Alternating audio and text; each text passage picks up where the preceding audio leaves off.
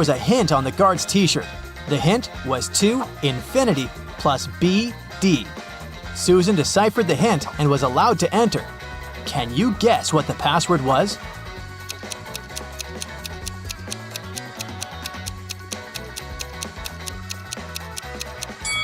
It was to infinity and beyond. After the concert, Susan met up with her friend Bobby. Bobby was an expert in ghost activity. He invited Susan to go ghost hunting to a creepy old hotel. Of course, Bobby had state-of-the-art equipment. Once they arrived at the hotel, his equipment indicated there was strong paranormal activity going on. It looked like the ghost had a sense of humor and wanted to play hide-and-seek with them before it revealed itself. It led Bobby and Susan into a room with 4 doors.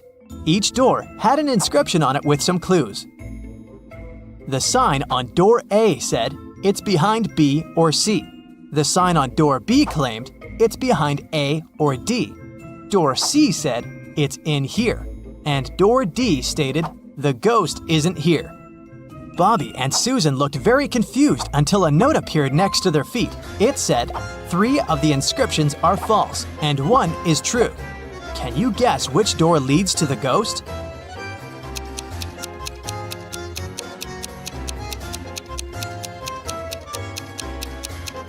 Let's see how this works. If the ghost was behind door A, then both statements B and D would be true. If it was behind door B, then both A and D would be true. If the ghost was behind door C, then A, C, and D would be all true. But if the ghost was behind door D, then the statements on all the doors would be false, except for that on door B. This fits the rules, so the ghost must be behind door D. The next morning, Bobby called Susan again, saying that he had a surprise. He had won 2 tickets to Susan's favorite theme park and asked her if she wanted to go. Before she answered, though, Bobby warned her that she had to crack a very difficult riddle. Only then would he give her a ticket. She agreed. For a school challenge, 100 students received a number between 1 and 100. Each student was instructed to go inside a classroom that had exactly 100 boxes randomly numbered from 1 to 100. Inside each box, there was a slip of paper with a random number between 1 and 100 on it. Now, each student needed to enter the classroom on their own and find the box that contained the slip of paper with their number on it. But in order to do so, each of them was only allowed to open a maximum of 50 boxes. They were instructed to leave the room exactly as they found it, and they weren't allowed to communicate with other students once they'd left the room.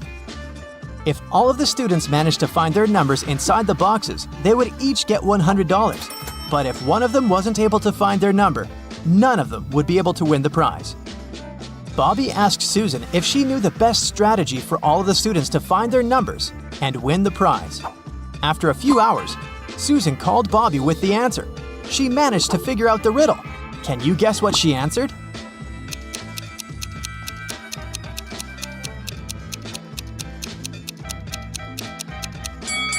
This riddle isn't obvious, but let's see how it works. If each student searched for their numbers randomly, they would each have a 50% chance of finding the box with their number inside. This is because there were 100 boxes and they were allowed to look inside 50 of them. However, the probability of all of them finding their own number following this random strategy is absurdly small.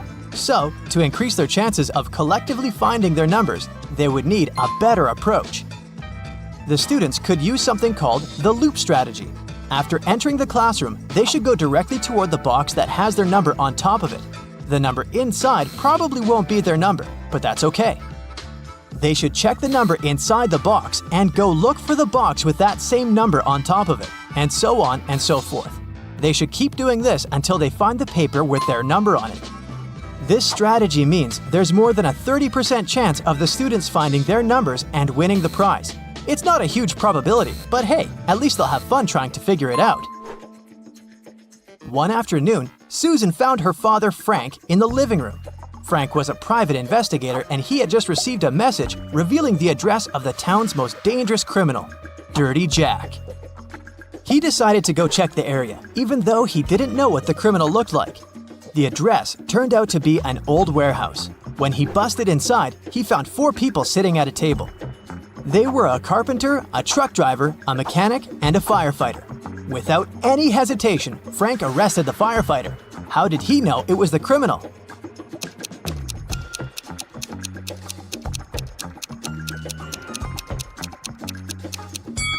The firefighter was the only man in the room. The rest of the people were women.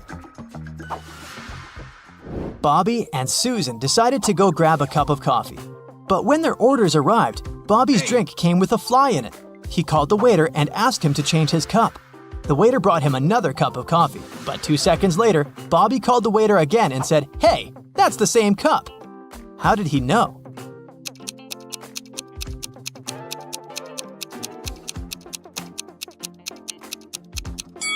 Because Bobby had already put sugar in his coffee. And when he tasted the new drink, it already had sugar in it. Susan and her family went on vacation to their country house, but unfortunately, it was raining heavily. It kept raining for 13 days. When it rained in the morning, the afternoon was beautiful and clear. And when it rained in the afternoon, the next day was blessed with a clear, sunny morning. Overall, Susan's family experienced 11 nice mornings and 12 nice afternoons. Can you find out the total number of days they spent in the country house?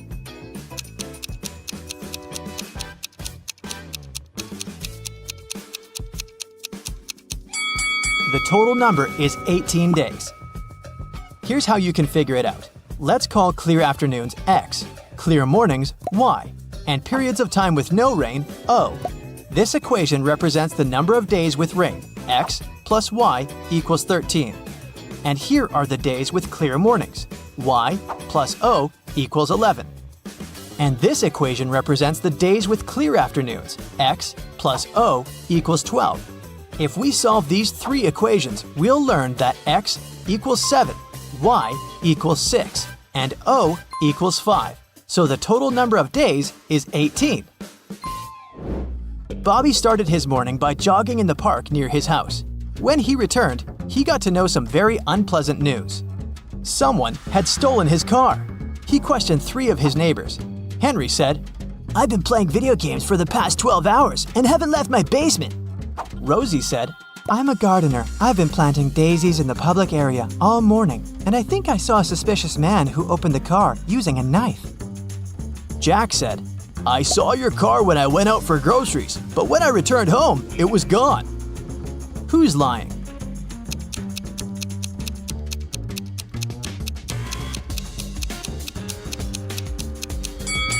Rosie.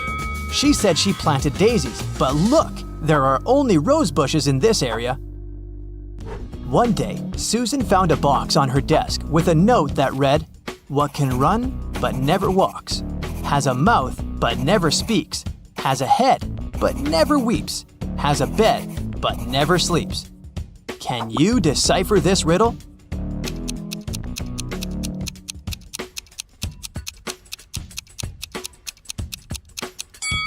The correct answer is a river. There was an incident in a secret laboratory. One of the scientists released a substance that turned people into vampires. Detective Reed arrived at the scene to interview 3 witnesses. The first scientist, Michael, said, "I stopped by the lab this morning to pick up some notes. The machines were working just fine, and I didn't see anyone. I took the papers and left." The second scientist, Lindsay, said, "I closed the lab at night. One of the PCs was faulty, but I was very tired and decided to leave it till the morning. Unfortunately, I overslept." And the third scientist, Jennifer, said, "I got up early and went to the lab to check the devices. No one seems to have entered the room. I fixed one of the computers and left." Which one of them was lying?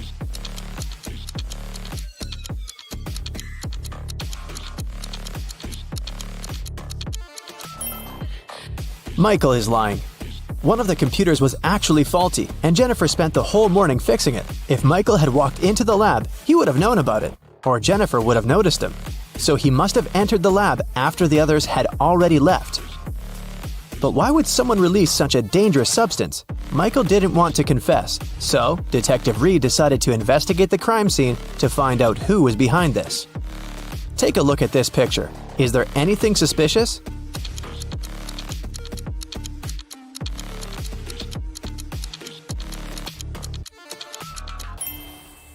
It looks like Michael dropped an ID card. And look, it doesn't belong to him.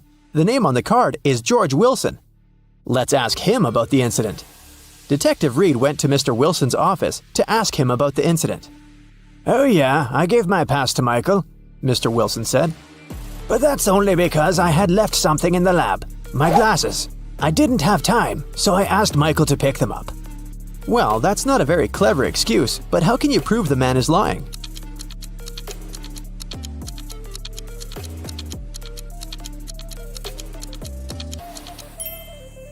There's an open glasses case on the table, and the glasses are inside. But Mr. Wilson, didn't you say that you left them in the lab? "Oh, did I say my glasses? Sorry, I meant my papers. I made this mistake because I asked my secretary Shirley to look for my glasses yesterday." Find something to prove Mr. Wilson is lying.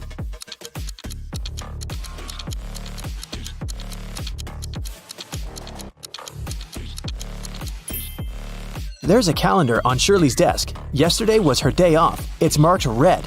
Mr. Wilson is lying. Mr. Wilson was arrested, but people have already begun to turn into vampires. Can you guess who's actually a vampire?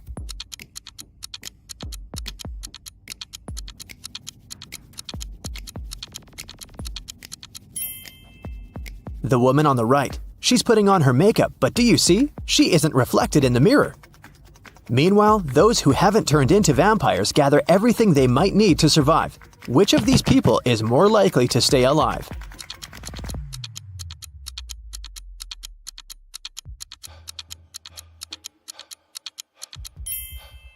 All these supplies won't protect the guy on the right from vampires. As for the girl on the left, she's stocked up on what she can to defeat the vampires. She has a higher chance of survival. Let's check out the subway. There are two women here. Which of them is not pregnant?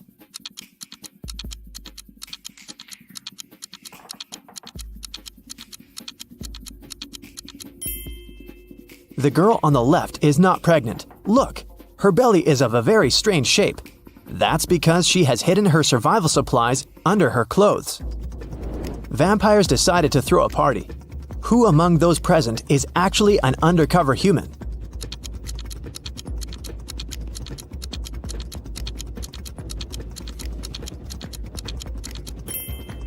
The guy on the left is a human. He's wearing makeup and false teeth. Nikki is also trying to survive. She packs her things and decided to move to a neighboring town. But suddenly, a vampire charged at her car. He damages the vehicle and takes away some supplies. Fortunately, he doesn't manage to bite Nikki. She escapes. Nikki has to stay home. The next day, a young man knocks on her door and asks for help. Is it okay to let him in?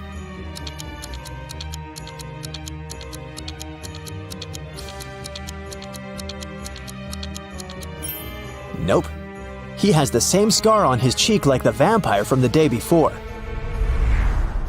Nikki continues to hide at home.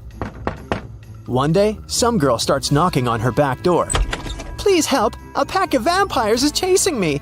Nikki opens the door. The girl is out of breath, but she manages to say, They're almost here! Can I come in? Is it safe to let her in?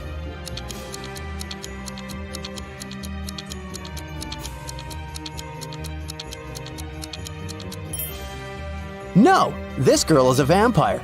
Anyone in this situation would immediately run inside the house, but vampires can't come in without an invitation. Nikki was checking her house and suddenly noticed that there was someone in the attic. She approached the shadows. It was a father and daughter. Please don't kick us out. Sorry, we snuck in without permission. We've been trying to hide from the vampires. The father said, Is it safe to let them stay?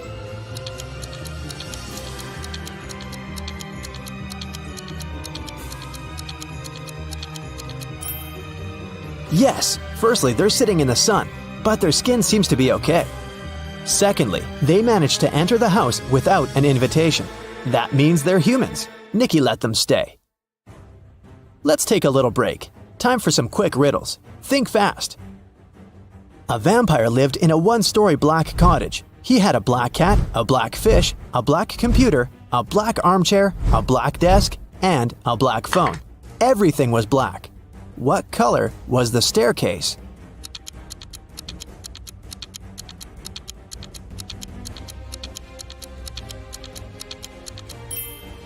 There was no staircase in that house because it was a one-story cottage. 3 vampires are walking fast. The first vampire says, "2 other vampires are walking behind me." The second one says, "1 vampire is walking behind me, and 1 is walking in front of me." And the third one says, "2 vampires are walking in front of me, and 2 are walking behind me." How is that possible?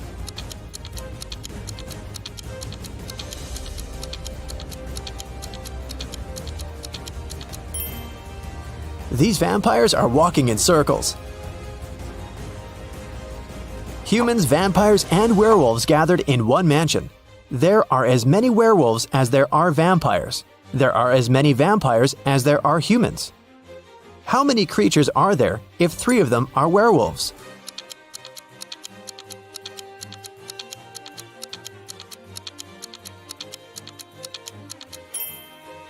There are 9 creatures in the mansion, 3 werewolves, 3 vampires, and 3 humans. Now let's go back to Nikki and her adventures. Nikki, Peter, and his daughter Becky decided to go to another town together. It takes 2 days to get there. They drove all day until night fell. Now they have 3 options. First, they can continue driving until the morning, despite the fact that they may meet a lot of vampires along the way. Second, they can spend the night in the nearest cave with bats. And third, they can sleep in the car. Which option would be the safest for them?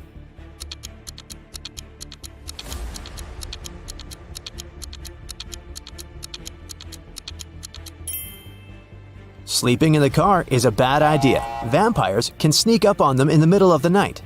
A night in a cave is also a bad option. Vampires can hide among these bats. The safest option is to keep driving. Although they'll probably meet vampires, they have a chance to survive if they drive faster. They drove really fast and managed to reach the city by the morning. But when they got out of the car, they discovered they were surrounded by vampires. To escape, they need to choose one of 3 roads. On the first road, there's a pack of vampires. They're coming straight at the guys. There are wild hogs on the second road. The third road leads through a dark alley with hundreds of bats. Which of these 3 ways is the safest?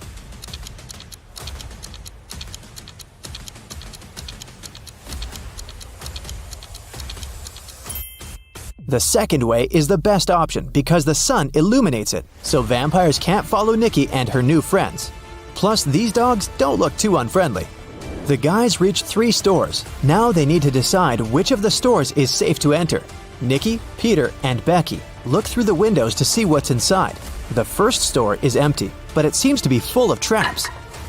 The second store is full of survivors, but they look dangerous. And the third store seems empty as well, but it's completely dark there, and you can't see anything except for dozens of bats. Where should Nikki lead her friends?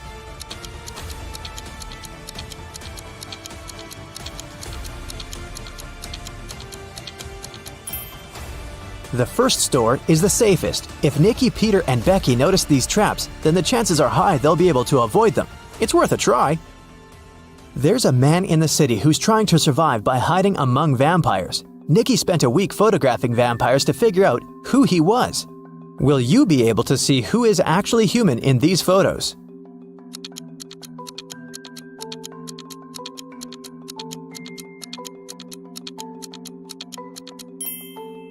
You can see this man has all 4 photos. In one of the photos, he's eating garlic bread, and in this one, his leg is exposed to the sun. He's only pretending to be a vampire. Nikki and the others decided to invite this man to join their group. The man was delighted and said that his name was Douglas. He was a journalist looking for safe places for people. He suggested creating a password that only humans could figure out. They came up with this one: HAWUH. Can you guess why?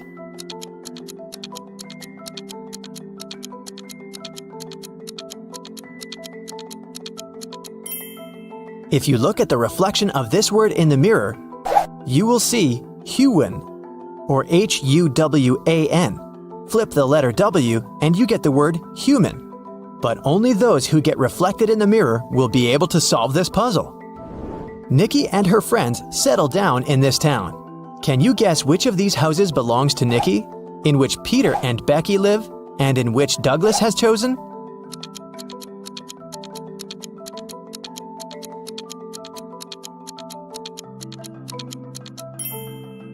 House number 1 belongs to Peter and Becky.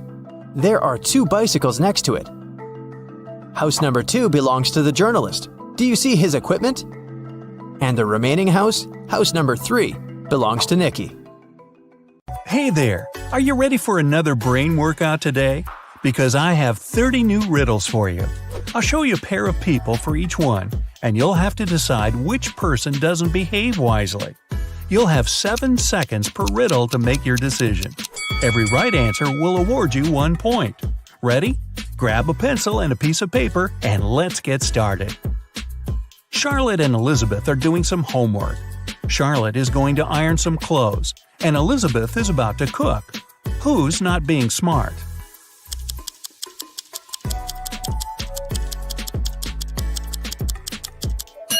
Elizabeth. Charlotte's safe because the iron is turned off.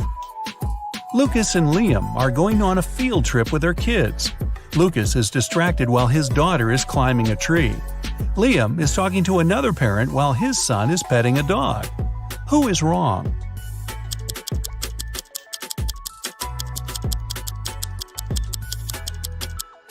Lucas. The branch his daughter is climbing is cracking, and she is about to fall. Ava and Olivia are finally leaving home for their first night out after maternity leave. Ava decides to walk, and Olivia is waiting for a taxi. Who is not ready?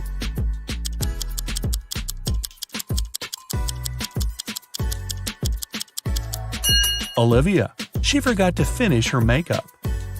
Michael and Logan are bloggers who take selfies in dangerous places.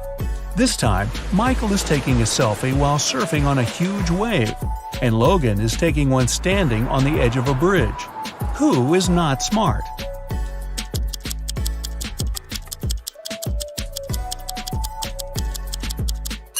Michael.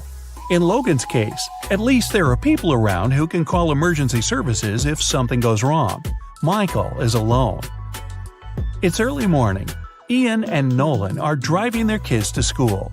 Who is not smart?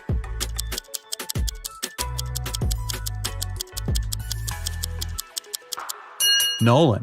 His child is not in the car. Jackson and Emma are volunteering at an animal shelter.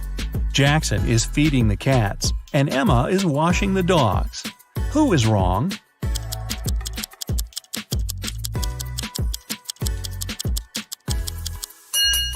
Jackson. He gave the cats dog food by mistake. Scarlett and Ellie are going to bed. Scarlett kept her door open so her cat could enter during the night, while Ellie prefers to close her door. Who is not smart?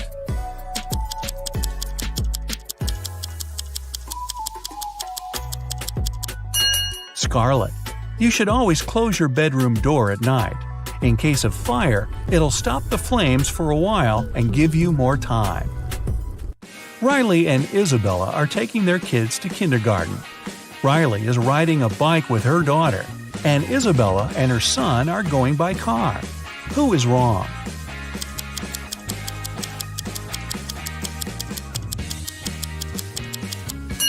Isabella. Her child isn't wearing a seatbelt. Lily and Oliver have job interviews at 4 o'clock. Lily is ironing her best suit, and Oliver is waiting in the hallway wearing jeans. Who's not getting the job today?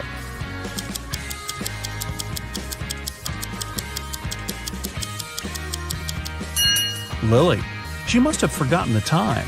The interview is in 5 minutes, and she's still at home. Sophia and Aiden are working in the garden. Sophia is watering the flowers while her cat is walking around. Aiden is mowing the lawn while his child is playing nearby. Who's not smart?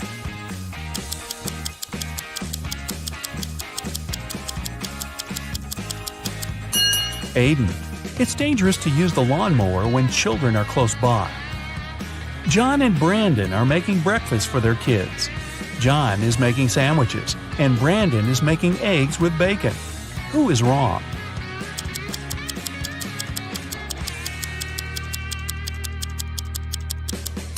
Brandon. He forgot to turn on the stove. Thomas and Abigail are going on a date. Thomas arrived a half an hour early and decided to buy some flowers. Abigail just returned from London and is driving to meet him. Who is wrong?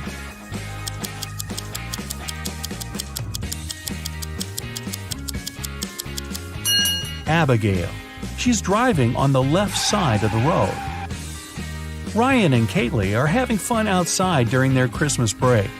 Ryan is learning how to skate on the lake, and Kaylee is skiing in the forest. Who is not smart?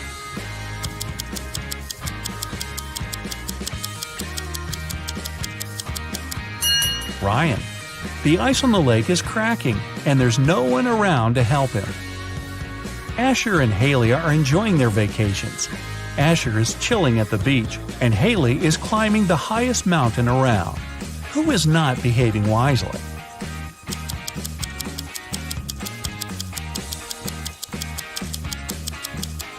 Asher. Although Haley's activity is quite risky, she seems to be okay. But Asher fell asleep at the beach and is going to get a sunburn. Chloe and Avery are having some quality time on Friday. Chloe is reading a book, and Avery is watching a documentary. Who is missing something?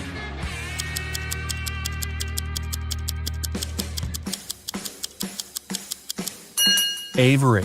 She forgot to turn off the oven, and something's burning. Hannah and Maya are meeting their friends today. Hannah arrived by bike and is waiting for her friend by the house. Maya arrived by car, opened the doors, and is waiting for her friend to come down. Who is not smart?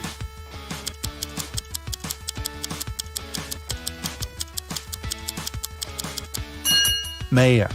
It's not safe to stay in the car with unlocked doors. A stranger can quickly get in the car and she wouldn't be able to do anything from the front seat. Mason and Jacob are going on a trip to the desert, where they'll spend the whole day. Who is not adequately prepared?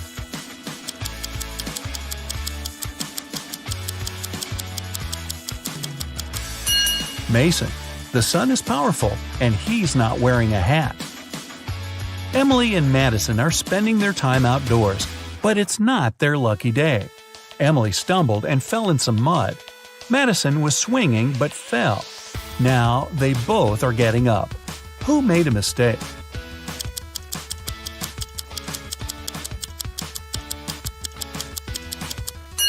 Madison. The swing is still moving, and it may hit her head if she gets up. Aubrey and James are cleaning the house. Aubrey is listening to music while vacuuming the living room, and James is washing the windows. Who is not being smart?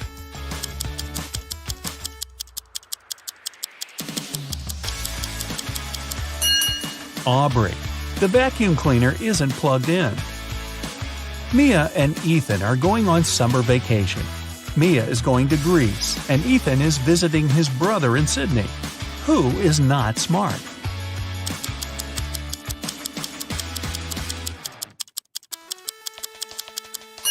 Ethan. He's packed shorts and swimwear, but he won't need them because it's winter in Australia.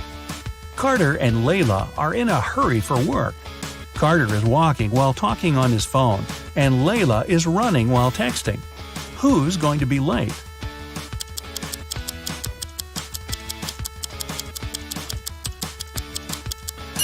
Layla. She's looking at her phone and doesn't see the pit she's about to walk into. Leah and Aaron are driving to meet their friends. Leah has all of her things scattered in the car, and Aaron is traveling above the speed limit. Who is not smart?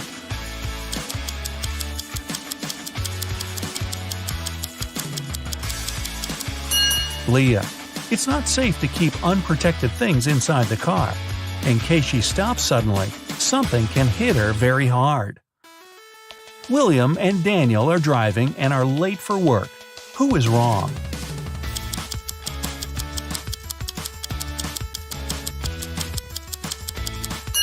Daniel. He's driving way above the speed limit in the neighborhood. Jane and Amelia are resting in the park after running 5 miles. Jane is eating, and Amelia is drinking water from the fountain. Who is not smart?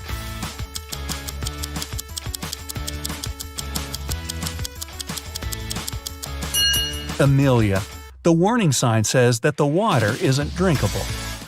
Max and Ezra were driving around the desert and got stuck in the middle of nowhere. They burned a spare tire to produce some smoke. Max stayed close to the tire, and Ezra walked away in search of something helpful. Who is not smart?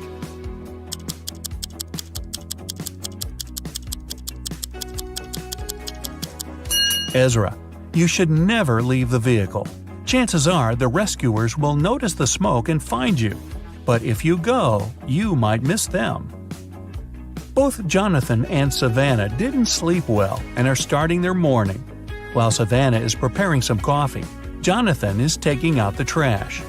Who is doing something wrong?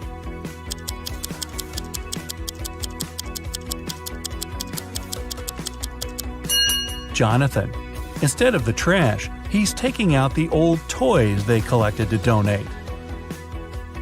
Stella and Aurora didn't study for the test. One of them decided to try her best, and the other is planning to cheat. Can you spot who's cheating?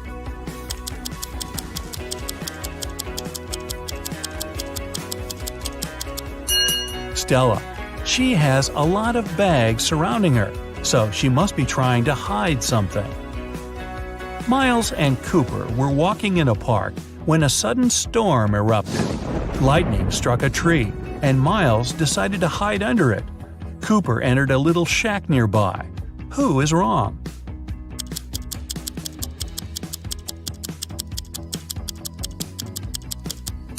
Miles. The belief that lightning never strikes in the same place twice is just a common misconception. An indoor shelter is one of the best places to hide. Leo and Melanie are preparing a barbecue party. Leo is cooking and Melanie is decorating the yard. Who is not smart?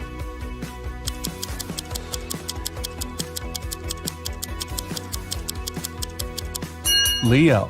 While he's cooking, the meat is spoiling in the direct sun. Congrats! That's it for today. Now, sum up your points. If you got 10 points or less, you scored below average. Don't be sad, it's just the beginning. You can check out some other riddles to train and prepare for the next round. If you got between 10 and 25 points, you scored average. Great! You're on the right way. And finally, if you got 26 points or more, you're in great intellectual shape. Here's an interactive medal from me and my admiration. Good for you! Gemma entered a haunted house to take pictures. But suddenly, someone closed the door and locked her inside. She spent the whole day in total darkness. Then, the lights turned on, and a creepy clown appeared in front of her. "There's a game I want to play with you," he said. The clown offered Gemma 3 bowls of soup. 2 of them are poisoned and 1 is safe. If she chooses the safe one, the clown will set her free. Can you help Gemma to make a wise choice?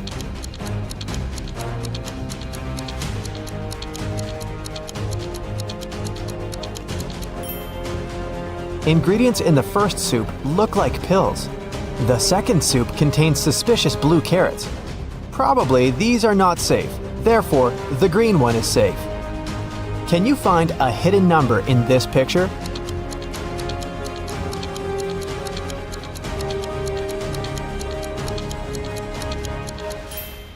That's right, it's 9175. Can you find a hidden number in this picture?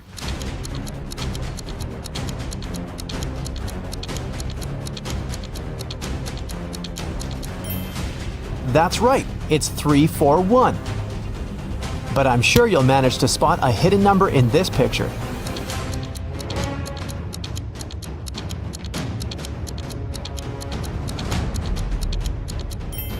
Well done, it's 900. Take a look at this picture. Can you spot the owner of this dog?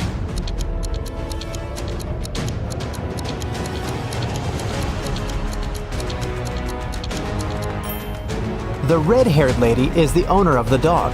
Take a look at the dog's collar. It has a picture of the owner. Paul worked in a large company. He left the office to have lunch one day, but he didn't find his car in the parking lot. He immediately called the police. The police soon found the car and started to chase the criminal. But the criminal left the car and ran to the park. The police caught 3 suspects. Jill said she was jogging in the park. Peter was waiting for his girlfriend. And Amy was walking and enjoying nature. Who stole the car?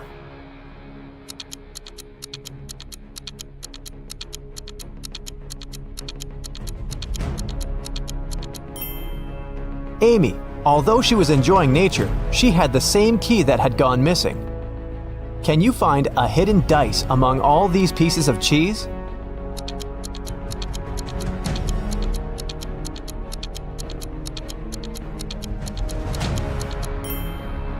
It's over here. Although it looks like cheese, you better watch your teeth. Take a look at this pattern. Can you spot an odd detail?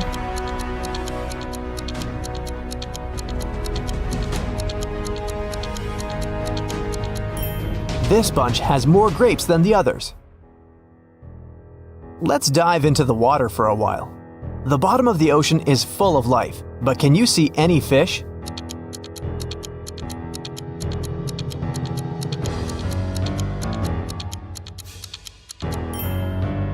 It's hiding over here. Here's an eye challenge to read a blurred quote. Can you see this phrase?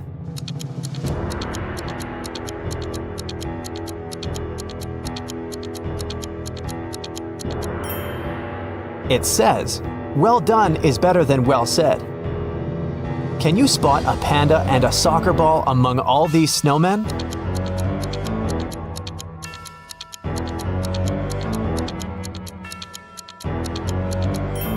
The ball is over here, and the panda is hiding in the right corner. Look at this picture very attentively. Can you see anything dangerous in this picture?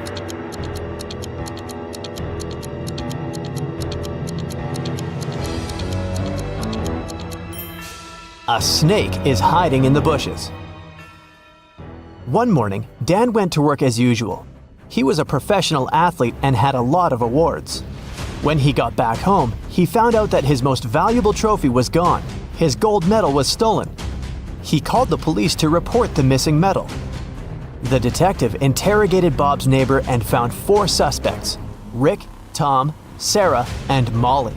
Each neighbor was carrying a house plan. Who robbed Dan?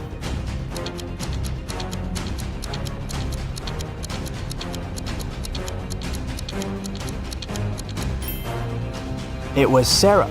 Look, the house plan matches his house perfectly. Josh ordered some delicious sushi for a picnic outdoors. Look at the picture carefully. Can you spot any odd components in this meal?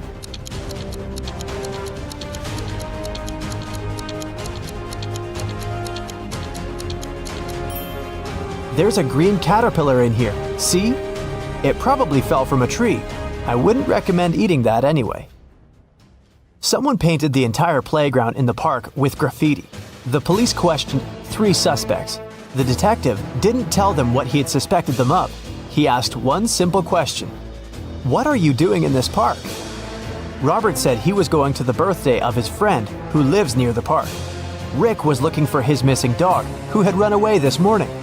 And Derek was just having lunch in the park. He didn't see any graffiti artists. Who is suspicious?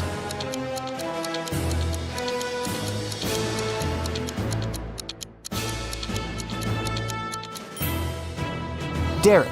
The detective didn't say anything about the graffiti, but Derek already started defending himself.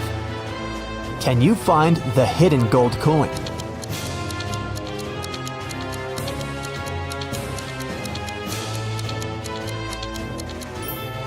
It's over here in the left corner. Look at this pattern very attentively. Can you spot anything odd?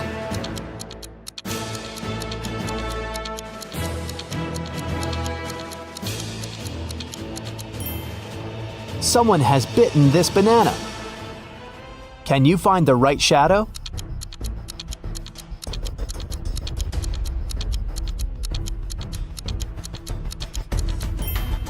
The correct answer is D. Can you see any numbers on this picture?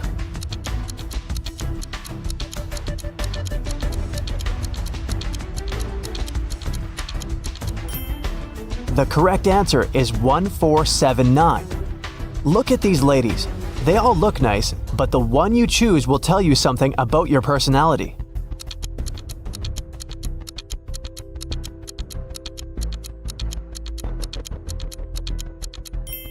If you choose the first lady, you're very friendly and easygoing. Some people may think you're too naive, but you're just a very sensitive and curious person who sees life as an adventure.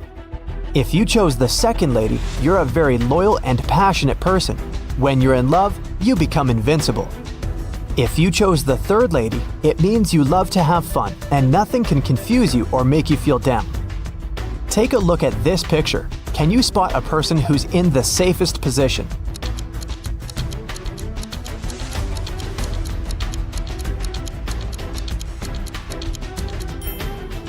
The guy in the car is the safest. What number do you see in this picture puzzle?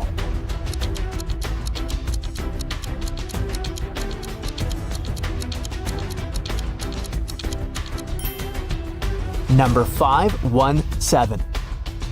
Ryan wants to get a job at the museum. He successfully passed the interview, but his employer gave him a final test. Help Ryan determine which portrait is antique.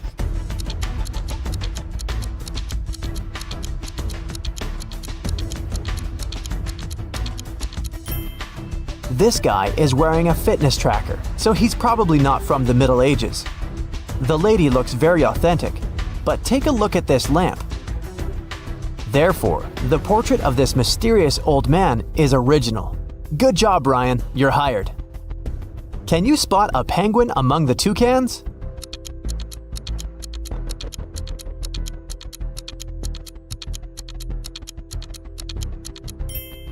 This guy over here.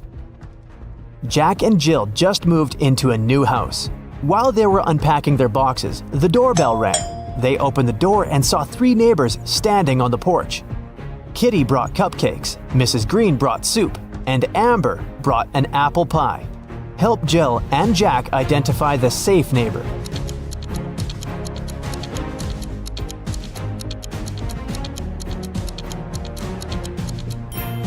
Kitty's cupcakes contain cockroaches.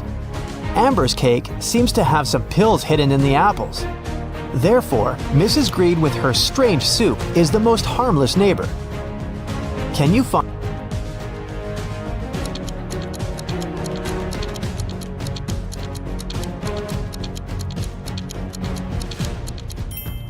Time is up, it's over here. Tina was preparing a birthday dinner in the kitchen. An hour later, her friend found her unconscious on the floor. She called the ambulance and the police arrived to question witnesses. The detective discovered 3 clues: 1 sneaker, 1 glove, and 1 slipper. Then he asked the witnesses to describe what they were doing while Tina was preparing the dinner. Soon, the detective found out who poisoned Tina. How did he know?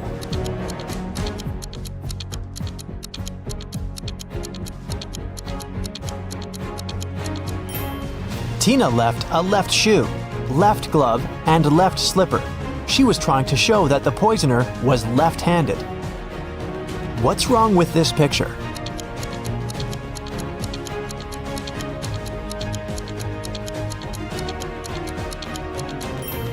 If you saw a raccoon walking on 2 legs first, you're probably a very intelligent and strong-willed person. Friends can always count on your loyalty. If you promise something, you'll never break your word. If you spotted 2 suns first, you're a very calm and open-minded person. You prefer to avoid drama and unnecessary attention.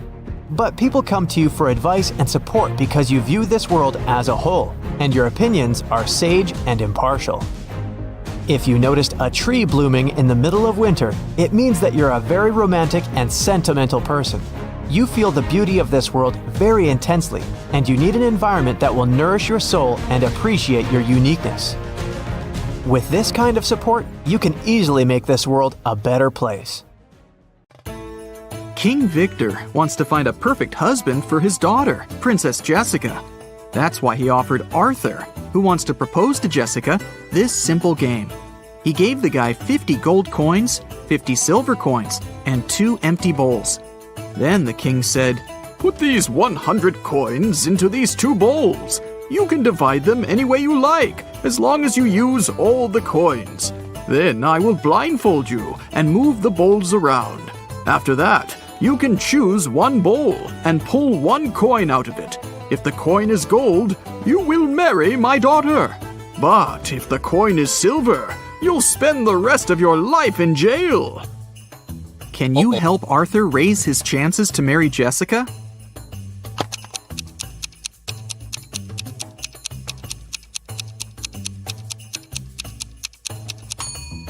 He should place one gold coin in one bowl and the rest of the coins in the other bowl. This way, he'll begin with a 50-50 chance of choosing the bowl with the gold coin. But even if he chooses the other bowl, he'll still have almost a 50-50 chance of picking one of the 49 gold coins. So this strategy will give him a 2 and 3 chance of getting engaged with Jessica. Josh is at his first job interview. The interviewer, Nancy, decided to check his logical thinking and offered him this task. You have a large tank of water and 3 buckets with a capacity of 4, 8, and 10 gallons respectively.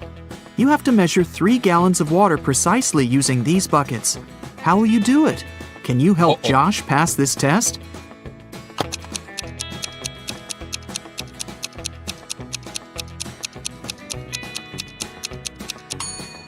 It's impossible. The interviewer asked Josh to measure 3 gallons, which is an odd number. But she offered Josh the buckets that only fit an even number of gallons, 4, 8, and 10. So he can't be precise in his measurements. There was a doctor with curly hair who lived on 5th Avenue. One day, the doctor's brother got married. What's the family relationship between the doctor and the groom? Keep in mind that brother is not the answer you need.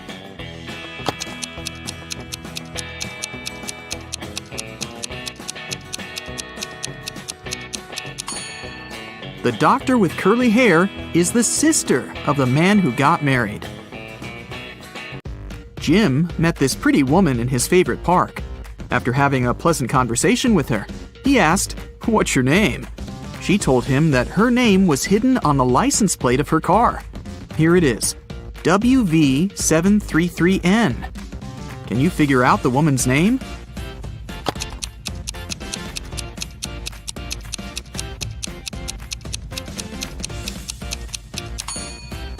Look at the symbols upside down.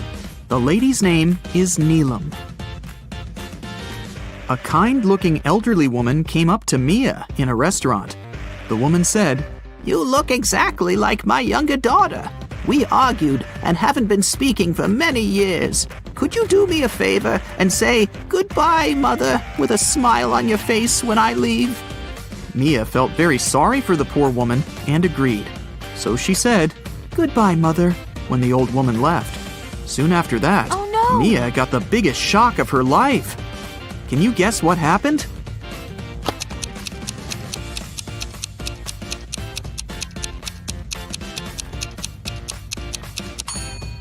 A waiter approached Mia and gave her the elderly woman's bill. The woman had assured the waiter that her daughter would pay for her meal. Oh no! Nancy took Josh to the office kitchen. Can you see anything weird on the table?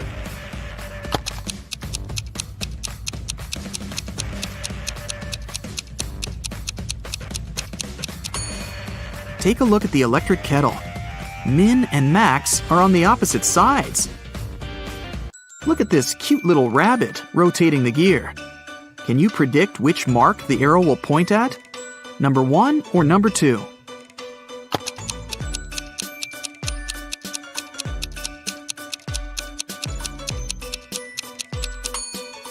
The second. The gears in direct contact will always rotate in opposite directions. There are 40 elephants, and they have 44 heads. How can this be possible?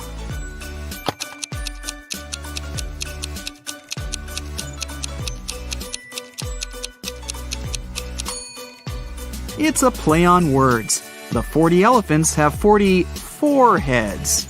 Get it? Kate and Pam are liars. They both lie on specific days. Pam lies on Tuesdays, Wednesdays, and Thursdays. She speaks the truth the rest of the time. And Kate lies on Fridays, Saturdays, and Sundays. As for all other days, she speaks only the truth. Can you figure out that one day of the week when both Kate and Pam can say, "Tomorrow I'll lie"?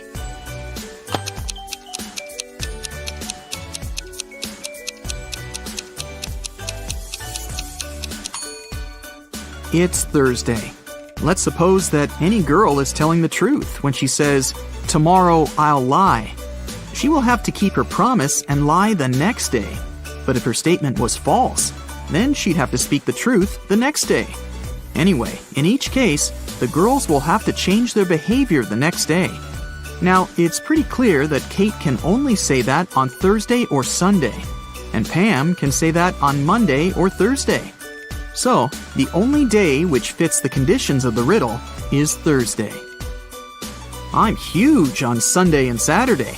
I'm small from Tuesday to Thursday. I don't exist on Monday and Friday. What am I?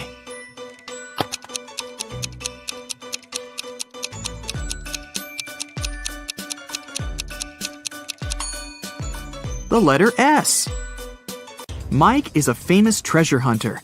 He is stuck in a cave with 4 doors. Unfortunately, each door hides some serious danger. The room behind the first one is filled with ice. Anyone who enters it gets frozen in seconds. There are 2 hungry sharks waiting behind the second door. The third door opens to a room filled with the world's most poisonous gas. And the fourth door leads to a room filled with giant magnifying lenses that increase the heat from the sun.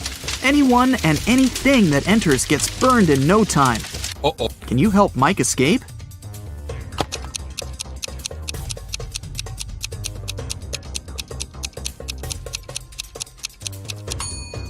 He can get away through the fourth door at night when the sun goes down. Bobby needs to crack a secret code using the following clues. One of the numbers is correct and is placed in the right place. Nothing is correct. 2 numbers are correct, but not in the needed position.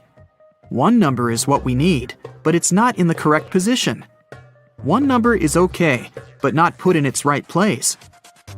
Have you figured it out?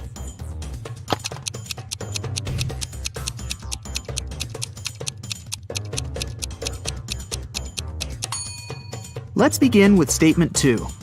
We can exclude 0, 3, and 2 from the final code. Now, according to statement 3, we can conclude that numbers 1 and 8 are correct. Statements 1 and 4 help us to learn that 9 is in the final code, and it comes third. Now it's time to identify the right places for 1 and 8. Let's take a look at statements 3 and 5. 8 can't go third because this place is already occupied by 9, and it can't go first because it contradicts the third condition. So, the correct code is 819. Take a look at these matchsticks. There are 5 identical squares. Can you form 6 identical squares by moving just 3 matchsticks? Keep in mind that you're not allowed to let them overlap or break the matchsticks.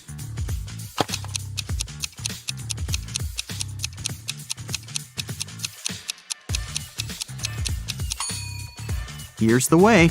Take these 3 matchsticks at the bottom and place them vertically in the center of the squares in the middle row.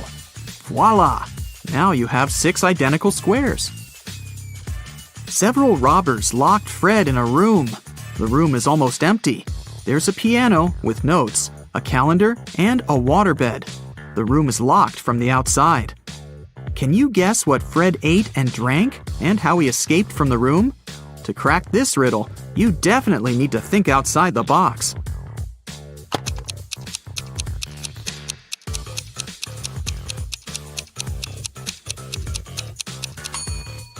Fred ate the dates on the calendar, got water from the waterbed, and used a piano key to escape.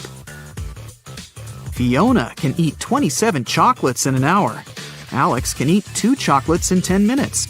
And Kitty can eat 7 chocolates in 20 minutes. How long will it take them all to eat a large box of 120 chocolates?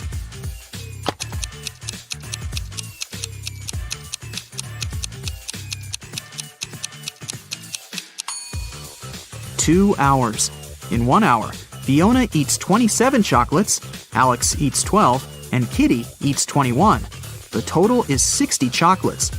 Therefore, it would take them all 2 hours to eat all 120 chocolates. I'm soft and cuddly, which soothes your heart. But if you pick my last name, I'm gonna tear you apart. What am I?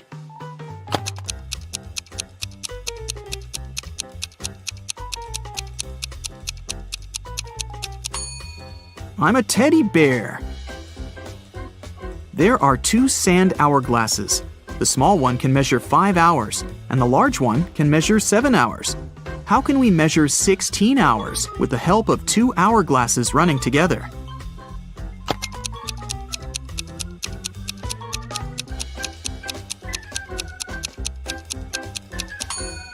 First of all, start both hourglasses at the same time. 5 hours later, flip over the small hourglass. Then wait for 2 hours and flip over the large hourglass as soon as it finishes its first 7-hour cycle. When the small hourglass finishes the second cycle, this will mean that 10 hours have passed. At this point, the large hourglass will have been running for 3 hours. So now, you should flip over both the small and large hourglasses. This way, you'll make the large hourglass run for 3 hours. When the large hourglass finishes its 3-hour cycle, this will mean that 13 hours have passed. Now, flip both the small and large hourglasses over again. When the small hourglass runs out of sand, it will mark another 3 hours.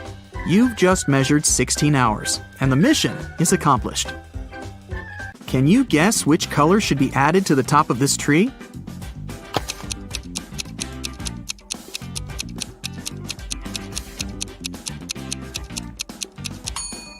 The number of letters in the names of these colors gets reduced by 1 in every next row.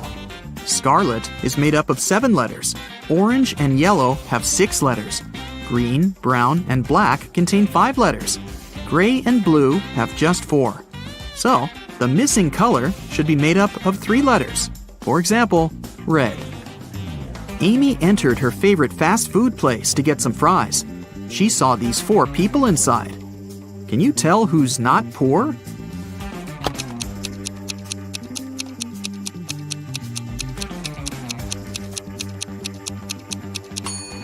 The first lady has a fake Gucci bag.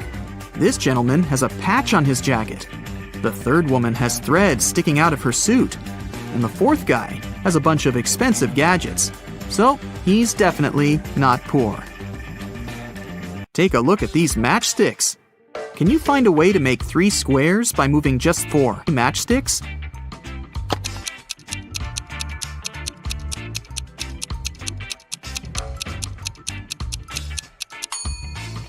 Here's the right way. The accountant says, "The attorney is my brother." But the attorney claims he doesn't have a brother. Who's lying?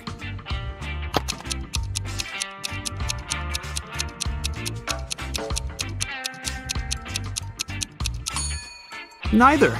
The accountant is his sister. Once, a prison guard accidentally overheard very disturbing rumors. Someone was planning a prison break. The guard watched all the footage from the surveillance cameras and discovered that 2 women had been behaving suspiciously. One of them was a former bodybuilder, muscular, with short hair, and covered in tattoos. The other was quiet and reserved. She preferred to spend time on her own and sometimes cried in her cell. After watching the video several times, the guard figured out which woman was planning to escape. Can you do the same?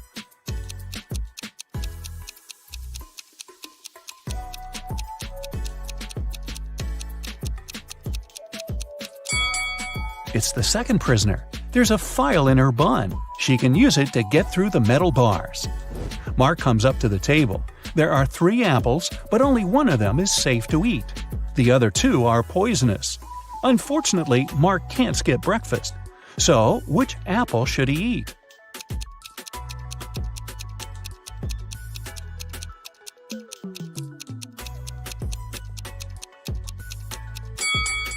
Look, this apple has a caterpillar in it. It means there's no poison in the fruit, and it's safe to eat. These 3 women, Jessica, Mary, and Olivia, went shopping. Two of them are pregnant, and one is just trying to steal a watermelon. Can you tell which one is hiding a watermelon?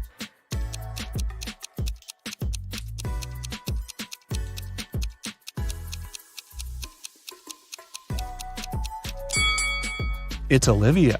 She's wearing heels. It's not the kind of shoes a pregnant woman would choose to wear. Nathan, a successful entrepreneur with a multi-million-dollar business, and his friend Jackson, a famous private detective, returned from a long-term trip abroad. They decided to stop by at Nathan's villa on the way to the city. When the men entered the house, though, they saw that everything more or less valuable had been taken away. The entire villa was a mess. "I've only been away for a month. What happened here?" exclaimed Nathan. Jackson took an apple from the dining room table and started to munch on it thoroughly. "The lock isn't broken. It means the person who took your stuff had the key." After a while, the detective asked Nathan to invite 3 people. Mia, Nathan's niece, told Jackson she hadn't visited her uncle's home. She had been having serious problems with her car for already 2 months, and the villa was too far away from the city to get there by public transport.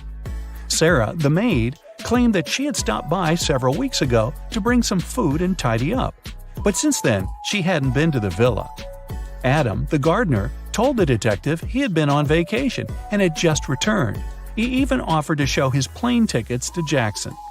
The detective figured out immediately who was behind the mess. You have 8 seconds to figure it out.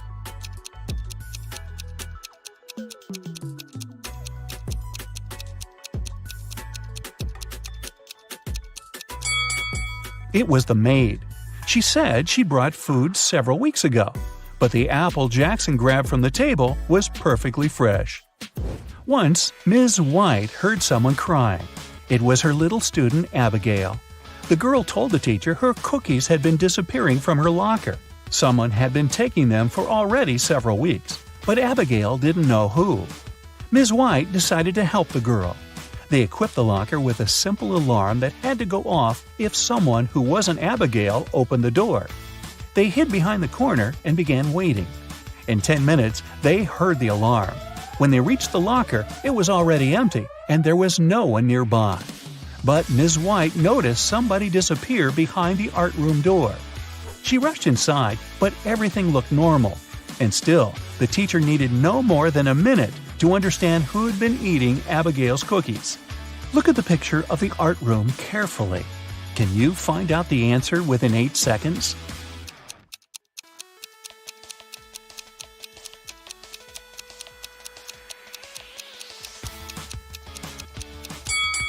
It's the girl on the left. Her painting's black and white, but there are only various shades of blue on her palette. And maybe the cookie crumbs are a giveaway too. I don't know. One perfume company hires new staff. They must swear an oath of loyalty to the company if they want to get a job. 10 people are saying the words of the corporate oath simultaneously, but some of them are cheating. Help the directors figure out who these people are.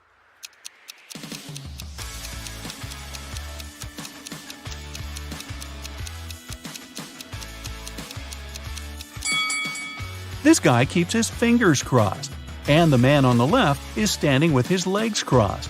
They won't be loyal to the company, so the director doesn't hire them. 2 influential media moguls are having lunch at an expensive restaurant. They're discussing the merger of their companies. The transaction amount is several billion dollars.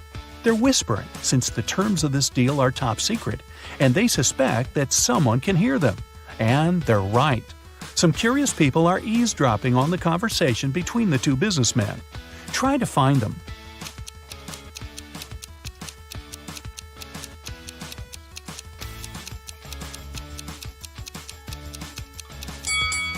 The girl at the next table is reading a newspaper that is turned upside down.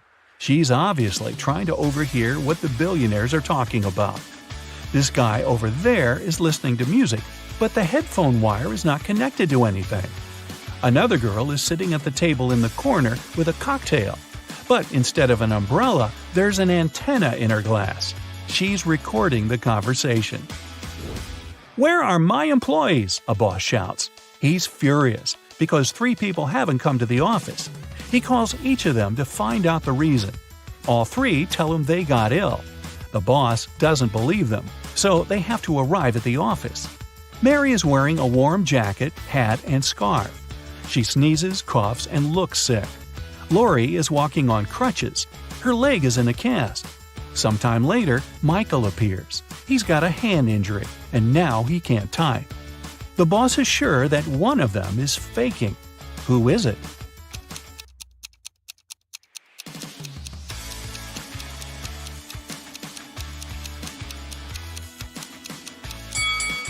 Mike's left arm is broken, but his phone is in his left pocket. He must have used his broken arm to put it there, which means he's pretending. Apparently, he just didn't want to come to work. Ice will melt if you heat it, but if you heat me, I'll become solid. What am I?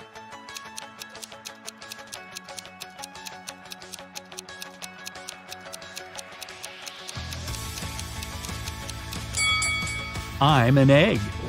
You buy this thing to eat, but you never eat it. What is it?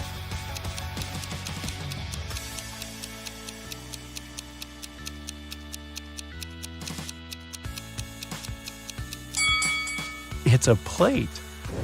Mia was going back home one evening. It was 11 p.m., and she had to cross a small dark park in front of her house. Suddenly, she heard footsteps behind. Someone grabbed her bag and ran away. The girl called the police, and they questioned 4 suspects.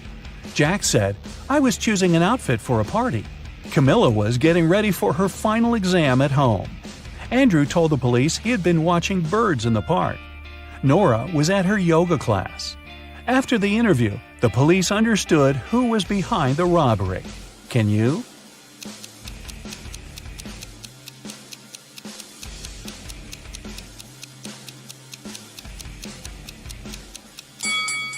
It was Andrew. At 11 p.m., it's too dark to see birds. James left a folder with important documents on the table in his home office and went to a business meeting. When he returned, he found out that the documents had disappeared. James had 3 suspects. His brother said, "I've been swimming in the pool since you left. I haven't seen or heard anything." The cook replied, "Tomorrow we're having a party. I've been preparing the food." The security guard told James, "I've been outside all this time, checking the garden for mice." Who knows where the documents are?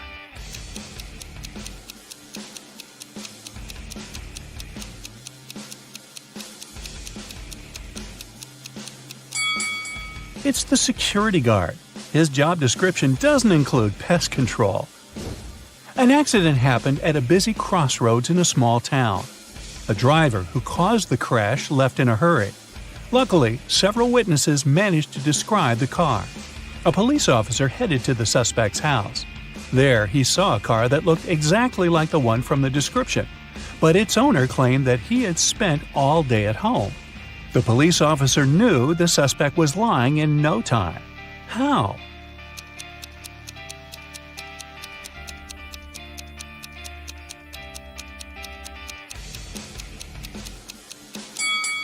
He touched the car hood. It was still hot from the engine that had worked not so long ago. You're walking along a railroad track. Suddenly, you see a speedy train approaching you. Instead of getting off the track immediately, you run toward the train. Why do you risk your life this way?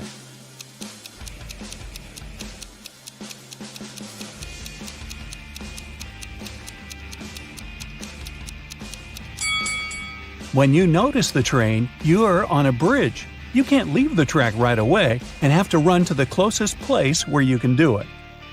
Whose wife is a vampire?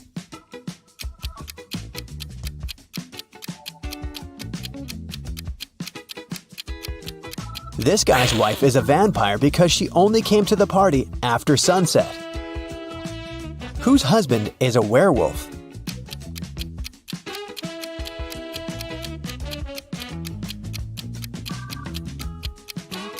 The girl on the left is sweeping up her cat's hair. See? There's a cat in the background. Meanwhile, there are scratches on the floor and walls in the house of the girl on the right. And this shoe has a torn front. Her husband must be a werewolf. Whose wife is actually a ghost?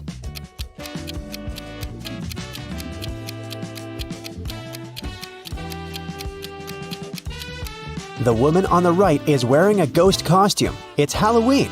But the woman on the left is a real ghost because we can't see her legs under the sheet. Whose husband is actually a zombie?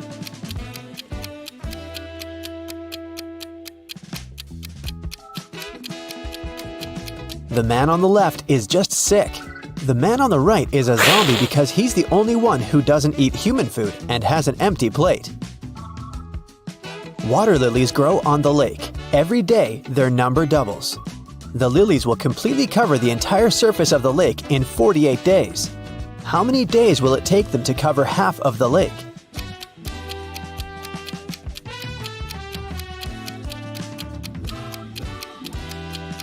"47 days. You see, every day the number of the water lilies doubles. On day 48, the lake will be completely covered with lilies. It means that on day 47, there will be twice as few lilies as on day 48. Jack noticed that someone regularly ruins his lawn. He decided to install a hidden camera and figure out who approached his house most often. After 4 days, he decided to check the footage and immediately realized who the culprit was. Can you guess who it is?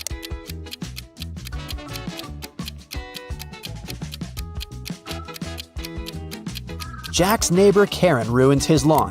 She's present in all the photos, but she tries to disguise herself so that she can't be recognized. A woman didn't have her driver's license with her. She didn't stop at a railroad crossing when the barrier was lowered. Then, ignoring the stop sign, she moved in the wrong direction along a one-way street and stopped only after passing 3 intersections. Traffic police officers, seeing all this, decided not to interfere. Why?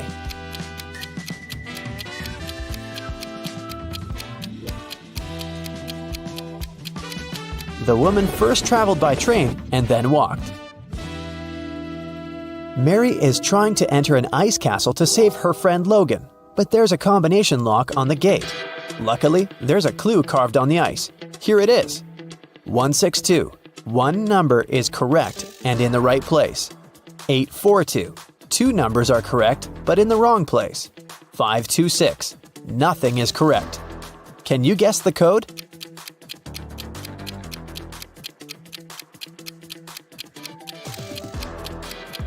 The passcode is 184.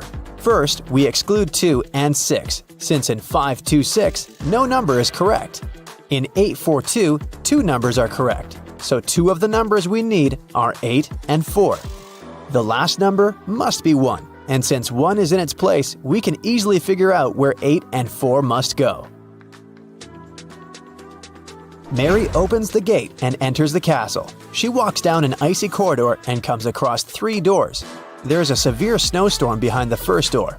In the second room, there's a dangerous snow dragon. And behind the third door, there's a lake covered with a layer of dark blue ice. Which door should Mary choose?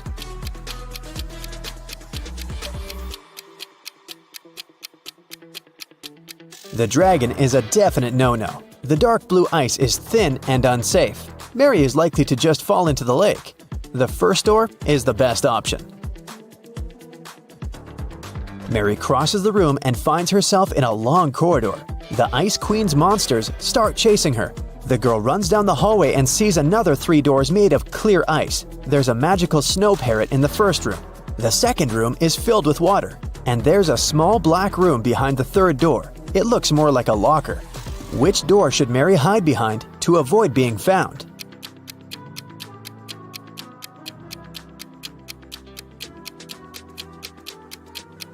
The Ice Queen's parrot behind the first door will scream when it sees Mary. The third door is a bad option because the doors are made of clear ice, so the monsters will spot her immediately. The second door is the best option. Mary swims away and finds herself in a big hall. She sees Logan, and they're about to run away together when the Ice Queen captures them in a cage. There are 3 levers next to the cage, and the Ice Queen gives Mary these hints. The first lever is going to open the cage, but they'll fall into a freezing cold underground lake. The second lever will open all the cages in the castle and release all the monsters that are inside. The third lever will open the cage, but only one person will be able to get out. What should the guys do?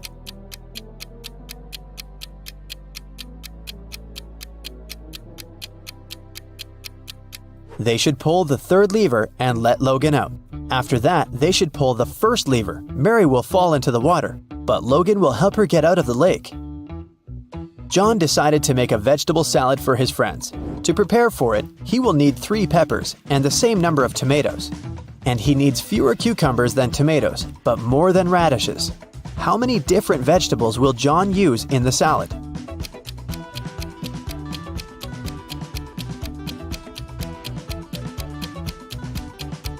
.3 peppers, 3 tomatoes, 2 cucumbers, and 1 radish. A professor went to have his lunch break, leaving 3 students in the lecture hall. When he returned, he realized that an answer sheet for an important exam had disappeared from his desk. He questioned the students. Kyle said, "10 minutes after you'd left, my mom called me and asked me to meet with her near the college building. When I returned, the sheet was already gone." Brian said, No one called Kyle. He took something from your desk and left. and Ryan said, "Brian is telling the truth. When we realized that it was an answer sheet, we ran after him outside, but he had already left." Who should the professor believe?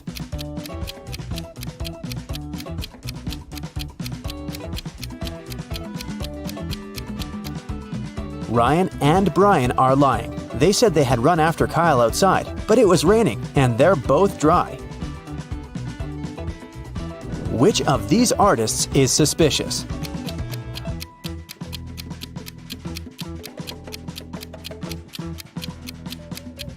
The girl on the right has been using orange paint, not red. Then why do her clothes have red stains? Who is suspicious at this party?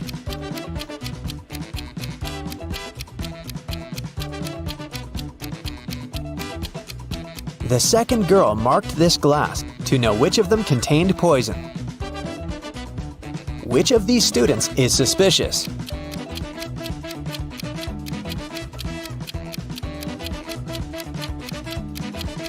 Student 3 only pretends to be writing. He's actually reading a magazine. Which of these women is suspicious?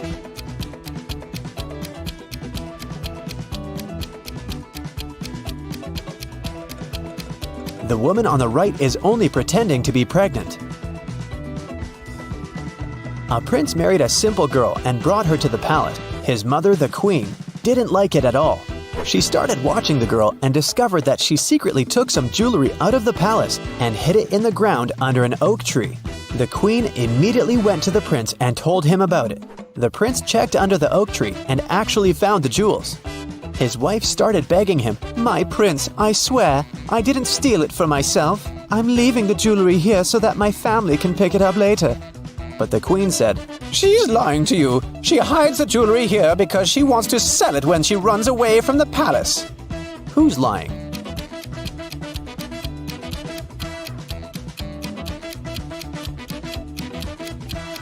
The girl's lying. No one forbids her to visit her family or give them whatever they need openly. She hides it because she'll need the money after running away. John had a lunch break, so he went to the butcher to buy some meat. He asked the butcher to cut the meat in a specific way. The butcher asked if John was a firefighter. John said yes. How did the butcher guess John's profession?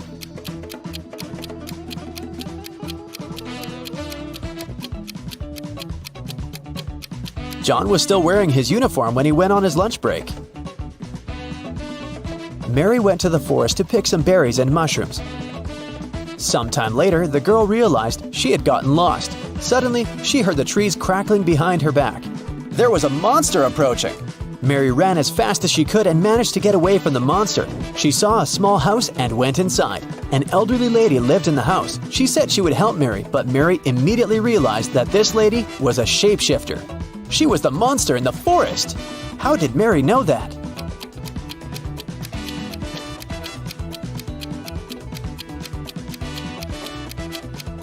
Have you noticed that the elderly woman has the same symbol on her hand as the monster had?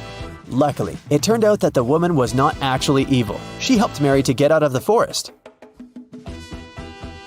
The elderly lady from the forest has 3 cats: Snowball, Bella, and Lisa.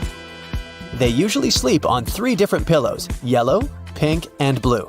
Bella likes sleeping on the pink pillow. Snowball never chooses either pink or blue. Think about it and try to guess which pillow each of the cats sleeps on.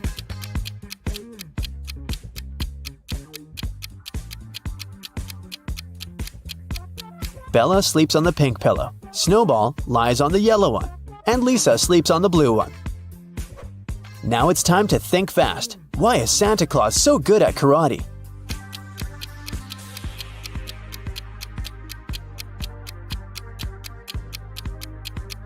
Because he has a black belt. Duh. What bear has no teeth?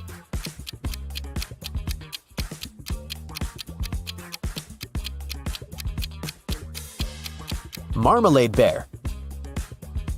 How can you make a rattlesnake cry?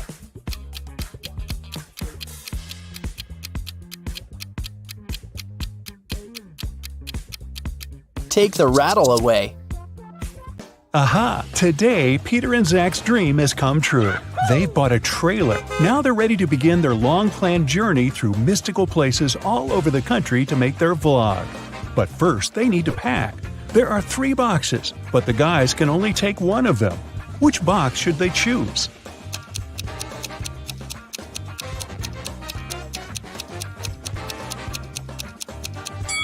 The first one.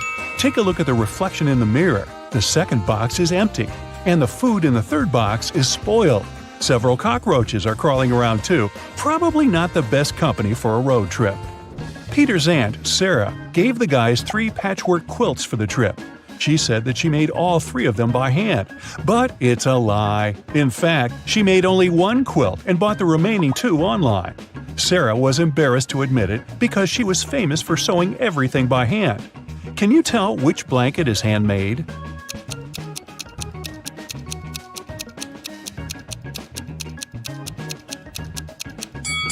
The third one. Look at this piece of fabric. It's identical to Sarah's skirt. She sewed these 2 items using the same material. Finally, Zach and Peter hit the road. They headed for the first spot. It was an abandoned library on a hill. Subscribers told the guys many ghost stories about this place. But our vloggers were skeptical and wanted to explore the building on their own. They walked around the library, recording videos and taking Polaroid pics. But they didn't meet any ghosts. When they returned to the trailer and looked through the pictures, they freaked out and locked all the doors. They left this creepy place as soon as possible. What scared them so much?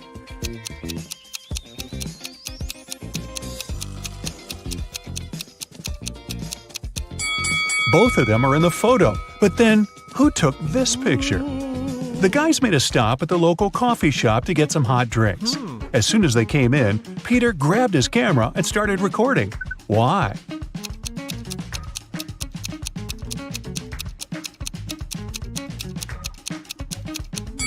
Here's a ghost.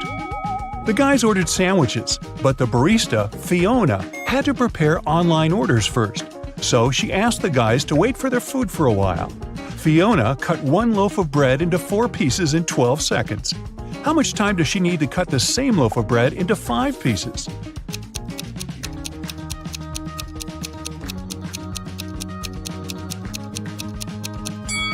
"16 seconds. To get 4 pieces of bread, she must make 3 cuts. If it takes her 12 seconds to make 3 cuts, it means she makes 1 cut in 4 seconds. If Fiona wants to cut the bread into 5 pieces, she needs to make 4 cuts. 4 seconds for each cut makes it 16 seconds in total. Oy, my head's spinning. Zach noticed a fortune teller shop in the basement. It could make great content for the vlog, so he went downstairs. But as soon as Zach entered the shop, all doors and windows disappeared. Wicked Witch offered the guy a deal. She had 2 identical cards. One of them had escape written on it, while the other said marry me.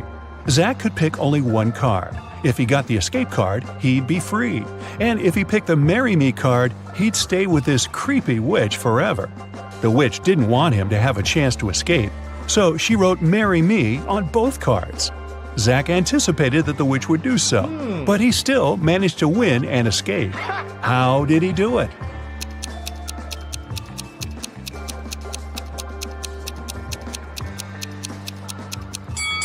He picked a card and dropped it in the fireplace, saying it was an accident.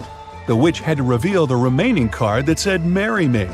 According to the rules, there had to be 2 different cards. So the witch had nothing to do but agree that the card Zach had picked and burned must have been the escape card.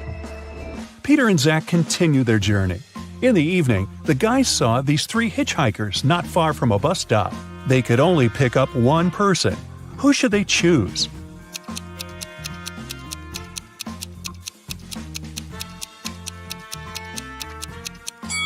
This pretty girl is a werewolf. Hey, look at her toes. She has already begun to transform because it's the full moon. And this harmless-looking elderly lady is a runaway criminal. Take a look at the poster hanging at the bus stop. It's her portrait. As for the guy, he looks pretty harmless. Yeah, his clothes are indeed stained with something red, but that's just some paint because he's an artist. Look, there are art supplies in his backpack. The artist, whose name was George, told the guys about another interesting, mysterious place. The locals called it the Haunted House. 1 week ago, George heard strange screams coming from inside. He went to check the house. A minute later, he ran away screaming. What scared him so much?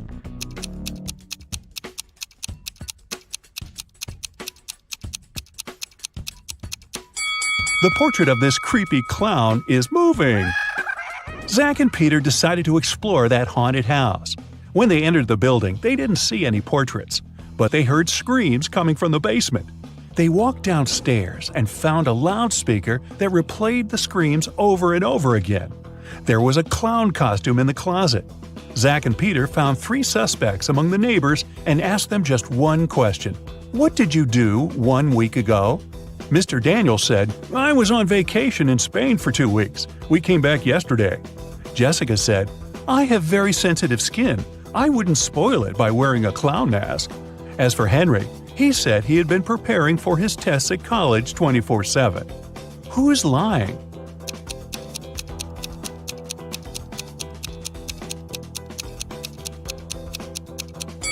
Jessica. Zach and Peter didn't say anything about the clown, but she started making excuses anyway.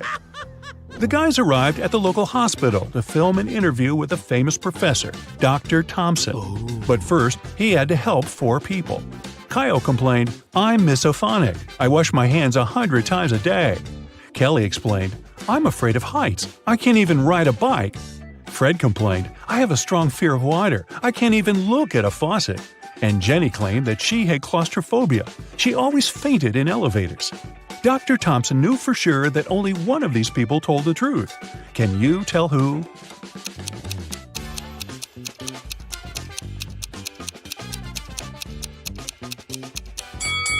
Fred can't be afraid of water. He has an aquarium with fish in his house. Jenny lives in a tiny van, so she can't have claustrophobia. And Kyle's apartment is too messy for someone who has a fear of dirt and germs. So it's Kelly. She sleeps on the floor, which is normal for someone with an abnormal fear of heights. Next stop, creepy caves. Zach and Peter went to see ancient ruins in the middle of the woods. Many people had disappeared there. The guys heard weird screams coming from the cave, ran toward the sound, and got lost. Suddenly, they saw 3 tunnels. The first tunnel was filled with fire. A hungry vampire was waiting in the second tunnel. And the third tunnel was filled with poisonous apples. Which way should they choose?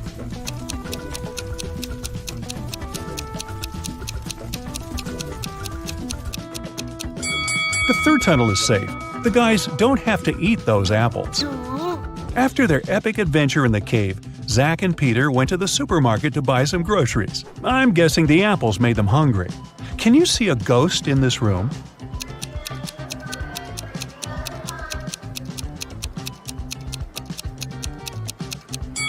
Here it is. Peter and Zach found out that people had seen some zombies in this abandoned town. So they decided to make a stop there and check for themselves. The town looked empty. The guys were very disappointed. But suddenly, a crowd of hungry zombies popped out of nowhere and started chasing them. The guys ran into a hospital and locked the door. Zombies began breaking the door down.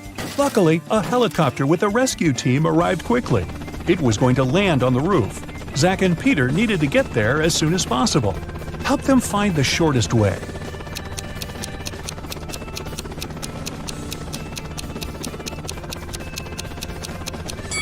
Here's the way. After saving the guys, the rescue team invited Peter and Zach to go skydiving together. They agreed and put on parachutes. They took this picture inside the plane right before the jump. Can you tell which of these people is in danger?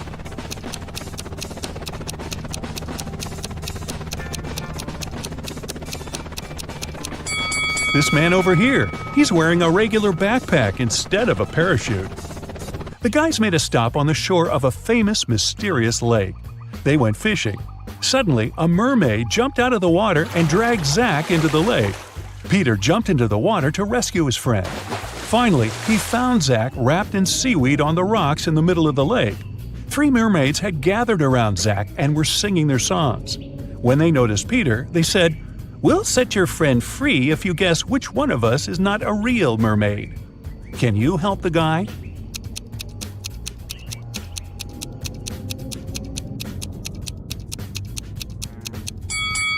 This lady over there, her tail isn't real. Sometime later, Peter's aunt, Sarah, called them. She was very upset. She found out that she had left her diamond ring in the guy's trailer. Peter found the ring and said, "No worries, we're going to send it back to you." But there was a problem. If he sent it by post without locking the box, the ring would be stolen. Both Peter and Sarah had some locks, but neither of them had the key that would open the lock of the other. Still, they managed to make it work and Sarah got her ring back. How did they do it?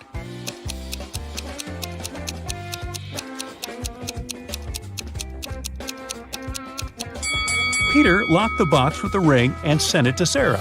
When Sarah received the box, she added her lock and sent it back. Peter received the box and removed his lock. Then he sent the box back to Sarah. She opened the lock with her key and got the ring. Man, these folks lead complicated lives, don't you think? A young woman went to another town to look for a better job. She promised her mother she would come and visit her often. But 4 months passed, and she still didn't come home. Her mother missed her very much. One day, in the middle of winter, the woman shouted, "April is here!" How is it possible?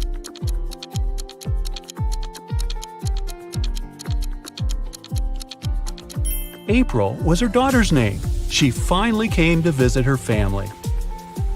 It's usually under you. Take away its first letter, and it'll be above you. Take away its first 2 letters, and you won't see it. What is it?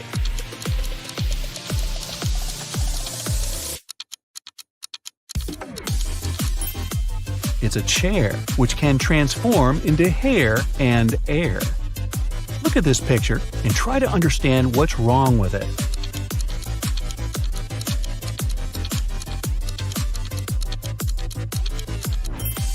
Why would this young lady put a pair of boots on the table and a saw in the fridge? How about this image? Does anything strike you as odd?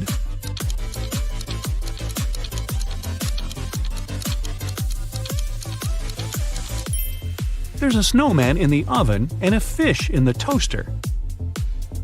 Dennis, Maria, and Julie were at a party. They decided to play a game. There were 5 hats, 2 red ones and 3 yellow ones. The friends closed their eyes, took random hats, and put them on their heads. Then they opened their eyes and looked at one another. Each of them had to guess what color the hat on their head was. Dennis and Julie said they didn't know, but Maria exclaimed that she knew the color of her hat. What color was it?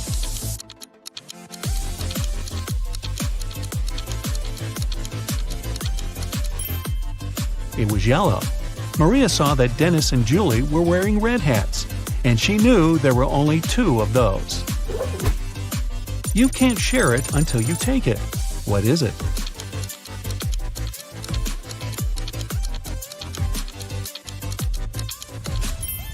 It's a photo. You see a combination of letters OTTFFSS.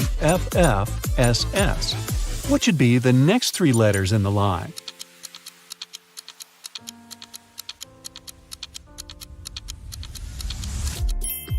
They should be ENT.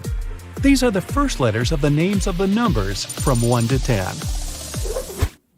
Michael was walking along the street when a sealed envelope landed near his feet.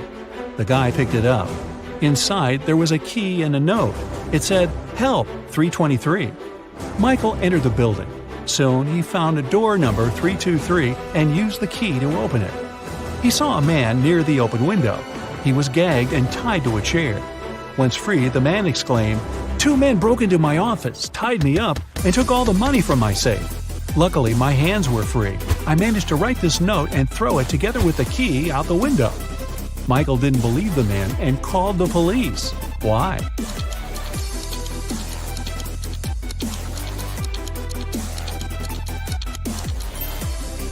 The envelope was sealed. How could the man do it if he was gagged? It can never be thrown, but it can be caught. People are always looking for ways to lose it. What is it?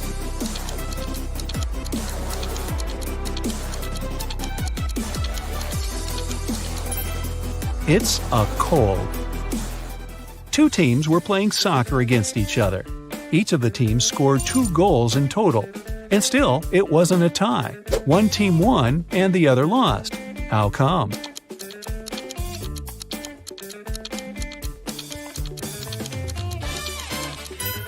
One of the teams scored an own goal.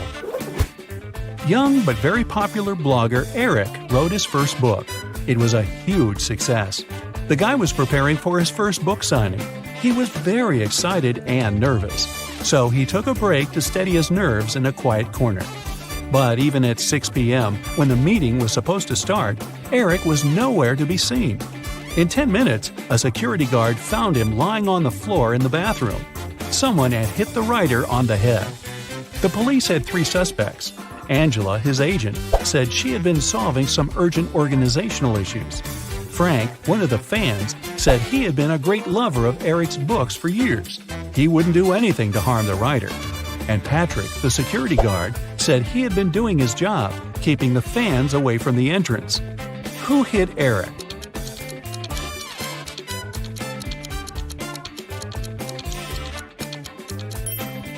It was Frank. It was Eric's first book. Frank couldn't possibly be reading his books for years. Look at these guys carefully.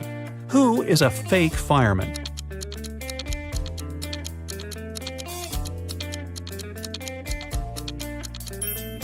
It's the guy on the right. He's not wearing a helmet and doesn't have a special bag. Plus, his pants aren't part of the uniform.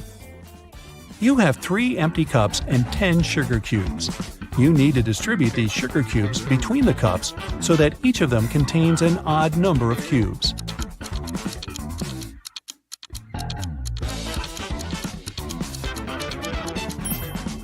Put 3 sugar cubes in the first cup and 3 cubes in the second one. After that, put the remaining 4 cubes and the second cup in cup number 3. Now, the first cup has 3 sugar cubes, and the second one has 3 sugar cubes too. As for the third cup, it has 7 sugar cubes, 4 of its own and 3 in the second cup. 2 roommates, Deborah and Rachel, were walking home after doing their weekly grocery shopping. Deborah kept complaining about how heavy her bags were. Then Rachel told her, "I don't understand why you're upset. If you gave me one of your bags, I would have twice more bags than you do. And if I gave you one of mine, we would have the same number of bags." How many bags were the girls carrying?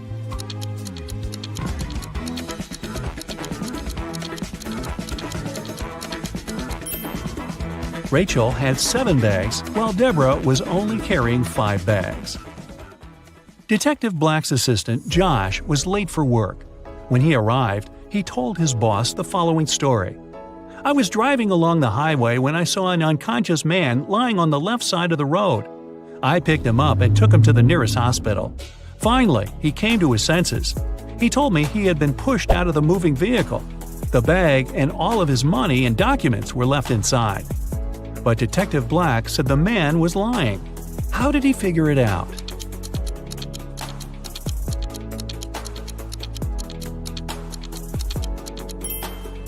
If the man had indeed been pushed out of the car, he would have been lying on the right side of the road, not the left one. Kenneth was starving. He found a nice diner that served burgers and bought one. After a waiter brought him his order, Kenneth went to the bathroom to wash his hands.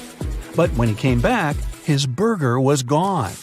The guy looked around the diner and understood who had taken his lunch. Can you figure it out?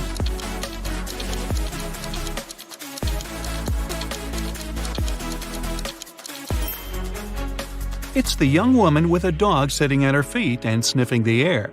If she was just drinking coffee, which is what she's pretending to do, the dog wouldn't be so interested in her. Mary was walking through the park when she spotted a hungry dog. The woman decided to share her snack with the animal. Unfortunately, there was a stream between her and the pooch. She squatted down to attract the dog's attention and showed it the food. The animal was next to her in no time. There was no bridge over the stream, and still the dog wasn't wet. How is it possible?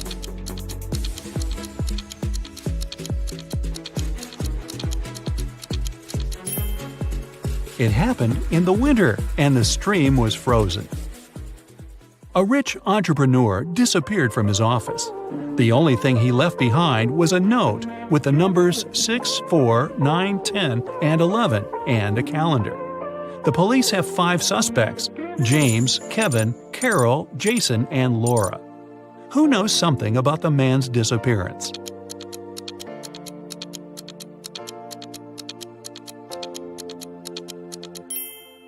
It's Jason.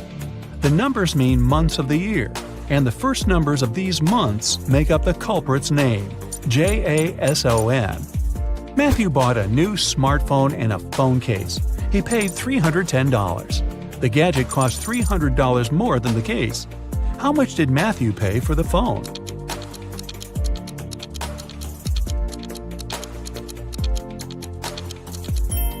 He paid $305. Tony was hosting a party. 3 hours after it started, several guests came up to the guy. They asked where they could charge their phones. Unfortunately, there was only one socket in Tony's house. The guy checked all the power strips he had. Help him figure out how many phones he can charge at a time.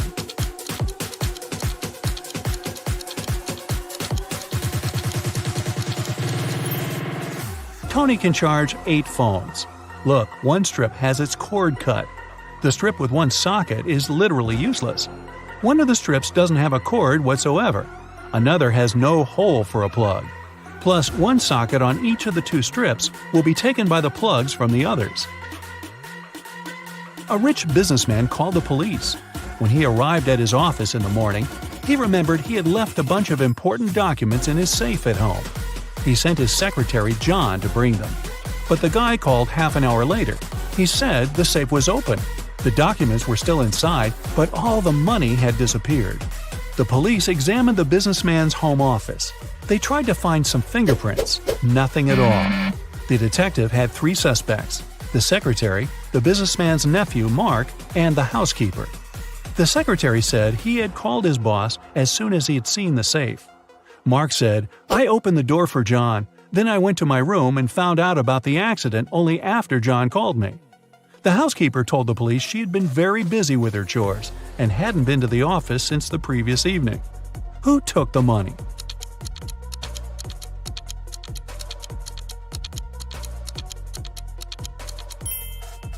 It was the secretary. There were no fingerprints in the room, but John was there and definitely touched different things. If he hadn't been guilty, he wouldn't have wiped his fingerprints off. Can you find a dino that is different than the rest?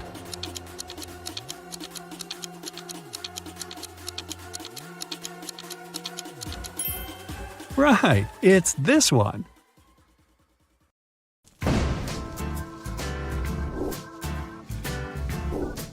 Look at the picture very attentively. Can you tell which prisoner is rich?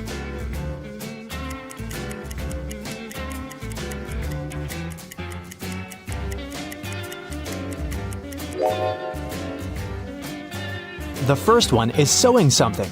She must be working as a seamstress. She probably isn't that rich. The second one has some pieces of jewelry. But in the second place where the prisoners are, the golden chains don't mean much.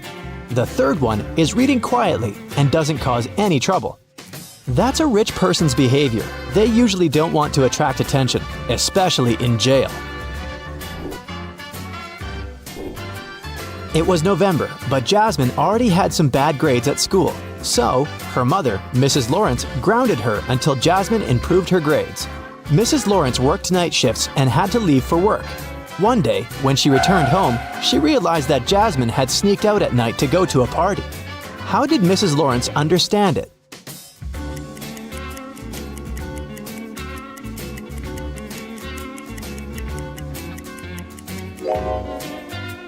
It's fall. The car is parked right under the tree, but unlike their neighbors' cars, it's not covered in leaves. It means Jasmine had just returned home after the night party. Vienna was wandering in a forest and came across a huge and spooky mansion. When she walked in, the door behind her back got locked. It was an old magician's house. He didn't like when strangers visited his mansion. Soon, Vienna saw 3 drinks on the table. The yellow one would allow the girl to live for a month without water or food. The purple one would make her the size of an index finger for an hour. The blue one would give her a lion's strength for half an hour. Which one should she drink?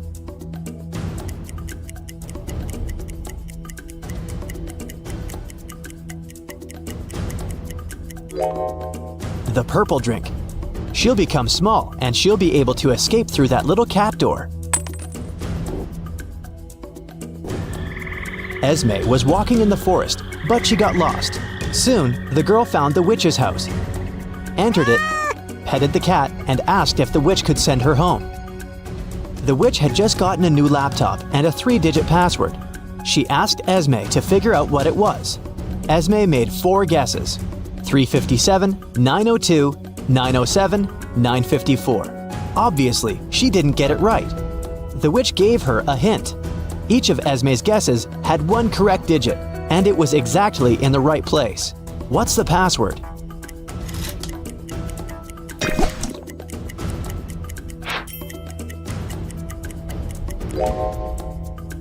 The first digit can't be 9, so it's 3. Then, the second and third digits can't be 5 and 7, so the second digit must be 0, and the third one is 4, which means the code is 304. Sailor and Evie were best friends who wanted to spend the winter vacation together. Unfortunately, Sailor's grandmother fell ill, and she had to go to another city to be with her. Evie was missing her friend. Once, she was walking past her empty house. Soon, Evie realized that Sailor had lied to her about the grandma and was actually at home. How did Evie understand it?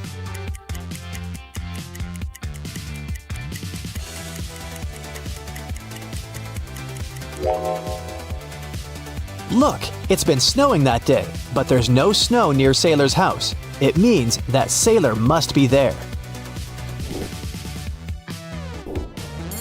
Mrs. Rivera was a math teacher grading her students' homework. Halfway through, she came across 2 similar homework sheets.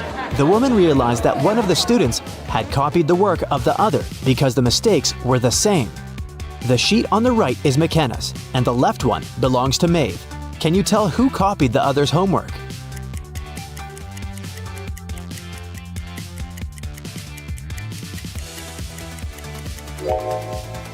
Look, McKenna corrected herself a couple of times. While Maeve's work is exceptionally neat, except for the mistakes. Mrs. Rivera corrected.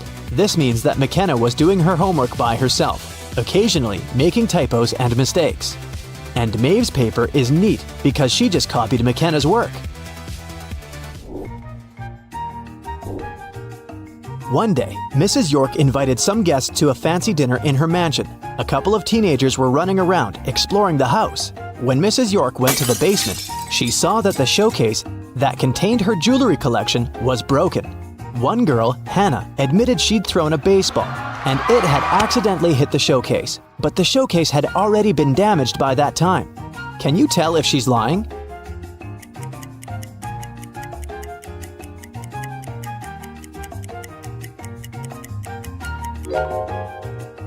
The crack from the baseball must be the one on the right. If the baseball was the first thing to crack the glass, the cracks would stretch to the frame of the showcase, but they only reached the other cracks, which means that the baseball was, indeed, secondary damage.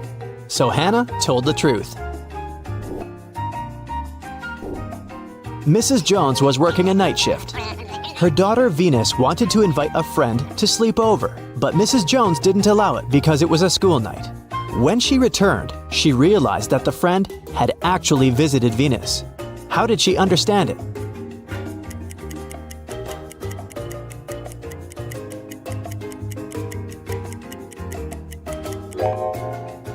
There are 2 sets of plates and cups in Venus's room. It means that she didn't spend the evening alone. Now, how about having more fun? I'll show you some emojis, and you'll have to guess an animated movie. Let's start with an easy one. Which animated movie is it?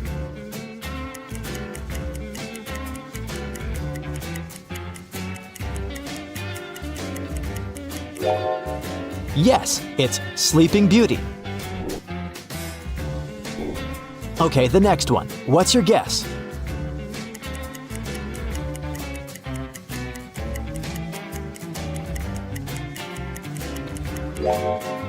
Of course, it's everyone's favorite, Up. What do you have to say about this one?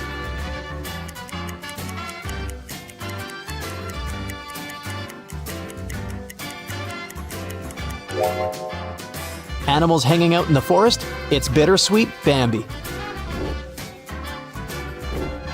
Now, off to a girl's absolute obsession.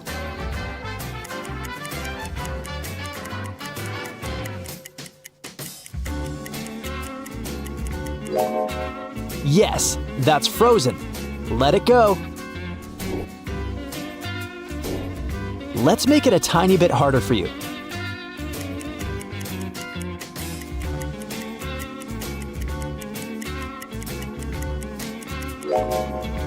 It's Sweet Wally. What about the next one?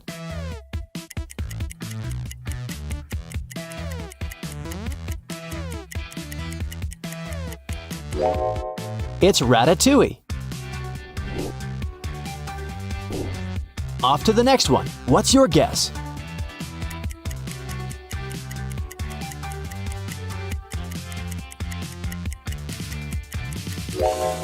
A movie about a crazy princess with a frying pan and a chameleon? The one and only Tangled. The next one is an oldie but a goodie.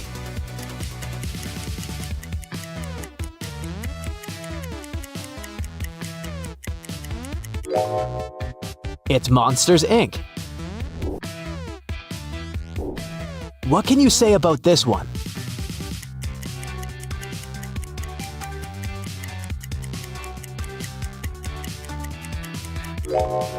Coco. I'm sure you'd love it if you watched it. Okay, a crazy one for you.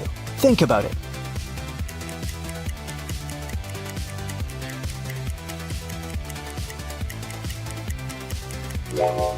Joy, sadness, disgust, fear, and anger. That's Inside Out. And the last one's for you. Don't overthink, it's pretty simple.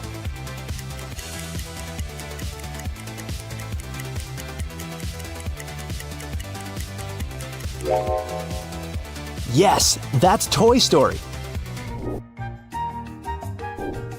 Dakota and Tatum both failed their math test. Their mother grounded them and made them study all weekend. She occasionally walked into the teenagers' room to check on them. Take a look at the girls. Can you tell which one hadn't been studying before her mom walked in?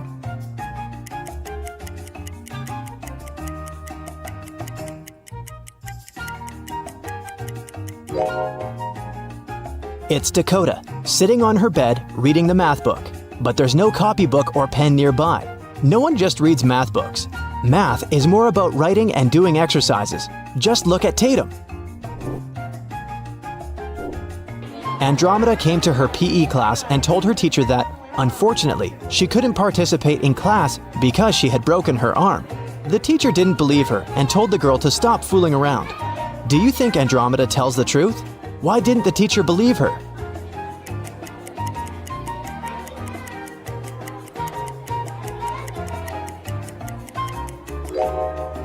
Look, her cast is put over her hoodie. It must be fake. In the middle of the day, the lights in a jewelry store went off for a minute. Once the lights were back, the seller saw that the most expensive diamond had been stolen. There were 3 customers in the store at that time. Desmond, a blind man, said that he couldn't have stolen anything. Cassidy said that while the lights had been off, she'd been standing without moving. Kira said that she'd been trying to find her cell phone to turn on the flashlight. Who stole the diamond?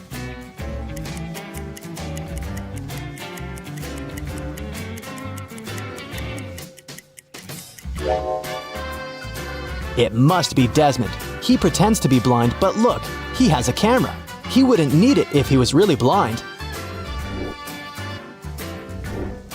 Last week, Pandora went to a party without asking her dad for permission. Mr. Pond found out about this and grounded the girl for 2 weeks. There was another party planned for the next weekend, but Pandora had to stay in her room. The morning after the party, Mr. Pond came to his daughter's room and asked what she'd been doing the evening before. She said she'd been painting. Pandora got grounded for another month. Why?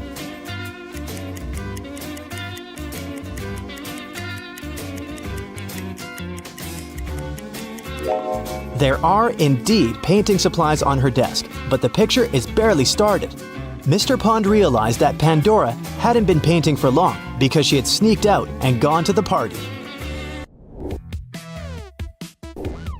Another day, another incident. This time, another jewelry store was robbed. 2 of the most expensive wedding rings were stolen. It happened after the store closed. So the main suspects were the cleaning man and security guard, the only people who had the keys to the store. Detective Jane decided to visit both men, look at their houses, and figure out who stole the rings.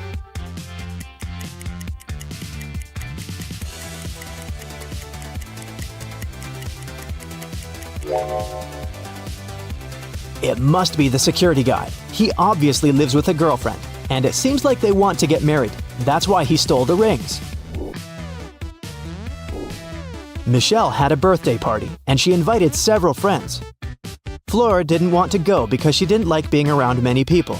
So she lied that her mom had grounded her and made her clean her room. The next day, she invited Michelle to her house to study together and watch a movie in the evening. Michelle agreed. But at Fleur's house, she understood that her friend had lied to her. How?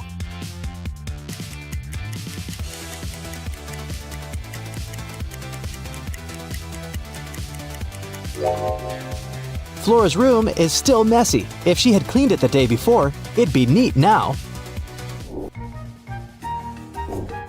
3 sisters, Serenity, Autumn, and Polaris, were at a party. They were offered to play a game. If they won, they'd get a good prize. There were 5 hats, 3 white ones and 2 blue ones. Each girl stood in line, one after another, and got one random hat. Serenity could see the colors of both her sisters' hats. Autumn could only see what Polaris was wearing, and Polaris couldn't see any of her sisters. Anyone could speak up and try to guess her hat's color, but it could only be one of the girls. If she got it right, they'd all win. After a while, Polaris guessed the color of her hat correctly.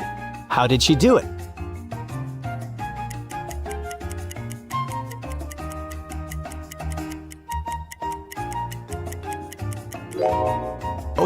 If Serenity saw blue hats, she'd be, but she didn't speak up. One of the hats she saw, Autumn realized that if her had a blue hat, has a white one.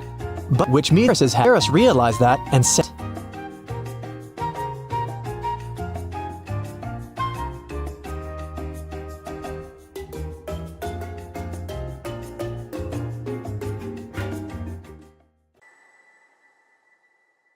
Esme was having her regular walk in the forest and got lost. After wandering around for a while, she found the witch's house. She walked in, petted the cat, and asked the witch to send her home. The witch had a question for her. If Esme answered correctly, she'd be free to go home. If not, Esme would have to stay with the witch and the cat. My grandma was born in 10 BCE. How old did she turn in 100 CE?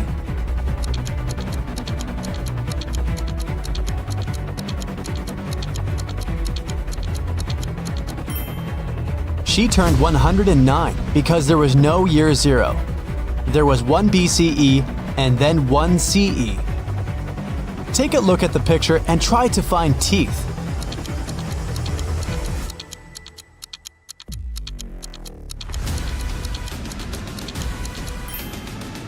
Here they are. Can you find the odd emoji?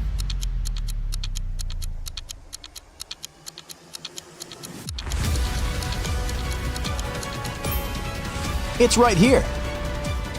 Okay, here's another one for you. Which emoji is different?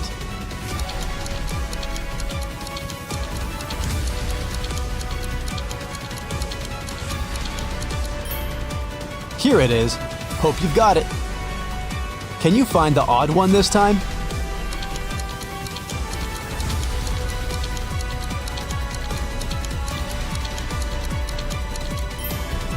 Here it is. A group of students was having a history lesson. They used a time machine to observe different periods of time. When the teacher left them for a minute, the students used the time machine without permission and were taken to different times. Take a look at the pictures and try to find our time travelers. Can you see a student here?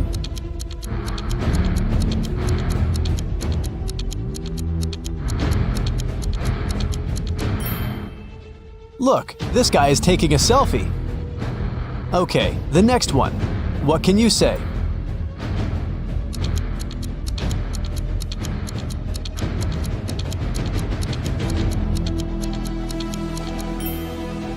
Look at this girl. She's wearing sneakers. They didn't exist in ancient Egypt. What about this picture? Can you find a student here?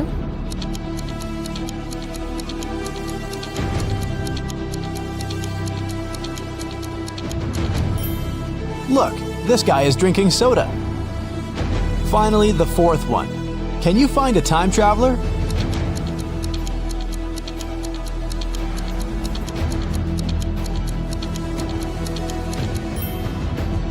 This girl has pink hair.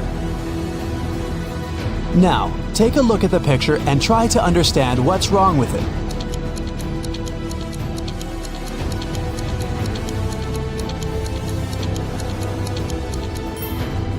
Look closer at the alphabet on the classroom wall. The order of the letters isn't correct. E and F have been switched. What can you say about this image?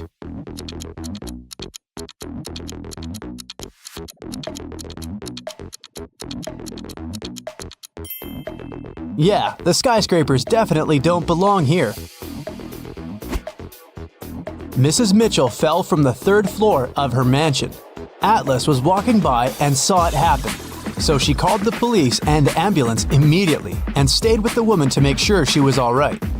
The girl said she had seen Mrs. Mitchell washing the windows, so it probably was an accident. But Detective Callum didn't believe it and said that someone had pushed her out. Why?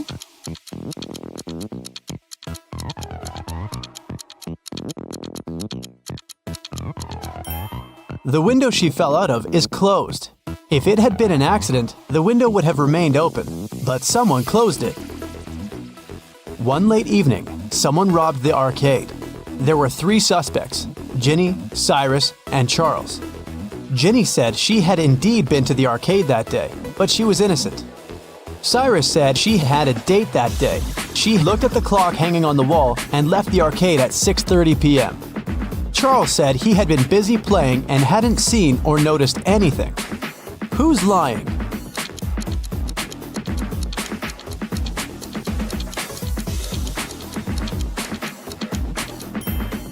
Cyrus. Here's the room he was talking about. But as you see, there's no clock on the wall. Another one for you. Be attentive.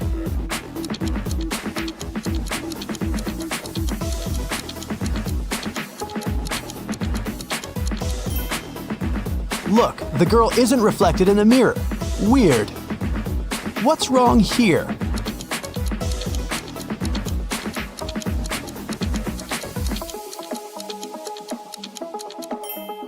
The calendar claims there are just 30 days in August. Where's August 31st? What do you have to say about this one?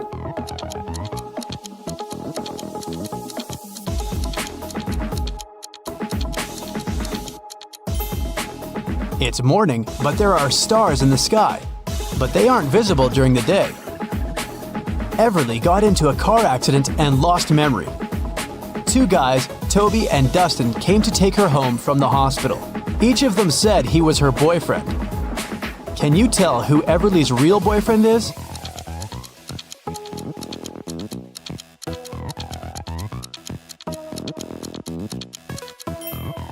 It's probably Dustin. He has Everly's name tattooed on his arm. Lyra woke up in a dungeon and couldn't remember what happened. The girl saw a door, but once she walked towards it, the wall started to move. Lyra could get out, but she needed to type in the 6 remaining digits of the passcode. Can you tell what the passcode is?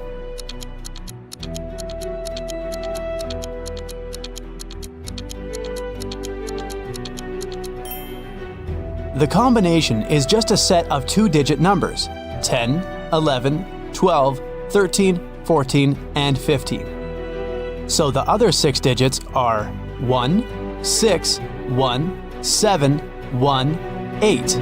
They make the remaining 16, 17, and 18. In the first row, there are letters L, T, V, and X. In the second row, there are letters A, F, H, K, N, and Z. Follow this logic. Which 3 letters should be in the third row?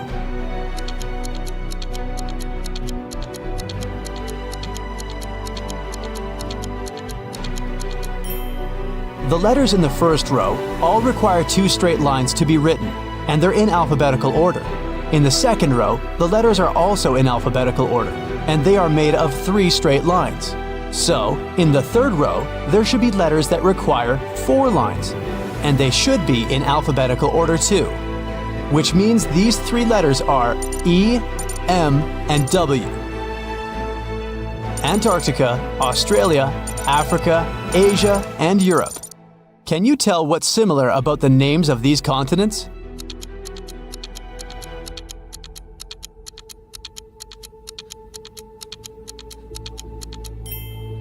All of them start with the same letter they end with. Ada and Celeste are going to work by car and are running late. Who's doing something wrong?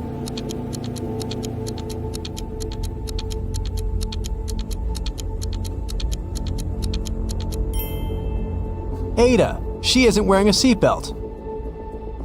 Leo and Liberty are going on a date after Liberty has spent a month in London. The woman is driving to the restaurant, and Leo has already arrived and is waiting for her. Who is doing something wrong?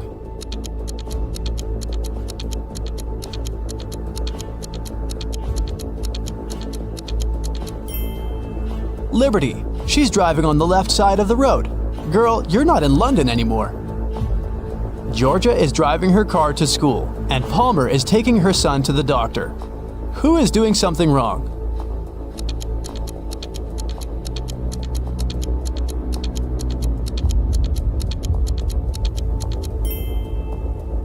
Georgia. There's a cat wandering around in her car. The animal can get spooked, and then it may scratch the driver or hide under the pedals.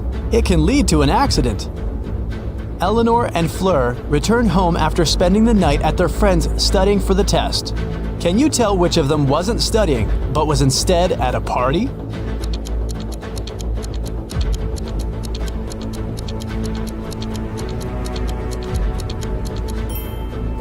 I'd say it's Fleur.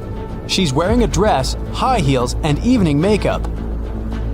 A college soccer team played 6 matches in the season. They won 2, drew 2, and lost 2. In total, they conceded 2 goals and scored 3. What are the results of all 6 matches?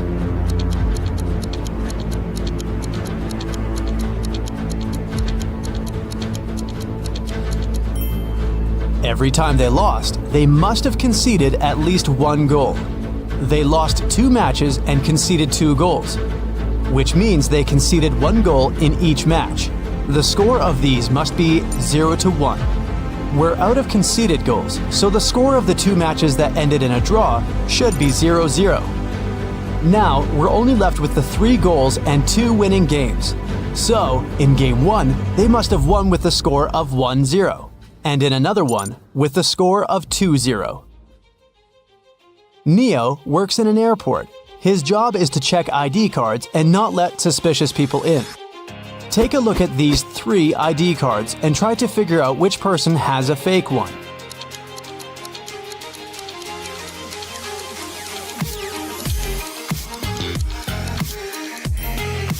The second ID looks suspicious. The month and day of birth are switched, so I'd pay closer attention to his documents. One evening, in the city's Museum of Natural History, the lights went off for 3 minutes. When the problem was solved, museum workers discovered that a rare and expensive dinosaur fossil had been stolen. The city's best detective came to investigate the case. He had 3 suspects and asked them what they had been doing when the lights had gone off. Ashley said that she had been in the bathroom. Ben said he had been in another room looking at paintings. Evan said he had been in the room with the fossil, but he couldn't see or do anything because it was dark. Who is lying?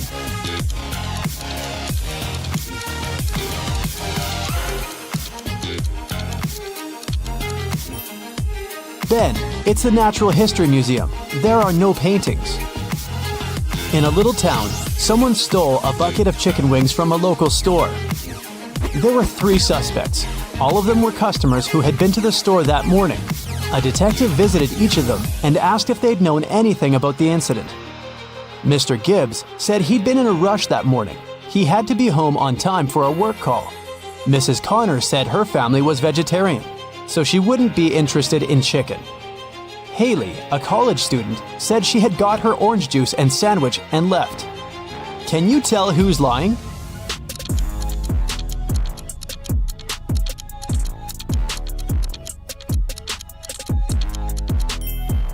It's Mrs. Connor.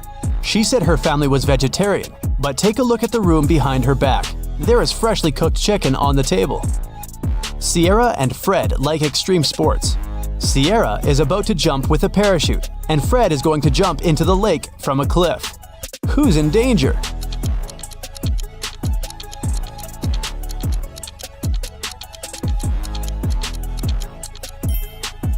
Fred, there are rocks under the cliff he's about to jump from. Ava has 3 sisters, and all of them are mothers. Ava has 1 daughter. Eliza has 2 nephews and 3 nieces. Chloe has 1 nephew and 3 nieces. Ava has 1 nephew and 5 nieces. How many nephews and nieces does Ava have?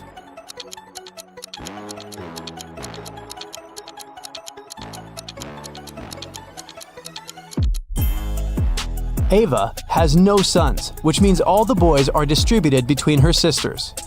Chloe and Ava have only 1 nephew each, while Eliza has 2. It means that Eliza doesn't have sons. Chloe has 1 and Ava has 1. Therefore, Ava has 2 nephews.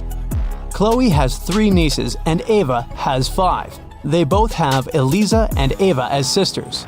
So the difference between them must be because of Chloe, who has 2 girls.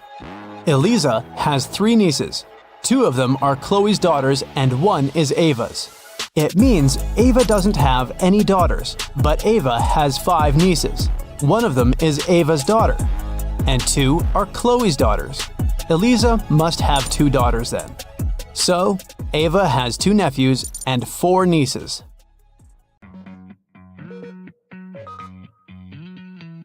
The evening before his girlfriend's birthday, Kevin arrived at her office quite late to decorate her desk.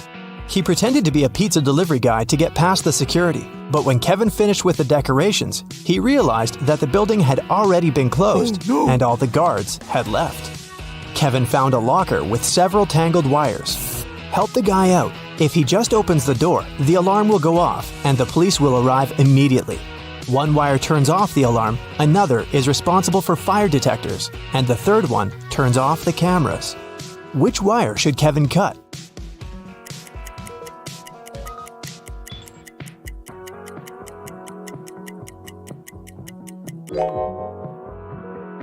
The green one.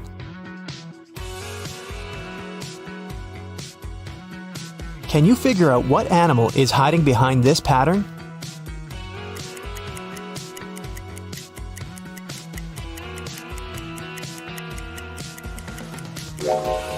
That's right, it's a dog.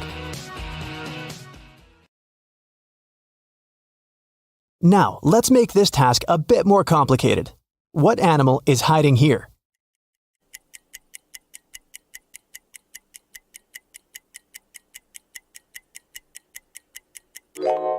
That's right, it's a panda.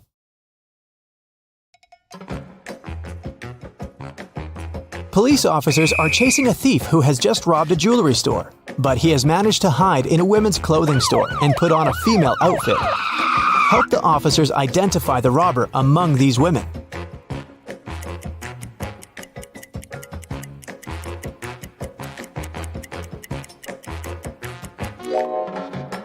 This elegant lady on the right is wearing the same sneakers as the thief did during his escape.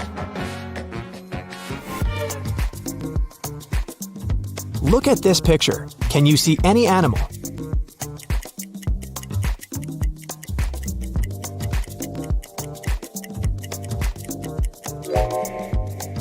It's a crocodile. Great job.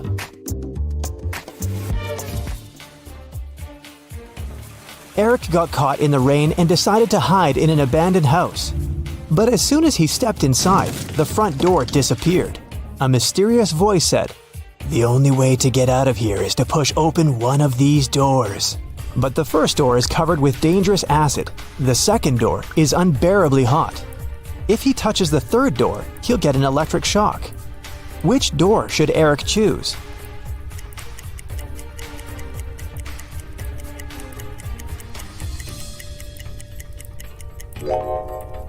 The guy needs to take off his rubber boots and put them on his hands. Then he can push the third door. Rubber will protect him from electricity. There are many different animals in this picture, but can you spot identical pairs?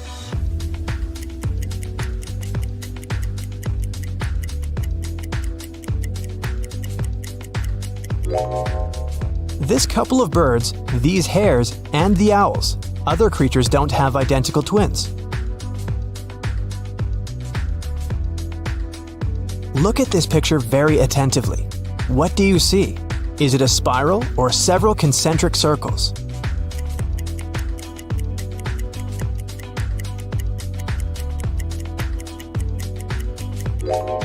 These are black and white concentric circles. You probably saw a spiral, but this is just an optical illusion. Try to squint your eyes or move your finger around any of the circles. Daniel came home after work and realized his house had been burgled. The police suggested that the robbery probably took place around lunchtime. The officers questioned 4 ladies who lived next door. All of them told the police that they had had a road trip together. They had to stop to change a flat tire on their way back from another city, so they got home late at night.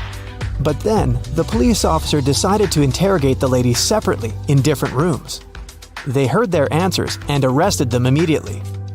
What question did the officers ask?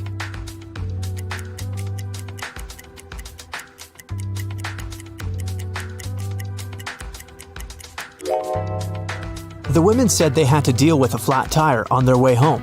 When the officers questioned each of them separately, they asked each lady which tire had been damaged, and their answers didn't match.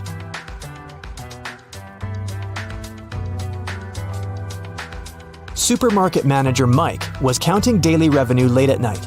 Suddenly, the fluorescent lamp above his head began to blink. Mike climbed on a chair to fix it. But when he touched the lamp, he burned his hand, fell from the chair, and lost consciousness for a while.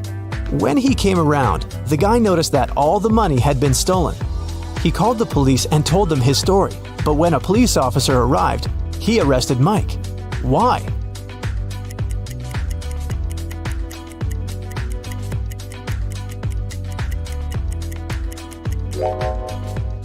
Unlike other light bulbs, fluorescent lamps don't heat up. Mike couldn't burn his hand. This means he's lying. Let's test your spatial reasoning. Look at this pyramid. Can you figure out how it looks from above?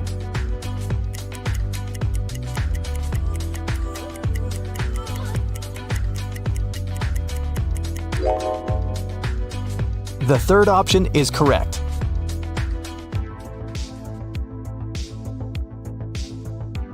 What about this figure?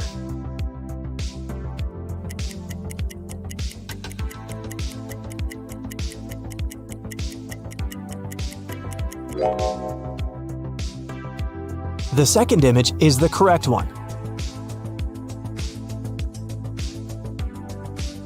Now look at this colorful cube. How does it look from above?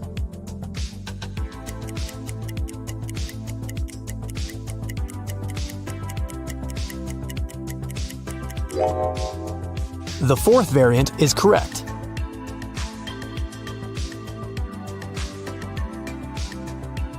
Jennifer worked as a manager in a large supermarket. One morning, she received a strange text message.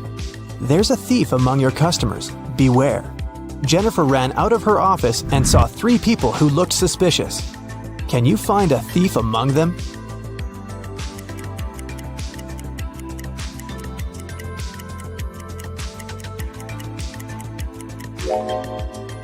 It's this guy. If his arm was really broken, he wouldn't be able to carry a basket. Take a look at this pattern. Can you find 2 identical butterflies?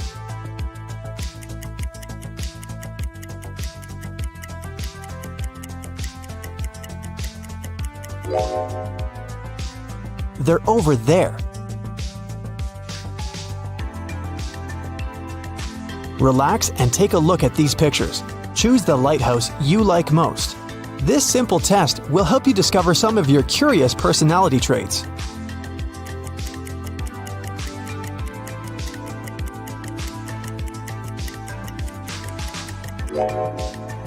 If you've chosen the first lighthouse, you're an optimist and a very strong-willed person with a warrior mindset. You manifest your best qualities during hard times.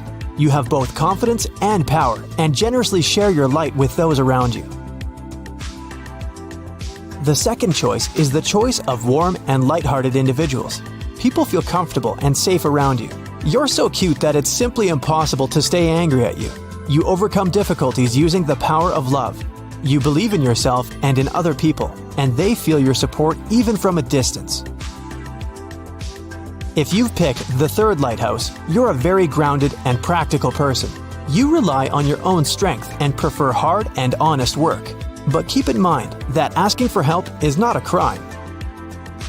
And if you like the fourth lighthouse, you're a very passionate and creative person. Your emotional intelligence is exceptionally high. Sometimes the world around you can make you feel overwhelmed. Expressing your emotions through journaling and art will help you reach inner balance. Can you find 2 similar dogs?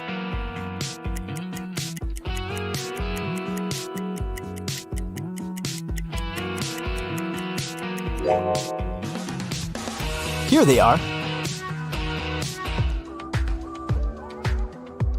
Take a look at these pictures and choose your favorite moon.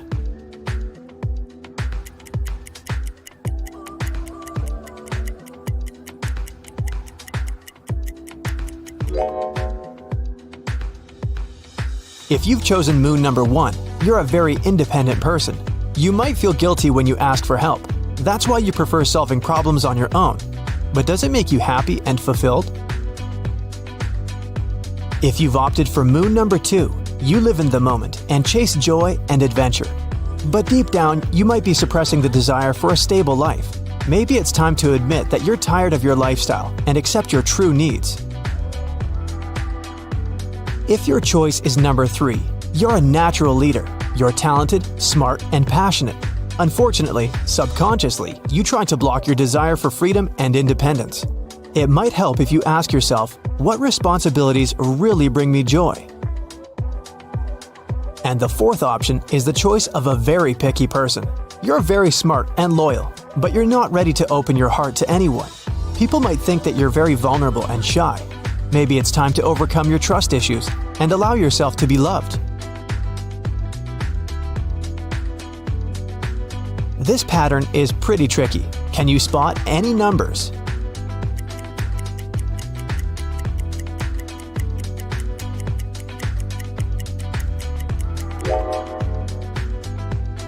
It's 82,175. Can you spot any numbers hidden in these symbols?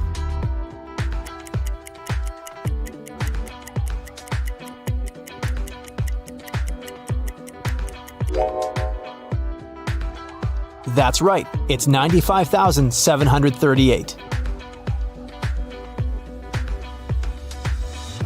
Rachel was lying on the bank of a mountain river. Suddenly, a stranger ran up to her and grabbed her bag. Then he jumped into the water and disappeared. Rachel couldn't swim, so she called a police officer. When Rachel finished telling her story, the thief was already on the other side of the river. But the officer called Rachel a liar. Why?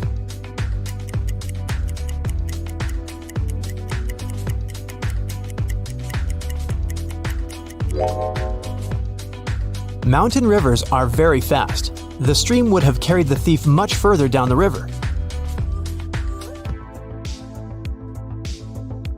Look at this picture very attentively and find two identical giraffes.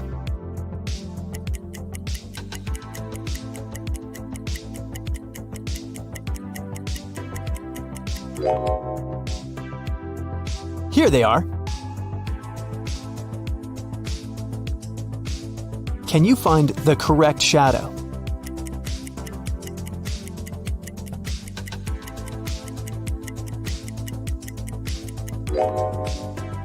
It's over there. Look at these pictures very attentively. Can you spot 5 differences?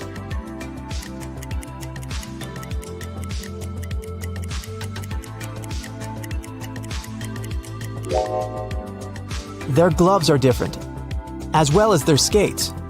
The snowman on the left doesn't have a pom-pom on its hat. Their scarves have a bit different patterns. And finally, the snowman on the left has 2 buttons, while the guy on the right only has 1. A dangerous criminal ran away from the police. The detective saw him enter a scientific research center and followed him. They found only 3 people inside the building. All 3 claimed to be scientists working on a secret research project. Look at these people. Can you figure out which one is the criminal?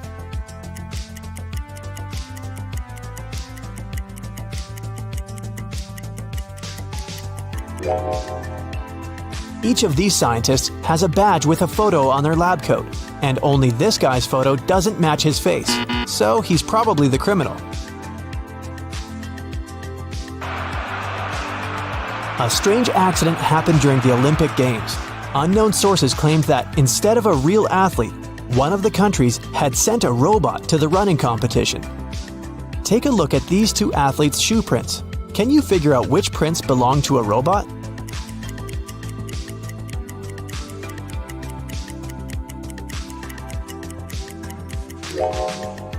The third runner is the robot, only his footsteps are perfectly symmetrical.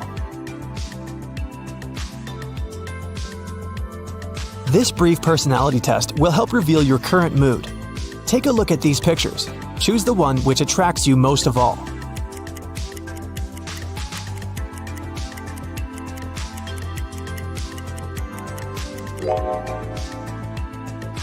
If you've chosen the first one, you're probably trying to reach a compromise in a difficult situation.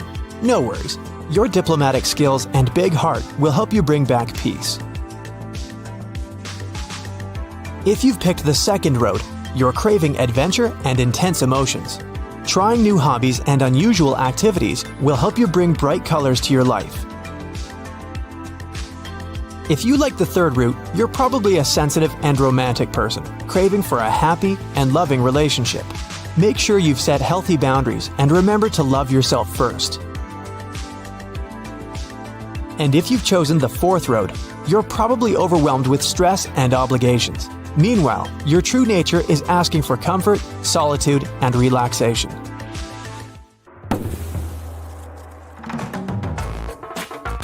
During a visit to an antique store, Rachel found a peculiar piece of gold. It turned out that the man who brought it to the shop mentioned it had once belonged to a pirate named Captain Benedict Jameson. He said he had hidden the rest of his treasures on an island. The map was hidden inside a cave that was located on a beach on the same island, but no one has managed to find the treasure yet. Rachel was intrigued, so she called her friend Jeremy and convinced him to set sail there to search for this treasure.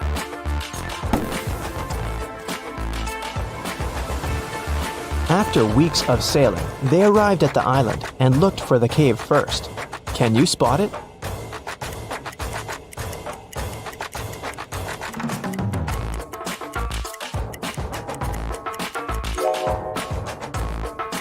Here it is.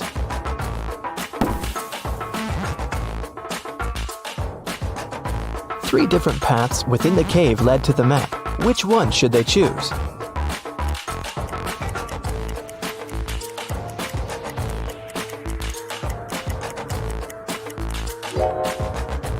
Notice the blinking eyes of a wild animal waiting for its prey in the shadows of the second path? There is a rather large spider web blocking the third path.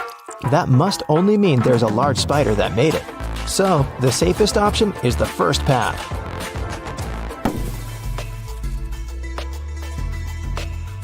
They arrived at the end of the cave and found 3 wooden boxes. Each had a different map on it.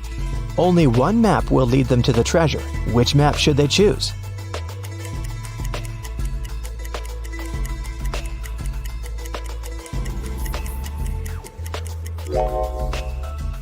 The area that the first map shows is surrounded by trees. The second map shows an area surrounded by the ocean. The area on the third map is surrounded by mountains. So, since they're on an island, they should choose the second map. On the back of the treasure map, they found a message written by Captain Benedict himself. Congratulations, traveler. You've picked the correct map. Now you're a step closer to finding the rest of my wealth. But I warn you, the journey ahead won't be simple. You'll have to solve every riddle that I have for you. And only then will you be able to find my treasure.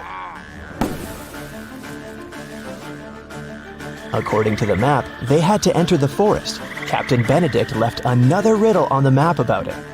My friend will accompany you from here on, but first, you have to find the tree that it lives on. Look for a fruitful palm tree. If you try to bite the fruit I'm talking about, you'll break your teeth. I guarantee.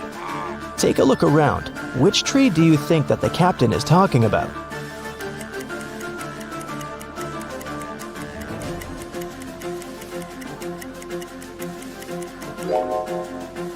Some of these trees don't have any fruit at all, so none of them can be the tree the captain mentioned. These trees have bananas on them, but you won't break your teeth if you eat bananas.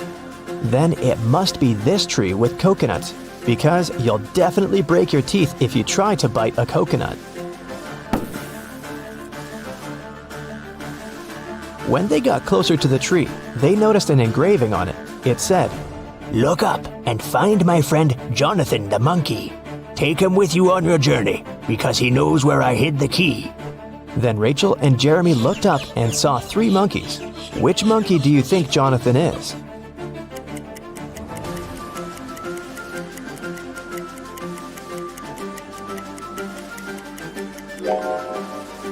Notice that the third monkey is holding the same piece of gold as the one Rachel found at the antique store. This guy must have access to the treasure, so he must be Jonathan. Rachel and Jeremy tried taking Jonathan with them, but he refused to even move. How do you think they can convince Jonathan to come with them?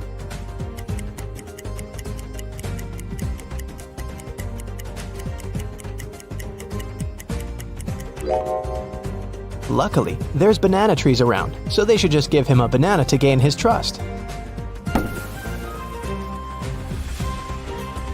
Jeremy wanted to climb one of the banana trees to pick a banana, but they were all very tall, and it seemed impossible to climb any of them.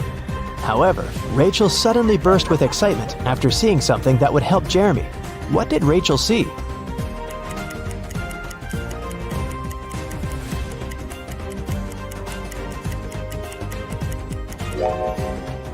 Take a closer look at the trees. One of them has an old rope ladder attached to it. Jeremy can climb up there to get a banana. After Jeremy had picked a banana, Jonathan the monkey got down from the tree to get it. While he was eating his banana, Rachel and Jeremy felt hungry and decided to take a break to eat something too. However, when they reached for the food in their bags, everything was gone. Can you guess what happened?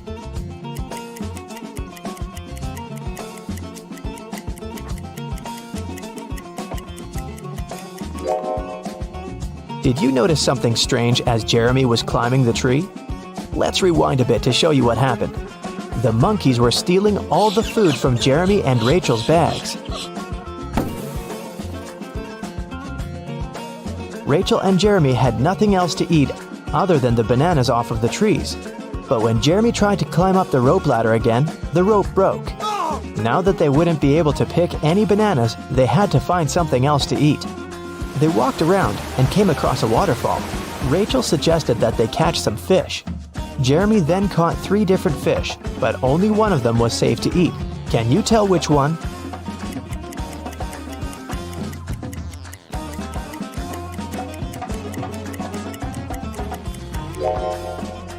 They should eat the first fish because the second fish has spikes on it, so it's not suitable to eat. The third fish isn't real. It's electronic. It has small cameras instead of eyes. They fell asleep after eating, trying to figure out where the electronic fish came from. The next morning, when Jeremy woke up, he realized that Rachel was gone. Then they heard a man's voice. Jeremy couldn't figure out where it was coming from, but Jonathan the monkey pointed to the electronic fish. The voice said, I have your friend. Answer this riddle of mine if you want to see your friend again. There's a one-story house in which everything is green. Green walls, green doors, green furniture. What color are the stairs?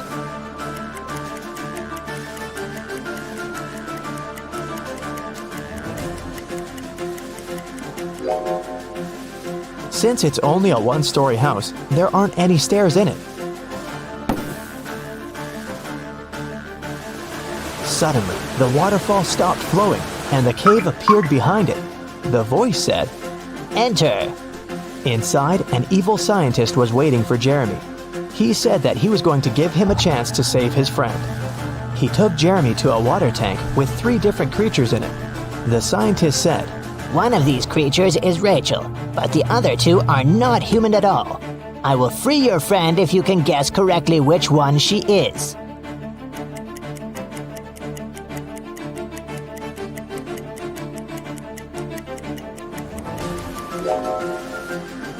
Take a closer look at the second creature. There are definitely human legs covered with seaweed. That must be Rachel. The evil scientist set Rachel free, but didn't let them leave the cave just yet. He showed them 3 gates. If they choose the right one, they'll be free to go. Behind the first gate, hundreds of poisonous snakes are waiting. Behind the second gate, there is a vicious vampire. Behind the third gate, there is a pack of hungry wolves. Which door should they choose?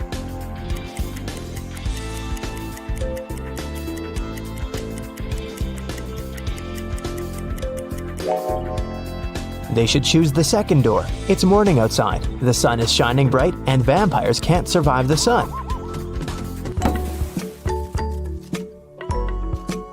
After Rachel, Jeremy, and Jonathan got free, they got back on the trail following the map and arrived at the side of a cliff. There were 3 different bridges in front of them from which they could walk across to the other side. Which bridge should they choose?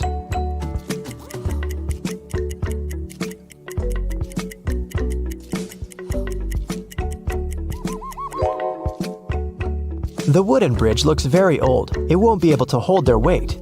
Even though the metal bridge looks sturdy, it's very narrow and it has no railings. They might lose their balance and fall. So, they should choose the glass bridge. As they continued their journey, they walked into a swamp without noticing, and they got stuck in it. There were 3 ropes hanging from a tree, with which they could pull themselves out. Which rope should they choose?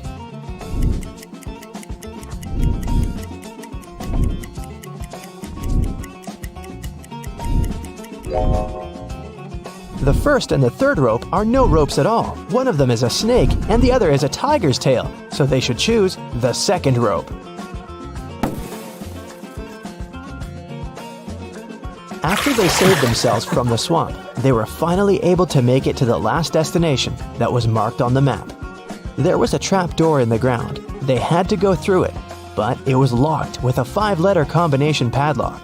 However, Captain Benedict left a clue on how to unlock it in his notes, and the clue was 3, 8, 5, 19, 20. What do you think it means?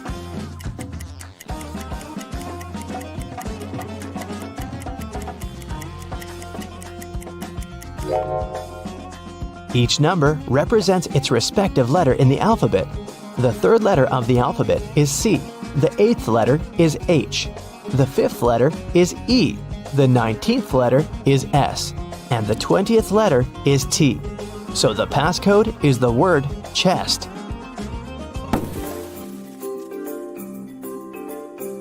Once they opened the door, they saw a staircase leading to an underground room. When they entered it, they found 3 different chests. Only one of them holds the treasure. Which one is it?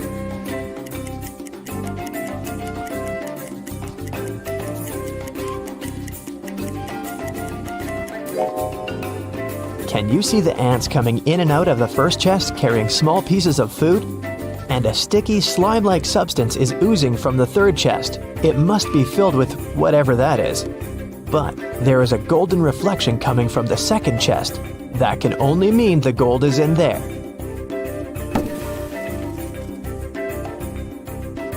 They left the room with the treasure chest. However, the chest was locked, and the map didn't have any more notes or directions on it. Jonathan started pulling Rachel's shirt as if he wanted to say something. Then, she remembered Captain Benedict's previous note. My friend Jonathan the monkey knows where I hid the key. So she and Jeremy started following Jonathan. They arrived at a beautiful garden with 3 statues. Each statue was holding a key, and only one of them would open the treasure chest. Which one should they choose?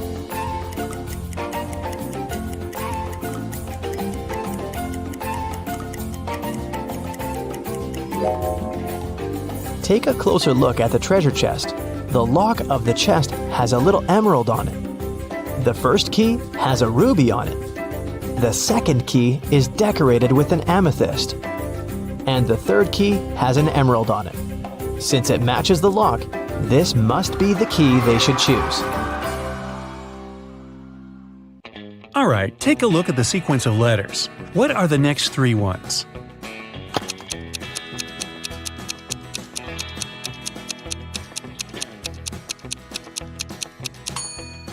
Each of the letters is the first one of the numbers from 1.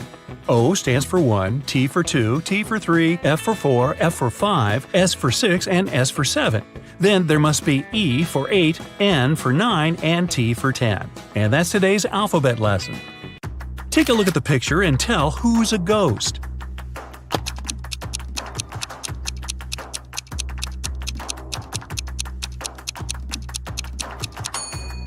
It's the man on the very right. He doesn't cast a shadow.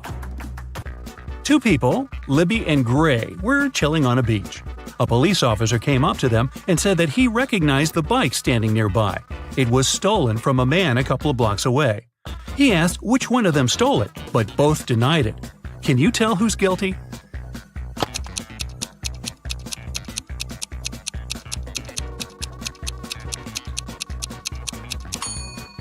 Take a look at the footprints. They lead from the bike to the place where Libby is sitting, so she must be the one who took it. After an accident, Samara was experiencing memory loss. 3 guys came to visit her: her twin brother, her long-lost cousin she hasn't seen for 10 years, and a guy from school who liked her but she never talked to. Take a look at their wallets and decide who is Samara's brother.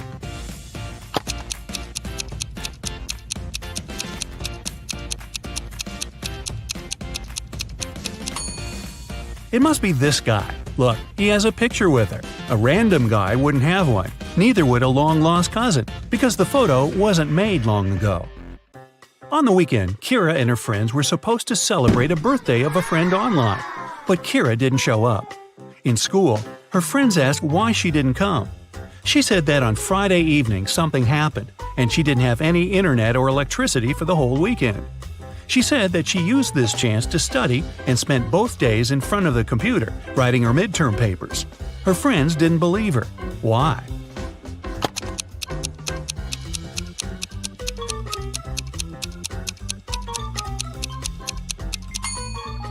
If there was no electricity, she wouldn't be able to work on her computer. A PC doesn't work without electricity, duh, and a laptop wouldn't last for 2 days without charging. Lenore accidentally sent a message to her sister instead of her best friend and didn't want her sister to see it. She stole her sister's laptop and tried to delete it. However, the laptop required a password. Luckily, there was a hint: Math 2, Music 2, History 6 5, Drama 2 3. What's the passcode?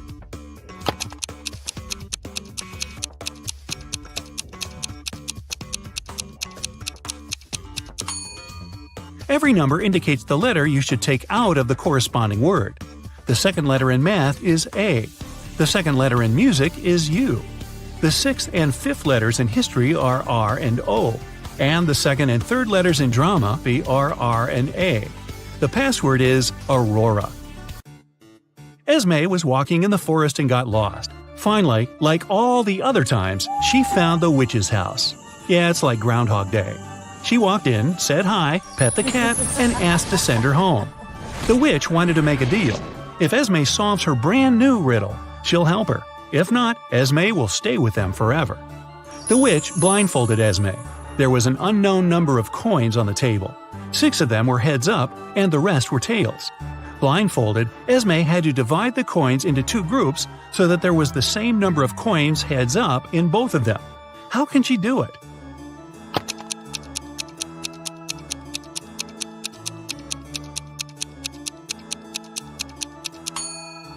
So, since there are 6 coins heads up, Esme grabs 6 random coins and flipped them.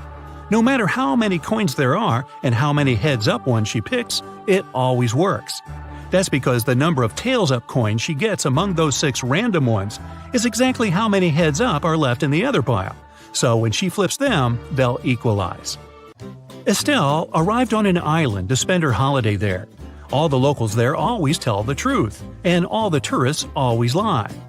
2 girls approached her, and one of them said, "Hey, I'm Sylvie, I am a tourist here, and this is Tessa, she's local." Can you tell if the girls are locals or tourists?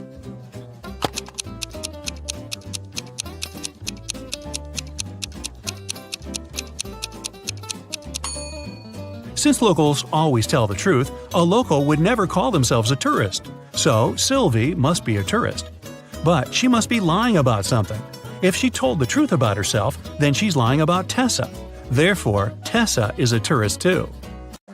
Miss Virginia Dell was a rich young lady. She loved jewelry and kept a collection of her favorite pieces behind the glass in her dressing room.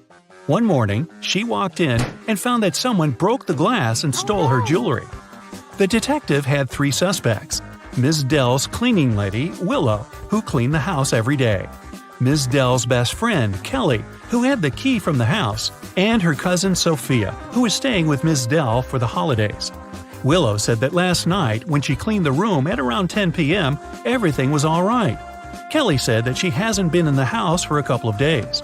Sophia said that it's not in her manners to walk around someone else's house and steal jewelry. Who stole the jewelry?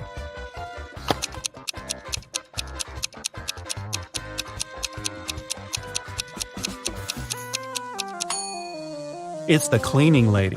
It seems like right after she broke the glass and stole the jewelry, she wiped off the pieces of glass while cleaning as well. It was a stormy night, and Alana and her sister stayed up late watching a soap opera. In the middle, there was a weather forecast. The weather lady said it'd keep raining for 2 more days, but in 72 hours, it'd be bright and sunny. Alana turned to her sister and said that the weather lady was wrong. Indeed, Alana was right. How did she know?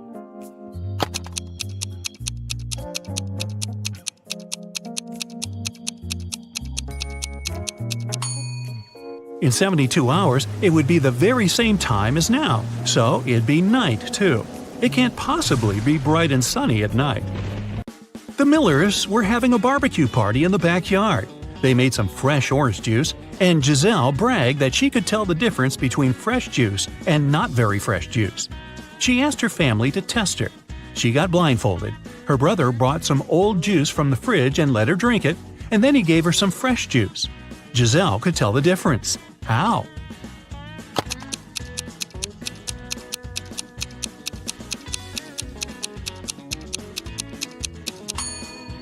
The older juice from the fridge was colder than the fresh one was outside.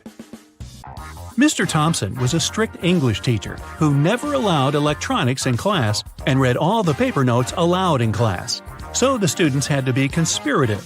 Once, he read out the following note: 1, 2, 8, 13, 5, 31, 3, 15. I love this book. I used to read it every month. Can you decode what the note says?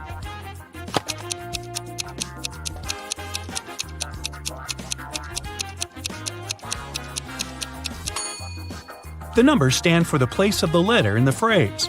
The first one is I, the second one is L, the eighth one is I, the 13th one is K, the fifth one is E, the 31st one is Y, the third one is O, and the 15th one is U. The note says, I like you. Ah. It was a lazy day, and it just started raining when Mr. Jones called a police officer.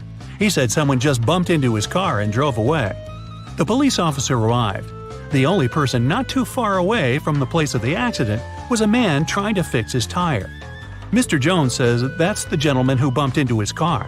However, the gentleman said that it couldn't be true because he was busy fixing his car the whole time.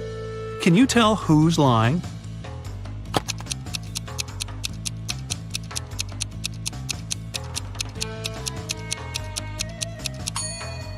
It's the guy fixing his car. The rain just recently started. If he was fixing his car the whole time, the ground underneath his car would have been dry, but it's wet, which means he's just arrived there. Brittany was having a costume birthday party. A detective came in the middle of the celebration, saying he's looking for a robber who must be there, pretending to be a guest. Take a look at the people and say who the detective's main suspect was.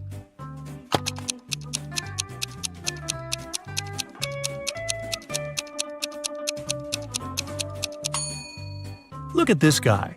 Unlike all the other guests, his costume is totally inconsistent.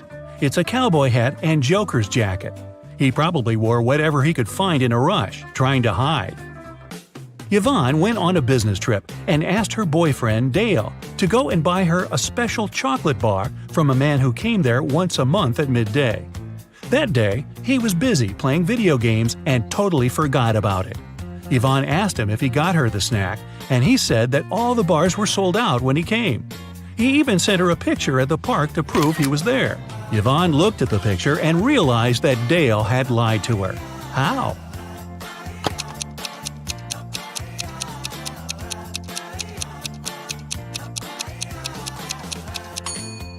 The shadows are too long, so it can't be midday since shadows disappear at noon. And the clock that says it's noon could have been photoshopped. 5 students stand in line. Adeline isn't next to Cleo. Bellamy isn't next to Danica or Cleo. Nor Cleo nor Bellamy are next to Eloise. From your perspective, Danica is on the left of Eloise. What are each girl's names?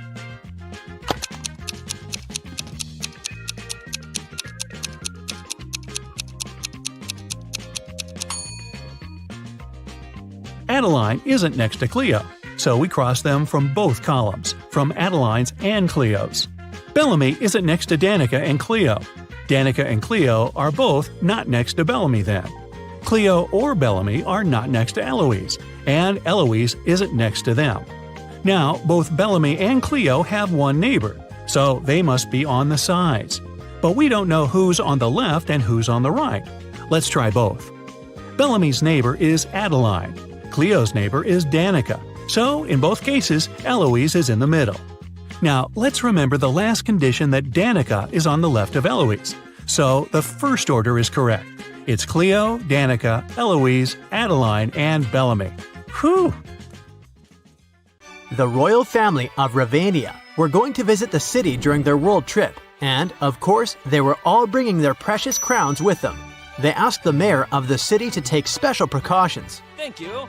So, he placed the crowns in a safe in a hidden room in his office, guarded by a couple of security officers.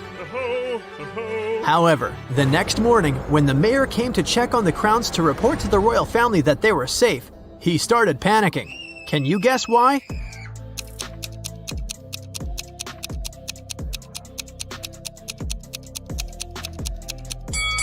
It's because the crowns inside the safe are not the real ones. The first crown has a price tag on it. The second crown is broken, and one of the gemstones on the third crown is missing. Oh no! That wouldn't happen if it was the real thing. The mayor wanted to make sure that whoever had stolen the crowns was caught. He also hoped the police would find them before the media learned about what had happened. And the only person who could help him was Detective Zelda. So, he immediately called her.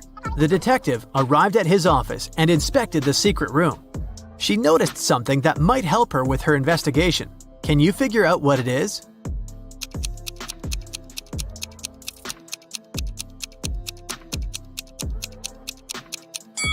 There's a piece of paper under one of the fake crowns. The thief left a note. Detective Zelda read it. Dear Maya, I'm very disappointed in you. This accident has proved how inept you are at providing comfort and security for your guests, as well as your citizens. I believe I can be convinced to give the crowns back if you pay me a large, and I mean it, sum of money. Mark my words and count on what I say in my letter on this matter. Here is my contact number. 19.1-1.3-19.4-1.2 and 13.3-1.2-6.3-9.1. Yours truly, the Riddling Man. What can you make of this number?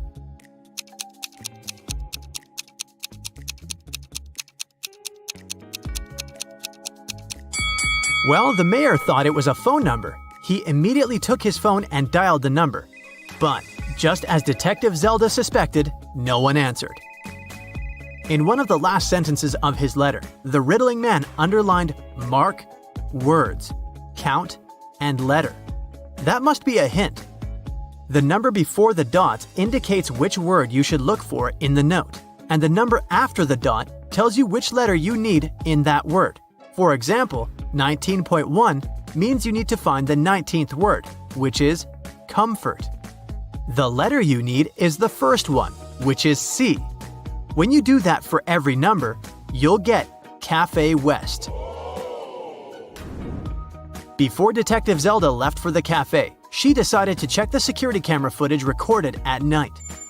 The mayor took her to the surveillance room. There were 3 different monitors, each showing the room from different angles. Detective Zelda realized only one of them was still recording live. The other 2 were showing fake images. Which recording is real and why?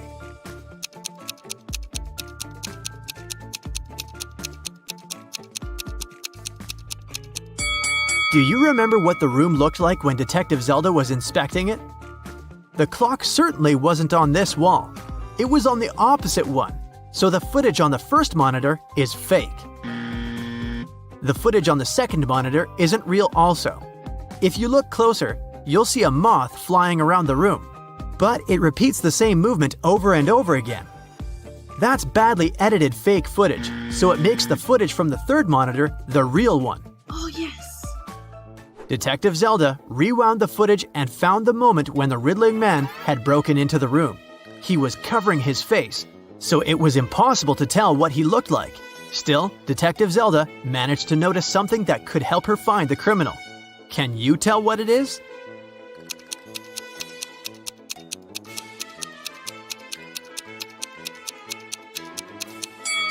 If you look at the lower left corner, you'll see someone walk into the room and leave it quickly while the Riddling Man is stealing the crowns. Could that mean that the Riddling Man has a partner? To find that out, Detective Zelda questioned all the security guards who had been working the night shift.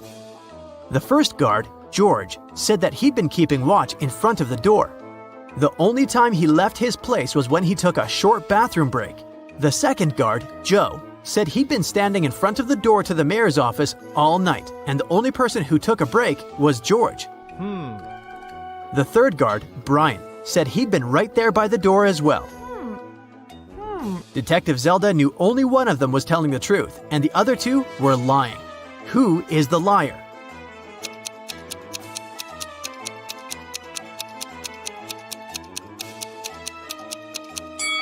Do you remember what the shoes of the man who entered the room looked like? White sneakers, and that's what Brian is wearing. So he's lying. And since Joe didn't mention that Brian had left his place, he's a liar too. George is the only one who's telling the truth. Ciao. Brian and Joe immediately started begging Zelda. We can't end up in jail. We promised we didn't steal anything. You have to believe us, Detective Zelda asked. Then why did you lie? They said that they had heard some noise coming from the room while George was away. They decided that Brian would check the room and Joe would keep watch. When Brian saw someone in the room, he got scared and ran out of there. He told Joe that he would rather lose his job than have something bad happen to him. As for Joe, he lied because Brian was his best friend and he didn't want him to get fired. And since they never saw anyone enter or exit the room, they thought they were imagining things. After all, they were very tired. What do you think Zelda can do to check if the guards are telling the truth?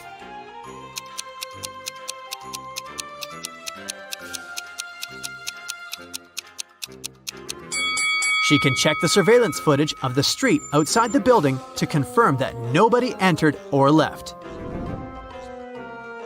When Zelda couldn't see anyone even walk across the street, she came to the conclusion that Brian and Joe were telling the truth. Yeah. The detective decided to check the secret room once again to figure out how the riddling man had gotten inside. Sometime later, she managed to spot another hidden door. Can you see it too?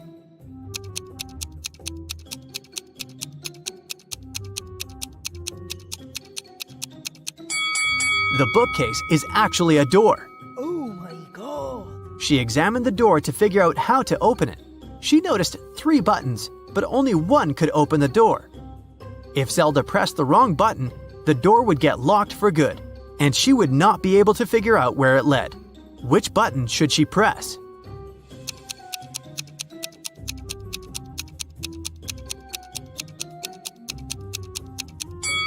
Take a look at the books next to the buttons.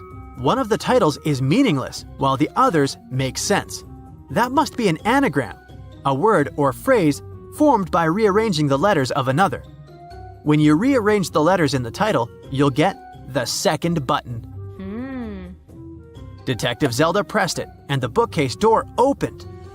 The woman saw a narrow hallway with stairs leading down. She took a step, and the door closed behind her back. She tried to force it open, but it wouldn't move. The only thing she could do was go down the stairs. She ended up in an underground pit. Inside, there was nothing but a shovel and a sign that showed her that she was around the pit. In the hole to the left, there were venomous snakes. The pit on the right was filled with poisonous gas. And on the ground right above her head, there was an angry dog with sharp teeth. What should she do?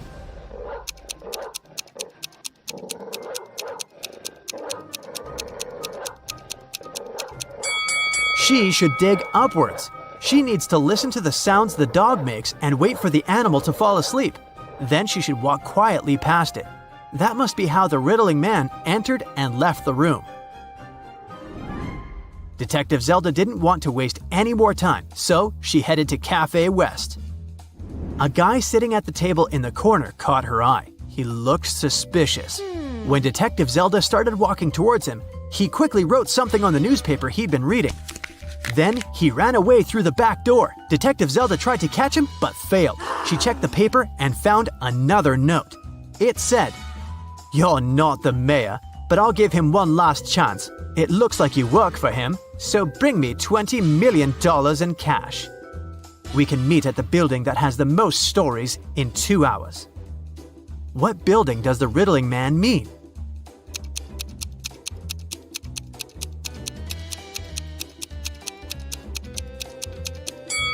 The library. Of course, Detective Zelda was not going to give him any money. She took an empty bag to trick him into believing she had the cash so that he wouldn't run away. She went to the library. When she entered, she saw the riddling man wearing the same sunglasses and coat. He was waiting for her in the riddle and puzzle books section. Then, suddenly, someone accidentally pushed the woman. She dropped her bag. It fell on the floor and opened. The riddling man saw it was empty and understood that this was just a plan to catch him. He ran away. But he dropped something while escaping. It was a library book, and there was a library card inside. It had 3 different addresses of 3 different people who had borrowed the book before. Zelda immediately realized which was the riddling man's address. How did she figure it out?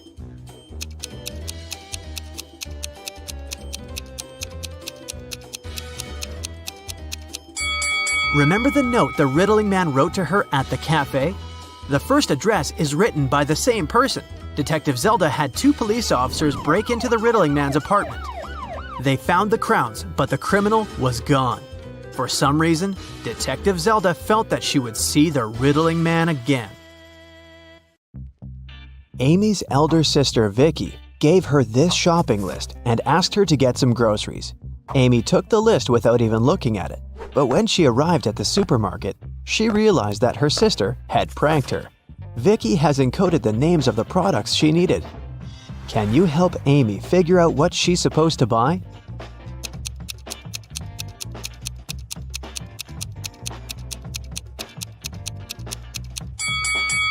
Here's the first product. It's blueberry. What about this one?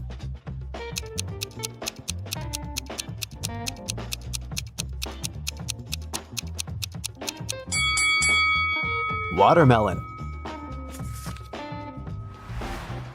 Can you recognize this food?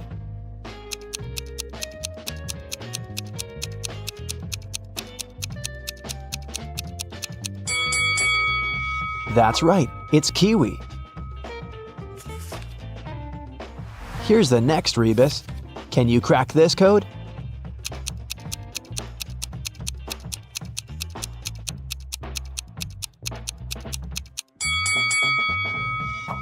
Grape. What about this one?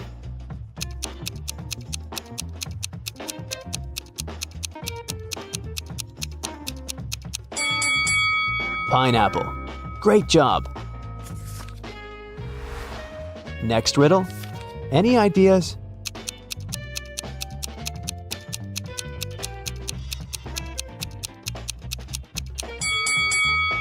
Vicky needs some bananas. And how about this food?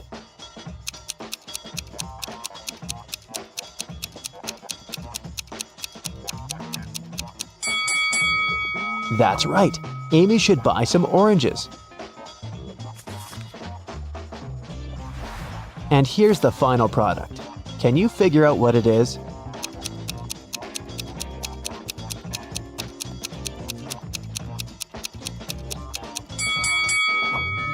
Lemon. Amy took everything she needed and headed to the cashier. He said, I'll give you a 90% discount if you manage to solve my riddle. Amy agreed. Here's the riddle. If you had 3 apples and 4 oranges in one hand, and 4 apples and 3 oranges in the other hand, what would you have? Can you help Amy crack this riddle to save some money? Try to think outside the box.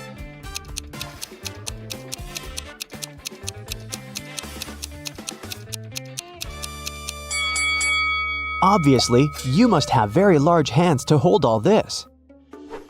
Amy left the supermarket and headed home, but suddenly she realized that she'd left her wallet at the checkout. She ran back to the supermarket, but the wallet was nowhere to be found. Amy questioned 3 people standing nearby. Bob, the cashier, said, "Sorry, I didn't see your wallet. I had the other customers." One of the customers, Kim, said, "I think I saw the cleaner take your wallet from the checkout after you'd left." And the cleaner, Nancy, said, "Who do you think I am? I need this job to support my family." Who stole the wallet?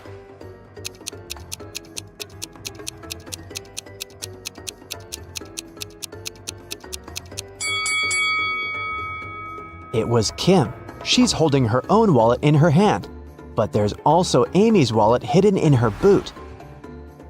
Amy didn't want to waste her time, so she told Kim, "I won't call the police if you give me back my wallet and crack my riddle." Kim agreed. Here's the riddle. Can you name 4 days which start with the letter T? It was Kim's lucky day because she managed to solve this riddle. What was her reply?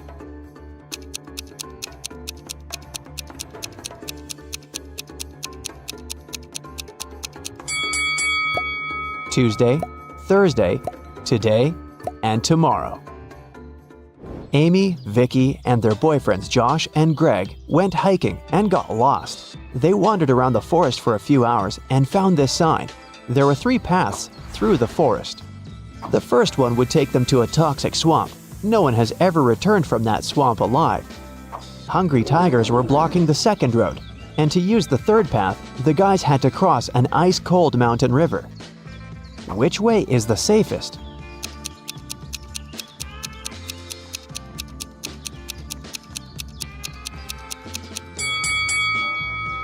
The third one. See this sign?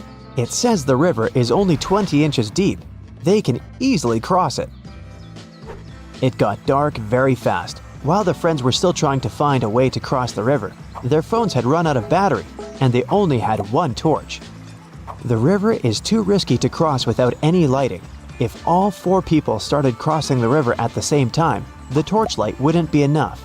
Plus, each person would be crossing the river at a different speed. Amy would need only 1 minute. Vicky would do it in 2 minutes. Josh would need 7 minutes, and Greg, 10 minutes. What's the shortest time needed for all friends to cross the river?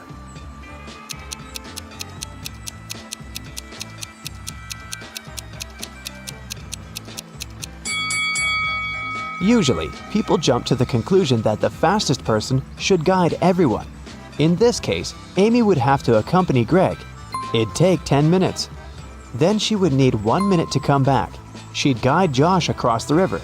It'd take 7 minutes. Then Amy would spend 1 minute to return for Vicky and make the final 2-minute walk across the river. In this case, the entire process would take 21 minutes. But our task is to minimize the time. That's why we should find a way for the slowest people to walk together. So here's the correct order. Amy and Vicky cross the river, which takes them 2 minutes. Then Vicky comes back. That's another 2 minutes.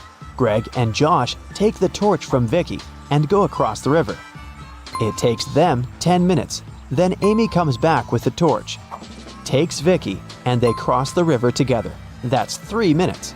In this case, the total time will be 17 minutes. After crossing the river, the guys meet a woodsman. He promises to guide them out of the forest if they solved his riddle. What do an island and the letter T have in common?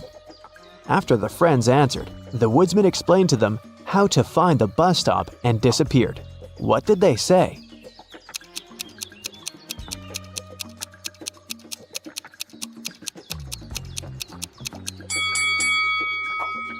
The letter T and the island are both in the middle of the water. It took a while to find the bus station, and the guys got hungry. That's why they decided to buy some food. But only one of these vending machines is safe to use. Can you tell which one?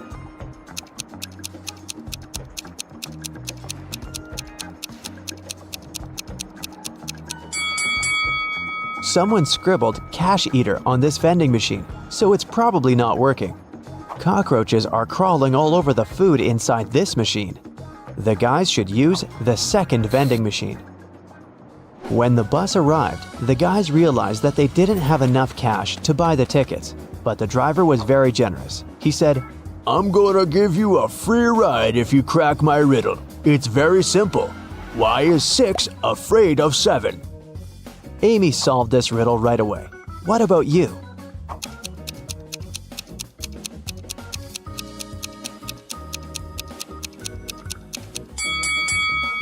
Because when it was hungry, 7 ate 9. The guys took their seats on the bus. Can you find anything weird here?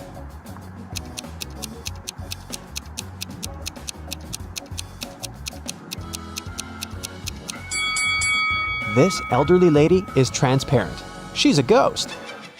When Amy and Vicky returned home, they discovered that someone had robbed their house. The girls called the police. Detectives questioned 3 neighbors. Mary said, "Last week, my husband Rick and I were sunbathing in the Maldives. Rick got sunburned, and we had to go back home earlier. We've just come from the airport."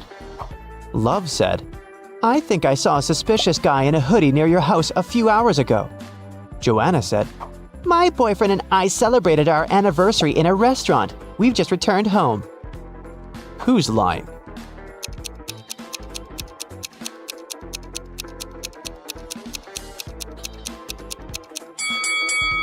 Mary. She said that Rick had gotten sunburned, but now he looks perfectly fine, and he doesn't look tanned either. Amy decided to get a new job to save some money for college. She sent her resume to the local bank and received an invitation for a job interview. The HR manager offered her a riddle to challenge her logical thinking. Imagine you have an unlimited number of coins in your wallet. What's the minimum number of coins you'll need to make sure that each of these coins will touch exactly 3 others? Can you help Amy get the job?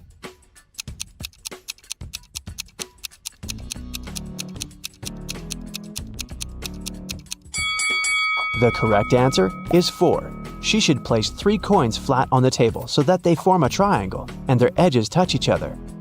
And then she can put the 4th coin in the middle on top of the rest. Amy got the job in the bank. After her first day at work was over, she went home. But on her way home, she realized she'd forgotten her phone in the bank. So she went back and took her phone. Suddenly, the girl heard some weird noise coming from the bank vault. She went there and saw these 3 men inside the room. She noticed that one of them was an imposter right away. What about you? Can you spot him?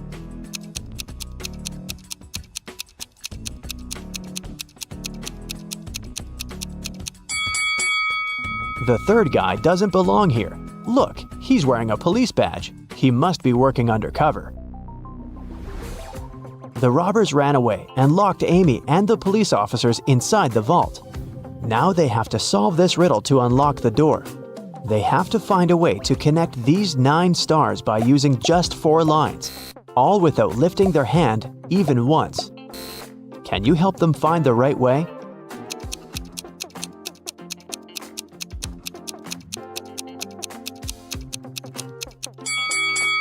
Such a task requires creativity, and this shape meets all requirements.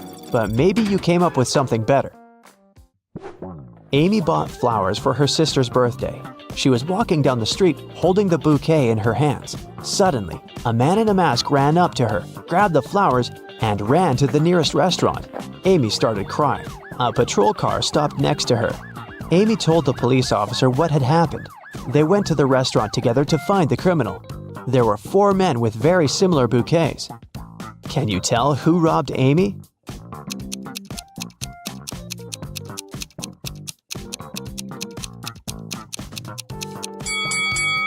This guy. Amy's bouquet was tied with purple ribbon. Vicky organized a birthday party. To avoid uninvited guests, she asked the security guard to set a special password, but her boyfriend Harry, who was most definitely not invited, developed a plan that could help him enter the party. He hid near the door and started to listen attentively. When the first guest arrived, the guard said 12. The guest answered with 6. Then the second guest arrived, and the guard said 6. The guest replied with 3. Harry thought he'd heard enough and walked up to the guard. The man said 8, and Harry replied with 4. After hearing this answer, the guard asked Harry to leave. Why?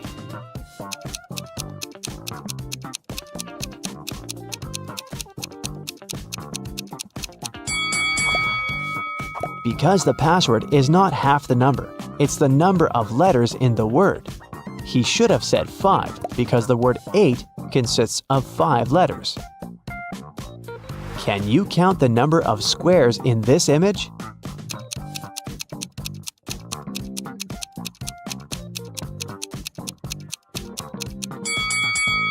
The correct answer is 40.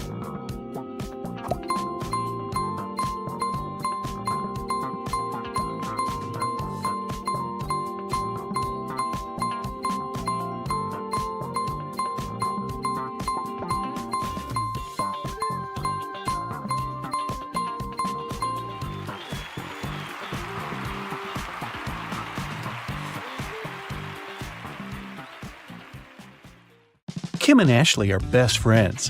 They decided to spend summer vacation in Italy together. They were very lucky to buy cheap plane tickets.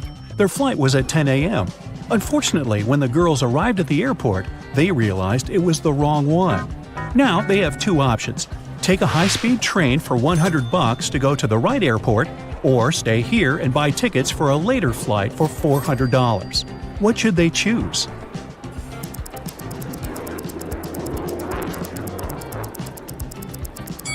The second option. Look at the clock on the wall. It's 9:55 a.m. The boarding for their flight is already over. They won't make it even if they take the high-speed train. Kim and Ashley bought new tickets. They went to the airport restaurant to drink coffee. But one weird detail scared Kim away. She suggested they should leave that place as soon as possible. What did Kim see?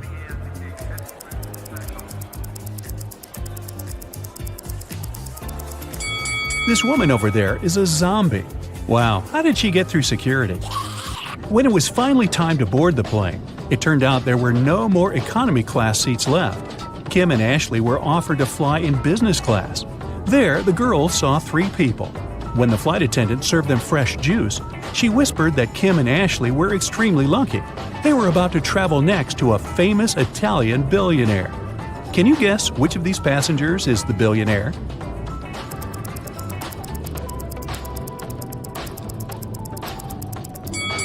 This glamorous lady is a good candidate, but it's very unlikely a billionaire will wear a 100% polyester coat.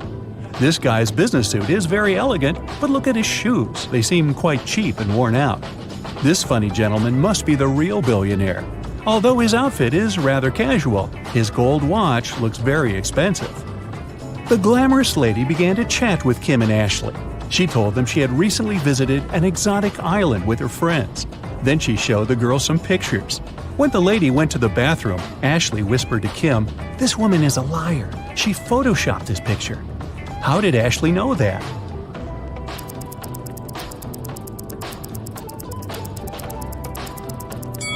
It's all about the shadows. They all look natural except for this one. The glamorous lady took a sip of her juice and started coughing. Suddenly, she fainted and fell into the billionaire's arms. He was ready to shout for help, but Kim stopped him, saying the woman was faking it. How did she know that?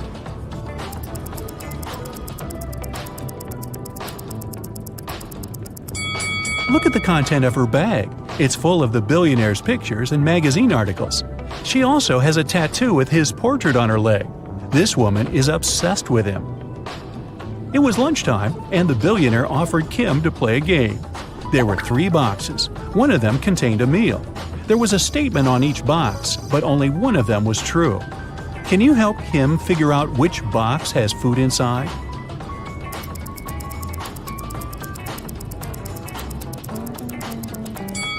If the food is in the first box, there are 2 true statements. And if the food is in the third box, there are also 2 true statements. But we need just 1 true statement. That's why the food can only be in the second box. Kim opened the box. She saw a delicious meal and a bank card.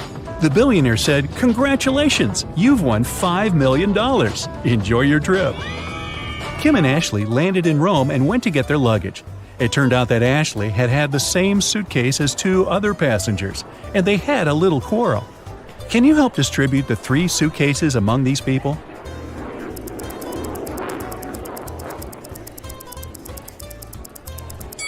The first suitcase belongs to this woman. It's covered in her dog's hair. The second suitcase has some traces of a star sticker. You've probably noticed it before on Ashley's bag. And the third suitcase belongs to this man. Since Kim and Ashley were now very rich, they decided to find a real estate agent who could help them rent a luxurious villa. They wanted to spend their vacation there. The agent showed them 3 houses. Can you help the girls choose the best one?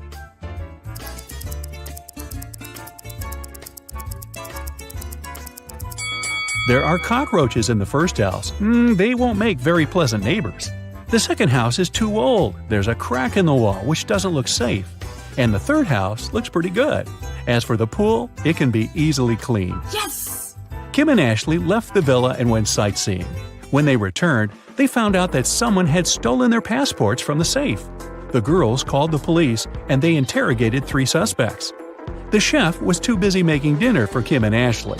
The cleaner was dealing with the pool all day, and the gardener said he had been outside planting flowers. He didn't notice anything suspicious. Who's lying?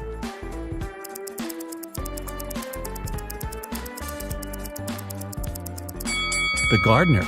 If he planted the flowers, where are they? The police returned Kim and Ashley their passports and arrested the gardener. The next day, the girls went shopping. Sellers wanted to take advantage of rich and naive tourists and offered them overpriced souvenirs. Only one of these 3 items is a good deal. Oh. Can you guess which one?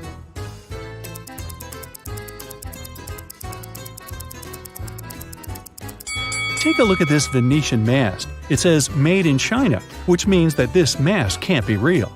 This magnet is of very low quality. The word Italy is spelled with an error. It simply can't cost $100. This blue cheese doesn't look fresh, but it's normal for this kind of product. This delicacy is the only thing that Kim and Ashley can buy here for a fair price. The ladies went to the local museum and got lost in its corridors. They found a strange basement with 3 doors. There was a time portal to the Middle Ages behind the first door. Behind the second door, there was an evil mummy. It cursed anyone who bothered it. Finally, the third door was protected with a laser alarm system. It cut through anything that touched the laser beams. Which door should the girls choose?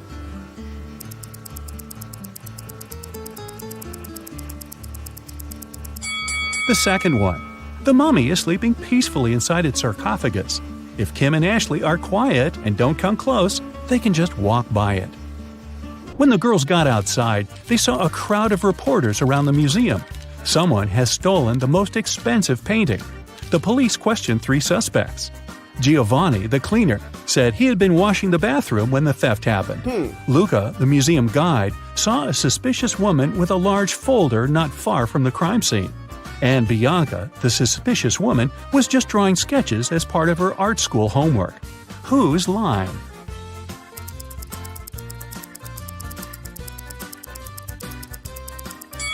Luca. He has a rolled canvas under his shirt.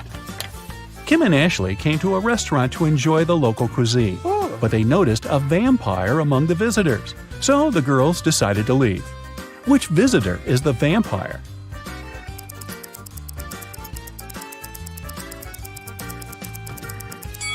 This elderly lady is wearing sunglasses in the evening. Also, she doesn't have a shadow. Then Kim and Ashley took a boat trip. A local photographer took their picture and printed it on 2 similar t-shirts. Then he offered the girls to buy these souvenirs. But Kim noticed 3 differences between these pictures. Can you see them too?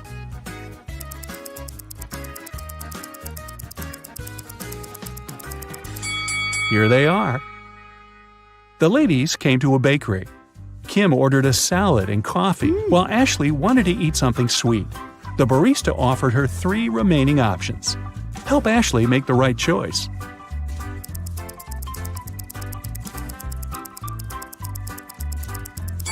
Someone has already tasted this cupcake. Ants live inside this donut. It's probably not very fresh. But this croissant is safe. The green color is pistachio glaze, not mold. In the evening, Kim and Ashley arrived at the villa. The owner was there and he was furious. He hadn't received any rental payment because Kim and Ashley's card presented by the billionaire was blocked. Suddenly, they heard breaking news on TV. Some scammers had robbed the billionaire. All his accounts were empty. 3 people commented on the situation. The billionaire's driver said his boss had many enemies. The billionaire's girlfriend complained that now she couldn't even afford a new haircut, and his PA said they would try to return the money soon. Ashley knew for sure that one of them was hiding something. But who?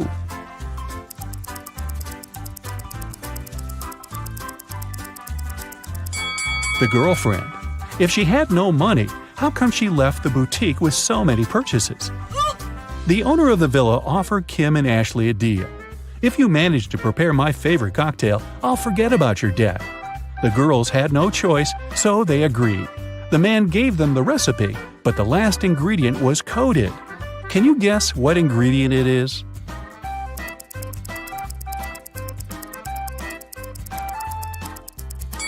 If you mix blue and yellow, you'll get green. So the ingredient must be green grapes. Next morning, Kim and Ashley woke up locked in a room with 2 doors as the only exit. If they chose the wrong door, they would stay in the room forever. And if they picked the correct door, they would end up with loads of jewelry, money, and designer clothing that would be enough for the rest of their lives. Wow. 2 guards were standing in front of them. One guard always lied, while the other always told the truth. Kim and Ashley didn't know their identities. The girls could only ask one question. What should they ask?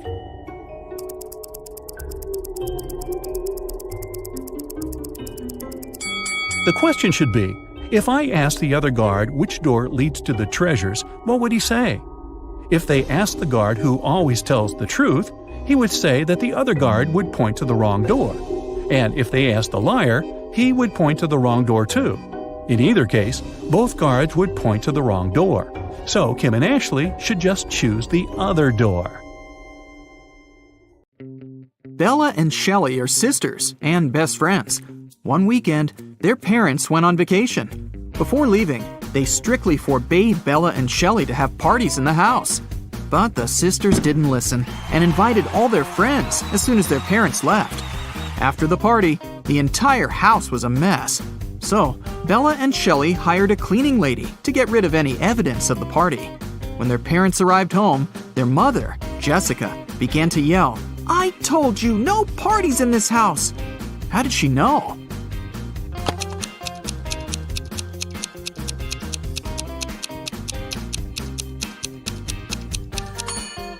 The house is too clean. There was dust on this glass vase when the parents left, but now it's fresh and clean. Jessica asked Bella and Shelley to mow the backyard lawn. None of the sisters wanted to do this annoying task. So, Shelley offered an easy way out. She put 2 cards in a hat and said, "I wrote mow on the first card and chill on the second. Pull a card and choose your destiny." Bella wasn't so naive. She suspected that Shelley was cheating and put both cards with mow written on them. But no one would believe her if she just tried to expose Shelley. And no one would look at the other card once her fate was decided. What should she do?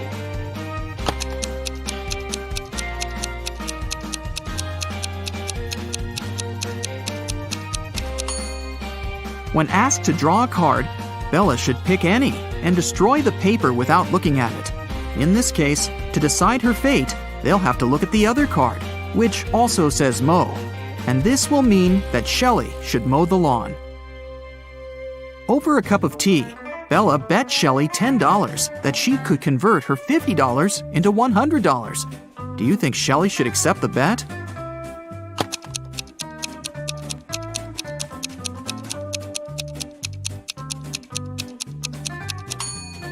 There's no logical reason behind accepting it. If Bella isn't able to convert the money, she'll lose the bet. But she has only $10 to lose. Meanwhile, Shelley is supposed to be giving her $50 from her wallet. Thus, even if Shelley wins the bet, she'll still lose $40. Bella and Shelley have a certain number of candies. If Bella gives 1 candy to Shelley, they'll have an equal number of candies. But if Shelley gives 1 candy to Bella, then Shelley will be left with half the number of candies that Bella has. Can you find out the number of candies they have right now?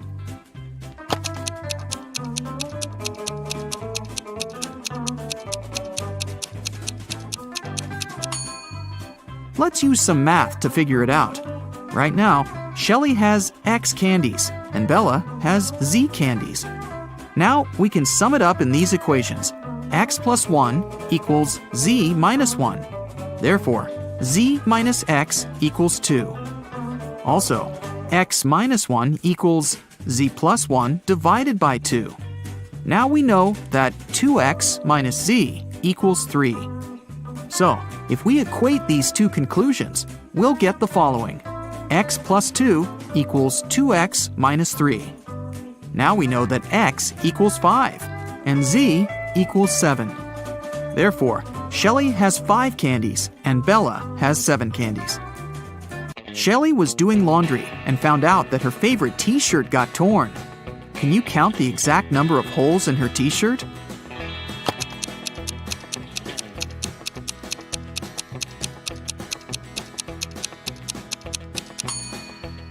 The answer is not 3 or 6, which most people must be guessing.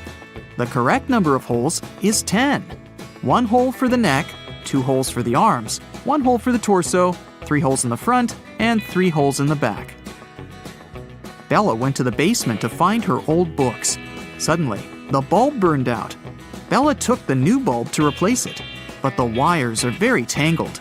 Can you find the correct switch that will turn on the bulb?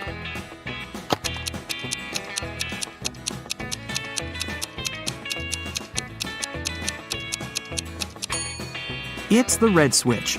The best way to get the answer is to start from the bulb. It's been a long day. Bella finally went to sleep. But when she saw her bedroom, she yelled and ran away. Can you tell what's wrong here?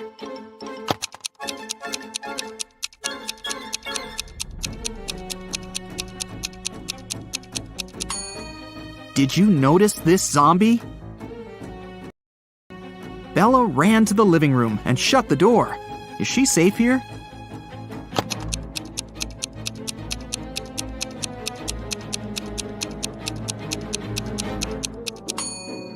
Nope. Take a look at the mirror. Some stranger is inside the room. Bella and Shelley went hiking with their friends. 4 of them went into a completely empty lake. And then 8 people came out. How is this possible?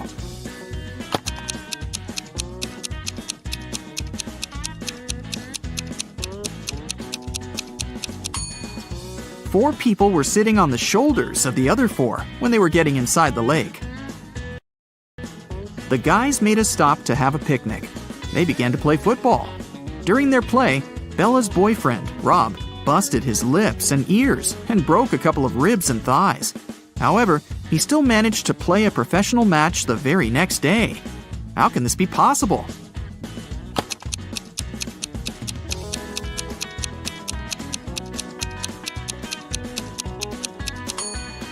Rob knocked on his food plate accidentally while playing.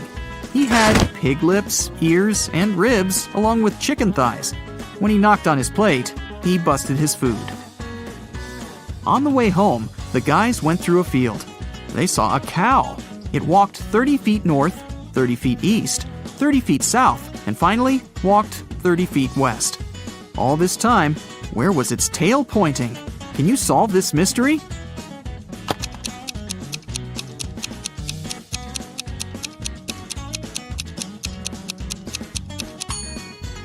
Downwards, of course.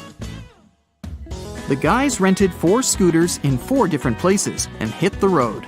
They agreed to meet in a cafe at the gas station. Here's the map. Can you tell which scooter will reach the destination first?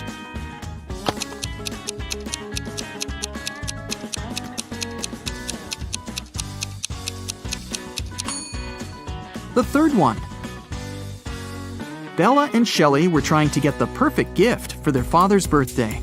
Finally, they found this beautiful vintage watch, but they couldn't afford it. The seller offered them a deal. "Solve my riddle, and I'll make a 90% discount." The sisters agreed. The seller took out a $50 bill and asked, "What's the easiest way to double my money?" Can you help them solve this mystery?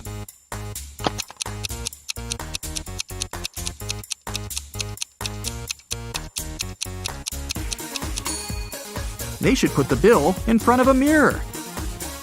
The sisters decided to have lunch in a cozy little cafe. The cook offered them tomato soup, mushroom salad, chicken wings, octopus, and mushroom pizza. Can you help them choose the safest food?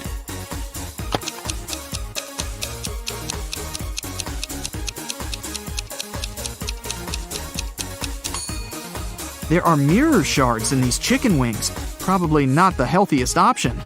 I'm pretty sure those mushrooms are poisonous too. This octopus is still alive, and this soup must be several weeks old.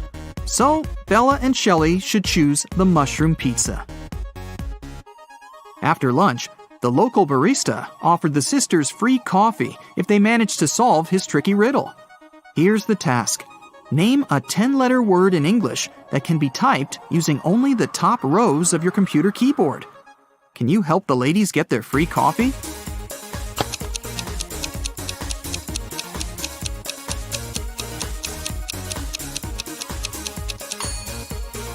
And the correct answer is typewriter. Great job! Shelley got a job at a restaurant. One night, a cook, a cobbler, and a doctor went to dinner together and asked Shelley to split the bill equally among them. When the bill arrived, it was for 4 people. How can this be possible?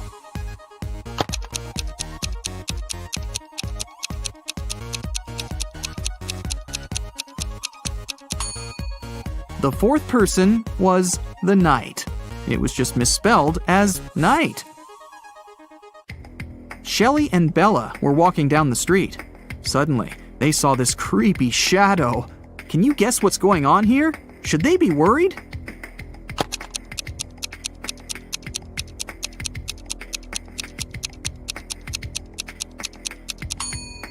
Nope, it's Halloween.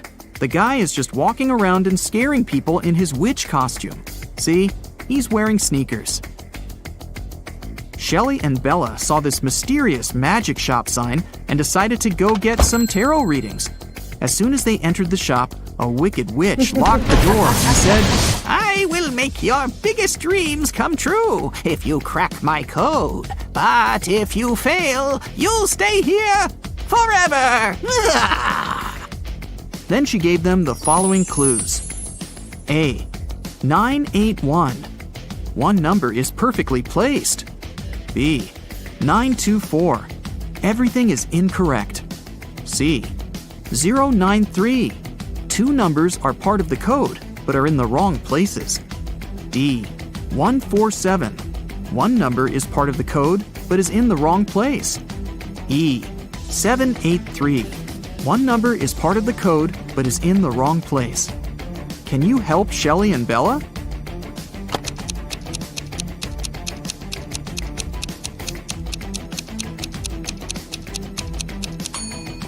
From clues A and B, we learned that 9 is not in the code. It also means that 8 or 1 is in the code for sure. According to clue B, we know that 9, 2, and 4 are not in the code. From clue C, we know that 0 and 3 are in the final code. Clue E tells us that 7 and 8 are not in the final code because we already know that 3 is. And clue D tells us that 1 is also in the code because 4 and 7 are not. So, the correct code is 301. The witch has fulfilled Shelley and Bella's wishes. They wanted to thank her and decided to prepare her favorite drink from a recipe book. Unfortunately, the last ingredient was encrypted. Can you help them crack the code?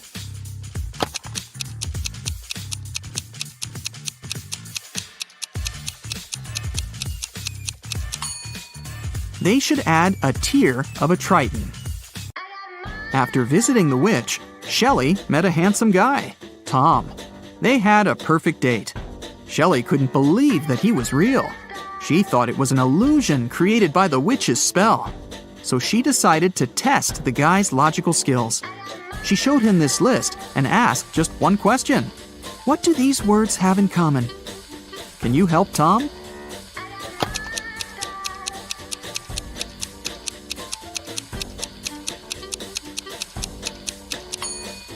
If we remove the first letter of each word and place it in the end, you'll be able to read the same word from the beginning and the end. Can you figure out the next number in this sequence?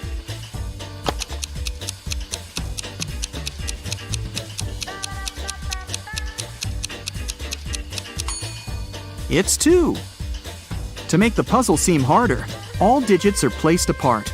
In fact, the sequence consists of 2 different sequences. The first one is 2, 3, 4, 5, and so on. And the second sequence is 9, 18, 36, 72, and so on. Now it's obvious that the next digit should be 2. For several days, a large werewolf has been scaring the residents here. You know that the werewolf has a wife, and she's the only person who can calm the monster down and help him return to his human form. You have found 3 girls. Each of them might be the werewolf's wife you're looking for. You ask his wife to approach him, but none of the girls admits she's the one you need, so you have to make your own choice.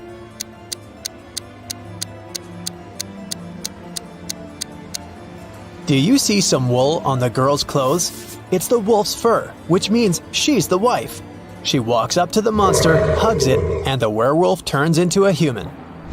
You're hungry. You drop by a pizzeria. The owner of the restaurant says that someone has taken all his weekly earnings from the safe. The thief wore gloves and left no fingerprints. The video cameras were turned off.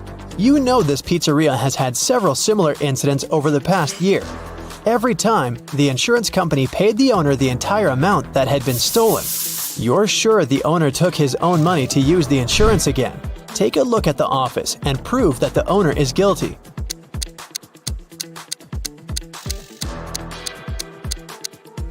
Look at the air vent. Behind the grated hatch, you can see the bundles of the stolen money you've been looking for. Suddenly, someone shoved Stacy into the water. Down in the Sea Kingdom, Stacy met Neptune. He was sitting on his throne, surrounded by 3 mermaids. Neptune asked Stacy to return the pearl necklace to his wife.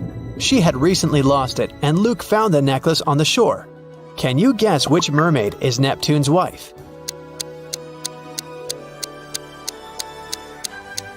The third one. She's the only one who's wearing an engagement ring. When Stacy gave the necklace to its rightful owner, Neptune snapped his fingers. His guards brought Luke. Neptune said, "I'll let you go home safely, but you have to choose the right door." There were demons behind the first door. They were ready to eat anyone who dared to come in. There was lava all over the floor of the room behind the second door. And finally, there was a laser beam that could cut through anything it touched behind the third door. Which door should Stacy and Luke choose?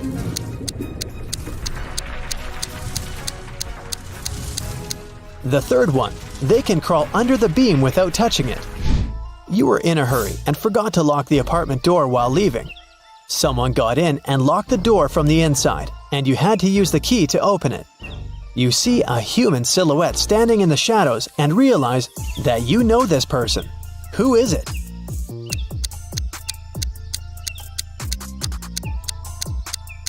It's the woman who asked you to help her brother.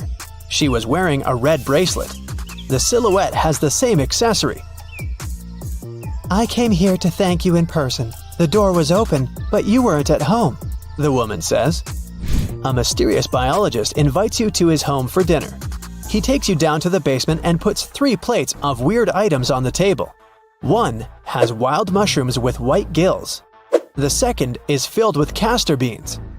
The third has some fish brains. Which one is safe to eat?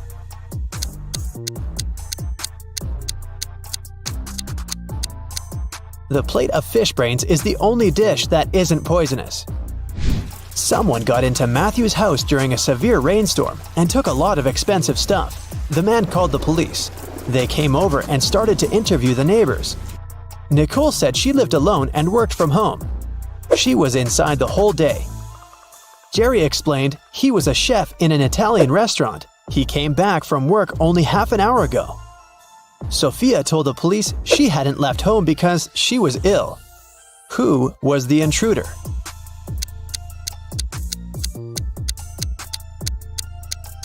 It was Nicole. She claimed that she'd been inside the entire day, but there was a wet umbrella in the corner. Kim and Ashley are best friends. They decided to spend summer vacation in Italy together. They were very lucky to buy cheap plane tickets. Their flight was at 10 a.m. Unfortunately, when the girls arrived at the airport, they realized it was the wrong one. Now, they have 2 options. To take a high-speed train for $100 to go to the right airport, or stay here and buy tickets for a later flight for $400. What should they choose?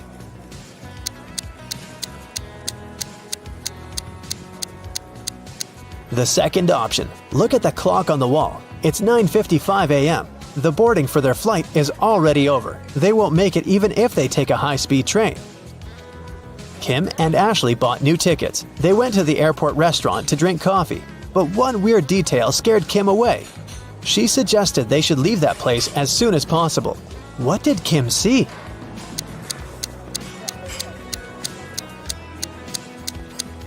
This woman over there is a zombie. Wow! How did she get through security? When it was time to finally board the plane, it turned out there were no more economy class seats left. Kim and Ashley were offered to fly in business class. There, the girls saw 3 people. When the flight attendant served them fresh juice, she whispered that Kim and Ashley were extremely lucky. They were about to travel next to a famous Italian billionaire. Can you guess which of these passengers is the billionaire?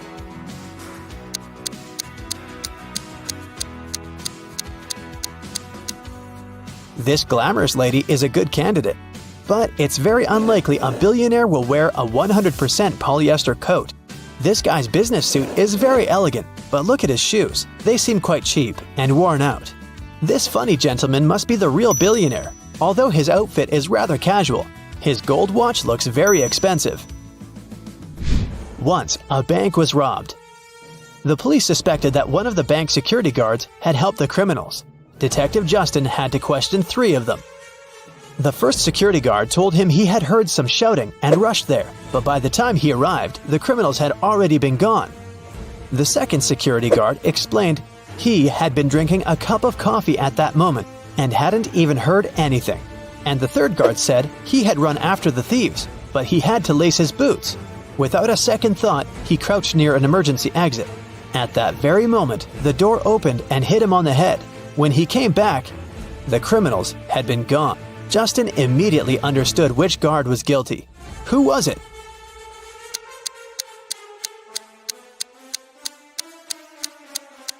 It was the third guard. All emergency doors open outwards for safety reasons.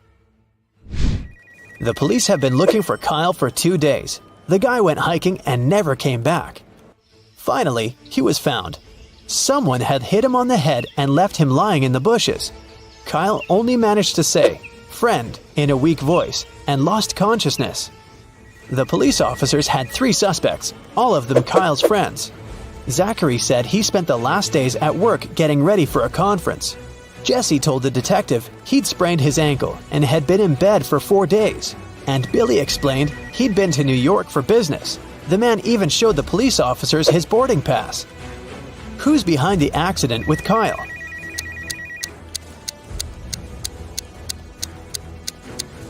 Police immediately noticed that Billy had showed just 1 boarding pass.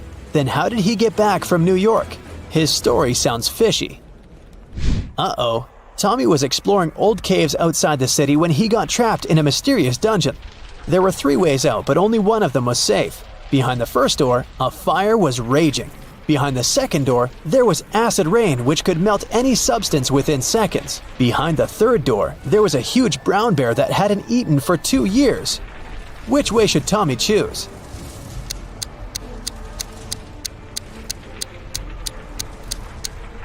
Tommy should choose the third way. No animal can go for 2 years without food and survive. Barely, haha. It was a stormy day and it had been raining for several hours straight. A car accident happened in a tunnel. The yellow car crashed into the red one. The driver of the yellow car said it had been raining so heavily he hadn't seen anything. So the accident wasn't totally his fault, but the police asked the man to stop lying and claimed it was all his fault. Why?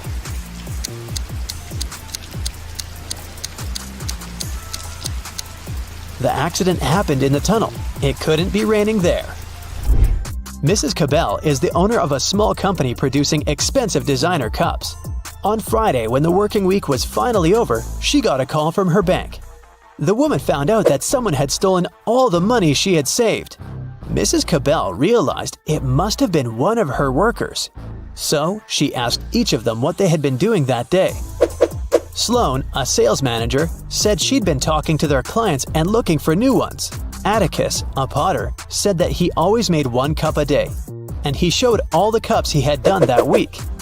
Sierra, a designer, said that she'd been working, but also admitted she hadn't really been productive that day because of some family issues. Who lied?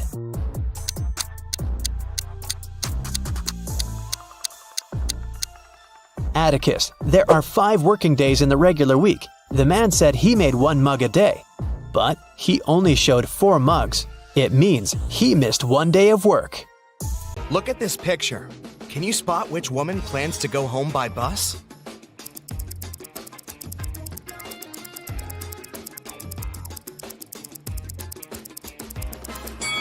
This woman left her coat in a car, while the second woman is probably waiting for the bus. Can you identify which woman has spent more money on her home than the other, just by looking at their rooms?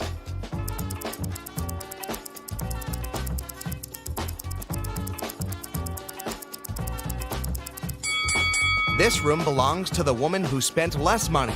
She bought her furniture at a big discount. Look, you can still see price tags here. Kelly, Jackie, and Nancy are having weddings on the same day. Can you spot what dress is the most expensive?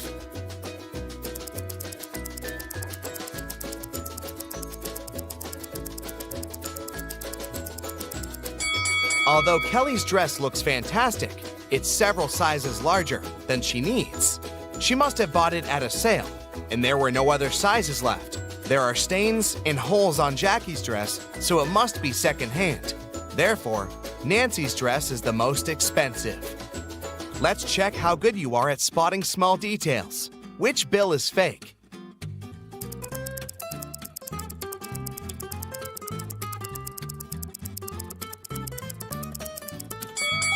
This bill has an obvious mistake. What about these two? Can you spot a fake?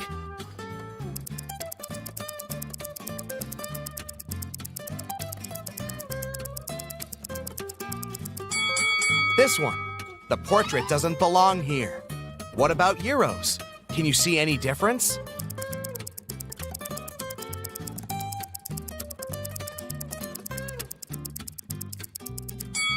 This bill is fake. Its design doesn't match the original. Now check these bills.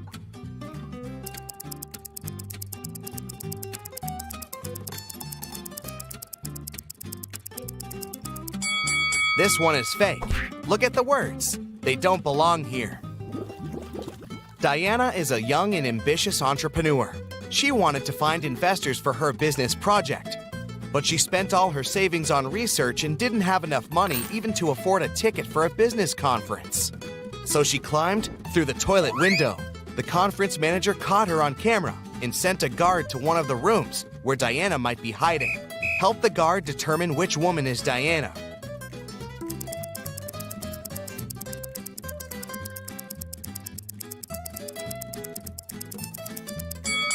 Look, this lady's the only one who doesn't have a conference bracelet on her arm. A police officer noticed a criminal getting out of a window. The officer followed the criminal, but he was running too fast and managed to hide in one of the neighboring houses. Help the police officer identify where the criminal is hiding.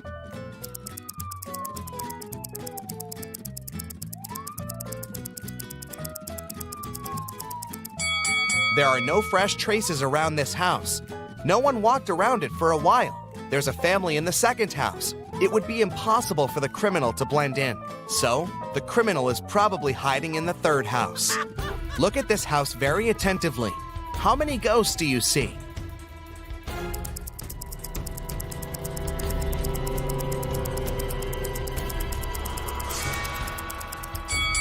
That's right, 13. Susie decided to do a huge cleaning in her house. When her brother Tom returned from the gym, he screamed, ran out of the house, and began to dig in the garbage. Susie has accidentally thrown out his stuff that he still needed. Help Tom find these items in the trash.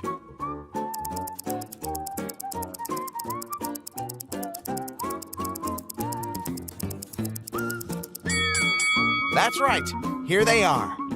George and Vera went to a flea market. They are looking for a certain antique lamp as a gift for their grandmother. Help them make the right choice and avoid cheating.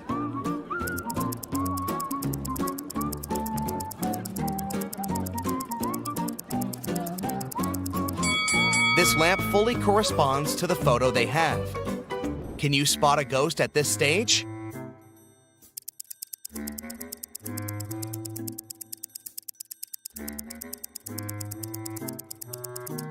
It's hiding behind the curtain.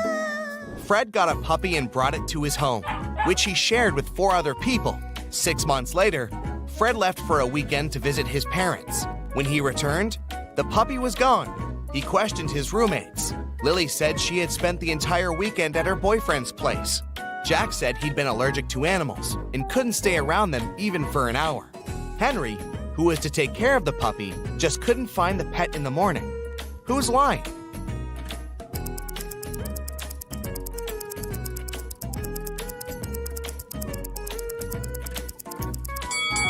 Jack.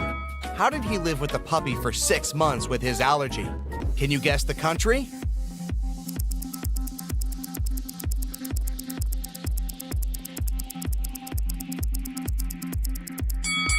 China. Can you guess the country?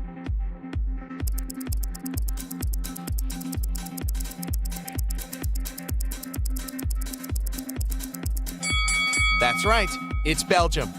Can you guess the country?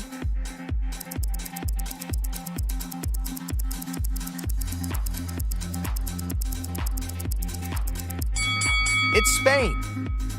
Can you guess the country?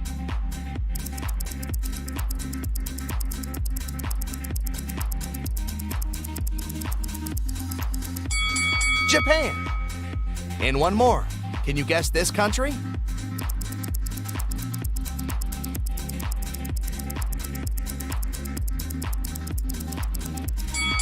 That's right, that's Iceland.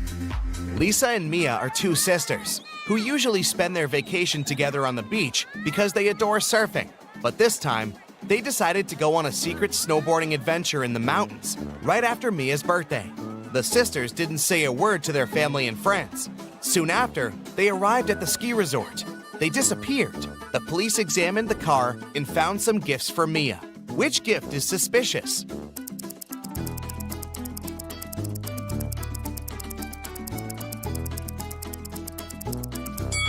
Leah's gift is suspicious.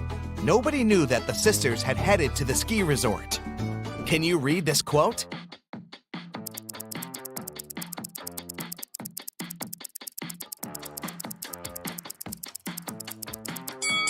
It says, either you run the day or the day runs you. Tim woke up in a creepy house. The Wicked Witch was making a potion in the kitchen. She saw Tim and said, "Here's my dinner. Take a seat, I'll be back in a minute." Tim began to look for the exit and found 3 doors, but there's something dangerous behind each of them. A hungry wolf hid behind the first door, an evil vampire was standing behind the second door, and the third way was covered with fire. Help Tim escape safely.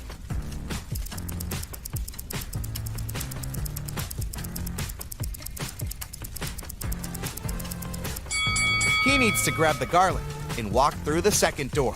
Garlic will scare away the vampire. Jill and Christy were jogging in the street. Suddenly, a taxi drove past and splashed both of them all over with water from a muddy puddle. The ladies decided to finish jogging for today, said goodbye, and went to do some laundry. Look at the picture attentively. Can you spot who of the 2 ladies is rich?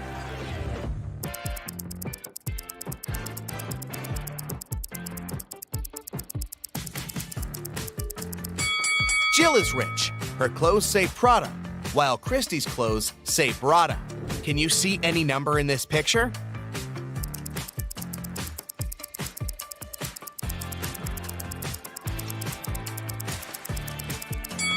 It's 217.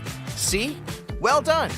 Jake threw a birthday party for his brother Gregory, but when he went to the kitchen to grab the cake, he saw a creepy note in the fridge which said, "There's a ghost at your party." Jake ran to the living room to check the guests. Can you help him spot the ghost?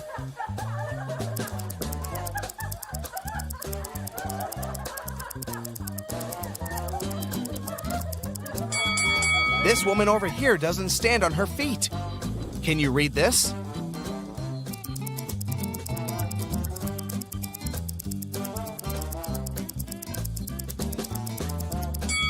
It says Matrix. Jane woke up in a creepy laboratory. A mad scientist said, "I'm gonna let you go if you make the right choice," and showed her 3 doors. But each door hid danger. Behind the first door, she saw poisonous gas that will make her unconscious in 5 seconds. The second door hid acid that burns everything out in 5 seconds. And the third door hid a pool with water infected with a dangerous virus. Which door should Jane choose?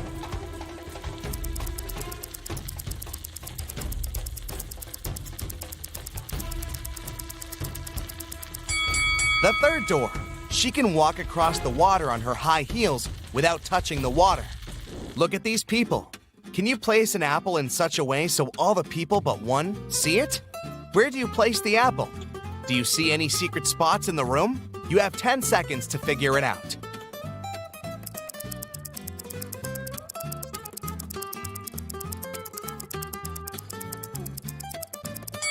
You don't need any special spots to fulfill the condition.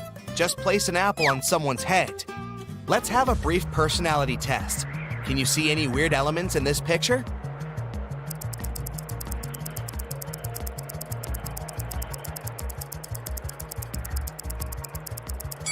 What detail did you notice first? A. A snowman holding a mug with a hot drink in its hand. B. A skier wearing a diver's costume and mask. C. A peacock hiding in the snow-covered trees in the background. If your choice is A, you're probably a very practical person. You have the talent to create a cozy and beautiful environment for your friends and family. If you choose B, you're smart and witty. You know how to invest your money and time wisely and dedicate yourself to really important things. And if you spotted the peacock, you're probably attracted to mysticism and art. You have a great imagination and unusual talent to see the details that other people don't see. Let's play a brief game. Answer these questions and see the results at the end. Would you rather have tattoos all over your body or have piercings all over your body? Option A gives you 10 points, and option B gives you 20 points. Would you rather breathe with fire when you speak or breathe ice when you speak? If you chose A, give yourself 20 points, and B brings you 10 points. Would you rather have your own spaceship or have your own planet? 20 points for A and 10 points for B. Would you rather have none of your dreams come true or have all of your dreams come true at once? Option A brings you 10 points and option B 20 points. Would you rather laugh uncontrollably when sad or cry uncontrollably when happy? 10 points for A and 20 points for B. You're very responsible but anxious, or you live one day and trust your instincts. 10 points for A and 20 points for B. Do you care deeply about everything around you, or do you act and win without any doubts? 10 points for A and 20 points for B. You're ready to fight your corner, or you never show when you're hurt. 20 points for A and 10 points for B. Now, let's count your results.